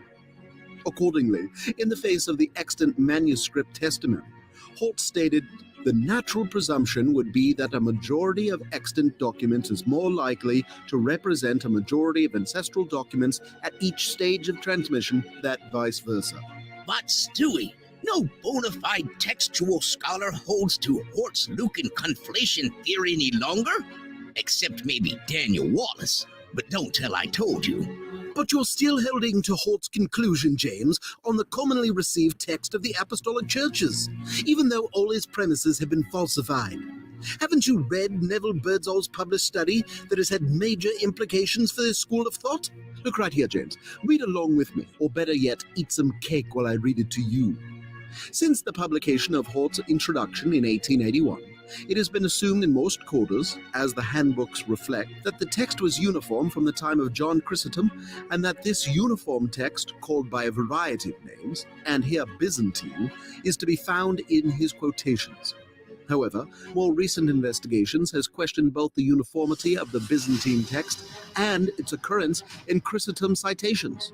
Birdsall concluded, in referring to his own work, Hort's premises and the works of Lake, Lagrange, Colwell, and Streeter, that it is evident all presuppositions concerning the Byzantine text or texts, except its inferiority to other types, must be doubted and investigated de novo. Who maintains their conclusions when the hypothesis continues to fail? What kind of science is this, James? Don't you see what's happened, James? Hort brought in the German rationalism of the late 18th century into the church with his introduction in 1881, thus moving textual science off the ecclesiastical texts for texts of unknown provenance, which has in turn altered the philosophy of New Testament textual criticism for the last 150 years. For while textual criticism has always been a part of church history, as seen in the biblical scholarship of Jerome, Thomas of Harkle, Cardinal Jimenez, and others, they always use ecclesiastical texts. But Hort changed that by accusing the Greek Orthodox of conflating their texts, when in fact it was Hort who actually conflated the text by creating his textual Frankenstein, basically comprised of Sinaiticus, Vaticanus, and Codes Beza, thereby introducing into the church a text that cannot be shown to have ever been used in any apostolic church prior to 1881. This was the break that interfered with the time-space continuum for the text of the New Testament, James. It's all becoming perfectly clear, James. There was never any standardized text within the Greek Orthodox churches until the publication of its patriarchal text in 1904, which means that the overwhelming proportion of variants common to the great mass of cursive manuscripts of the New Testament are basically independent witnesses, not based on a uniform text that became popular at Antioch in 385, or collusion by the great Orthodox churches. No collusion, James. No collusion. When this school of thought came to the realization that all its premises have been falsified, they should have reconsidered the status of the commonly received Greek, Latin, and Aramaic ecclesiastical texts, which should have led them back to Hort's natural presumption. But instead, modern text-critical theorists have continued mutating Hort's textual monstrosity to the tune of 28 editions of Nestle-Aland. And things are going to get a whole lot worse, James. Supposedly, they have come out with some new machine, their take on AI. Are you talking about the CBGM? Precisely, James. Now off to the future.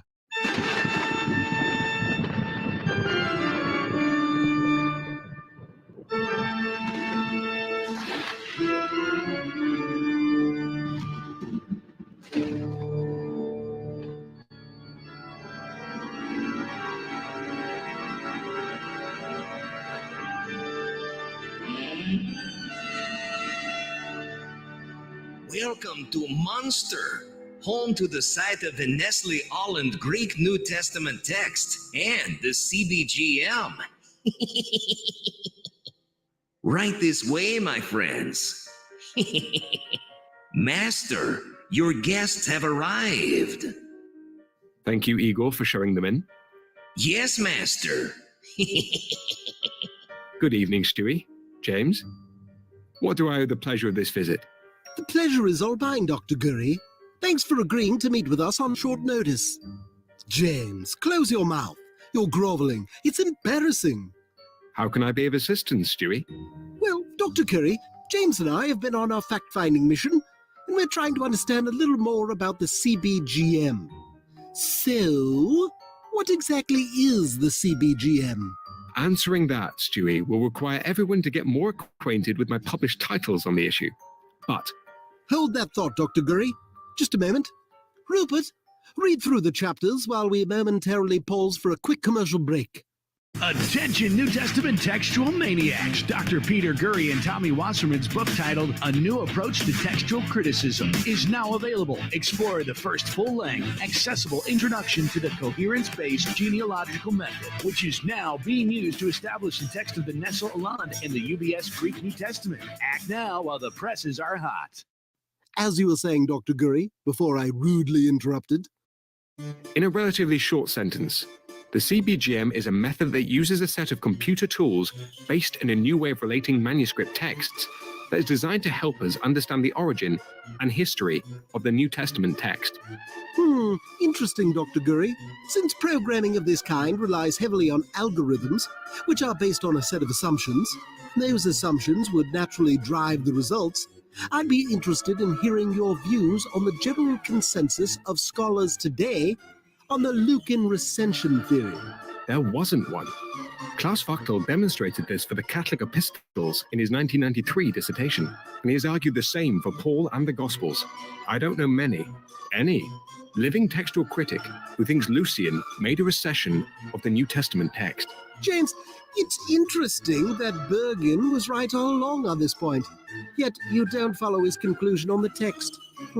Strange. What do you have there, Rupert? Oh, I see. Excellent observation, Rupert. I'll be sure to let James know. Let me know? What?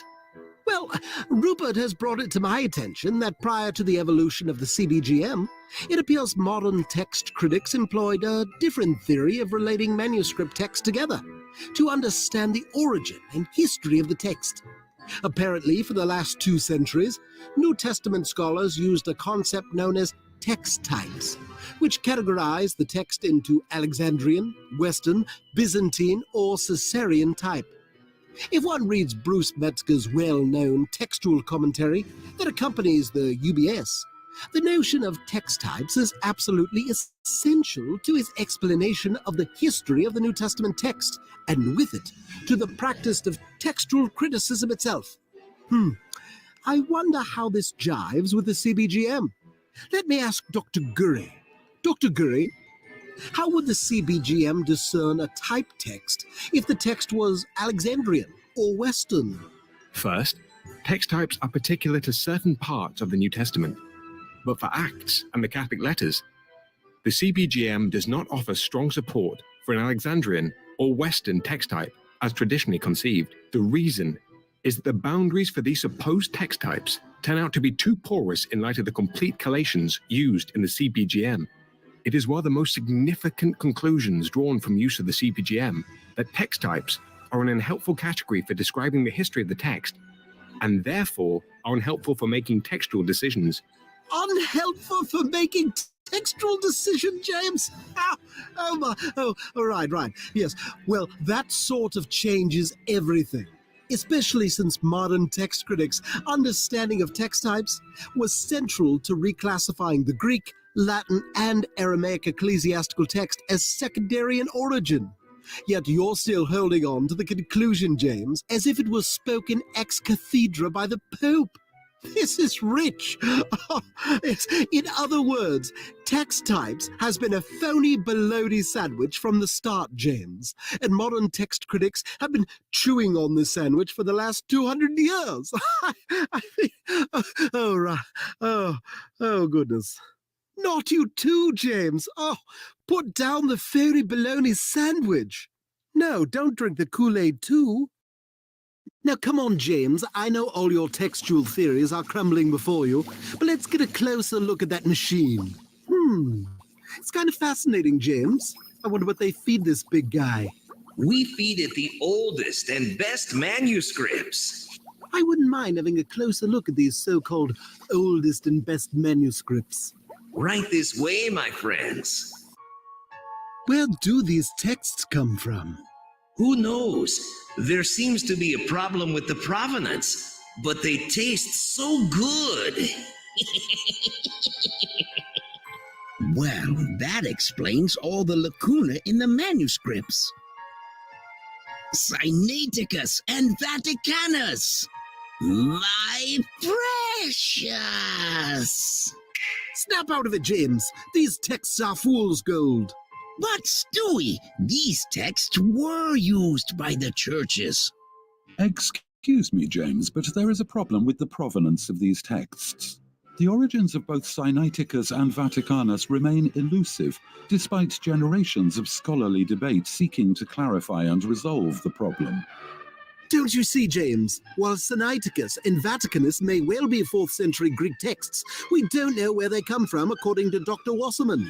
Yet, in the 4th century, we can establish the provenance of 2 official texts read publicly at apostolic churches in Antioch, Rome, and North Africa that we can objectively compare them to. As you can see, James, the Greek text preached on from Antioch by Chrysostom in 385, from the oldest surviving Greek church, going back to the Apostles' witnesses against your text, James. And Antioch is not your only problem. Incidentally, when we look west in the 4th century, it leads us to Jerome's Vulgate. But that's the Latin. Except Jerome tells us in his prologue to the Gospels that his Latin translation was revised in comparison with only Old Greek manuscripts, which makes the Vulgate another 4th century or earlier Greek witness against your texts. Furthermore, Augustine's letter to Jerome corroborates the Vulgate as a credible witness to the Greek scriptures when he affirms, "We are in no small measure thankful to God for the work in which you have translated the Gospels from the original Greek, because in almost every passage we have found nothing to object to when we compared it with the Greek scriptures." Therefore, James, the hypothesis for these oldest and best manuscripts is falsified.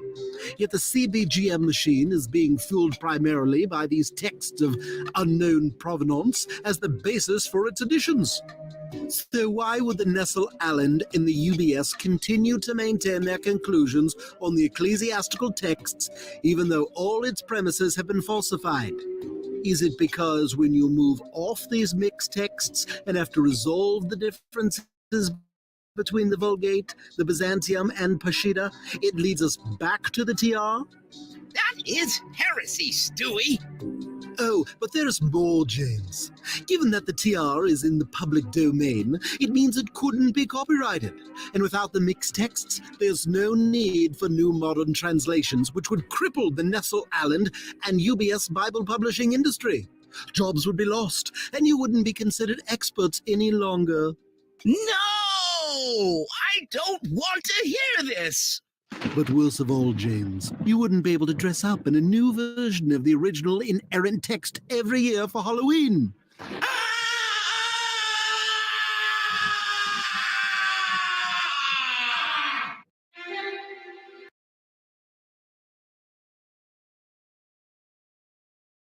It's the great pumpkin James White!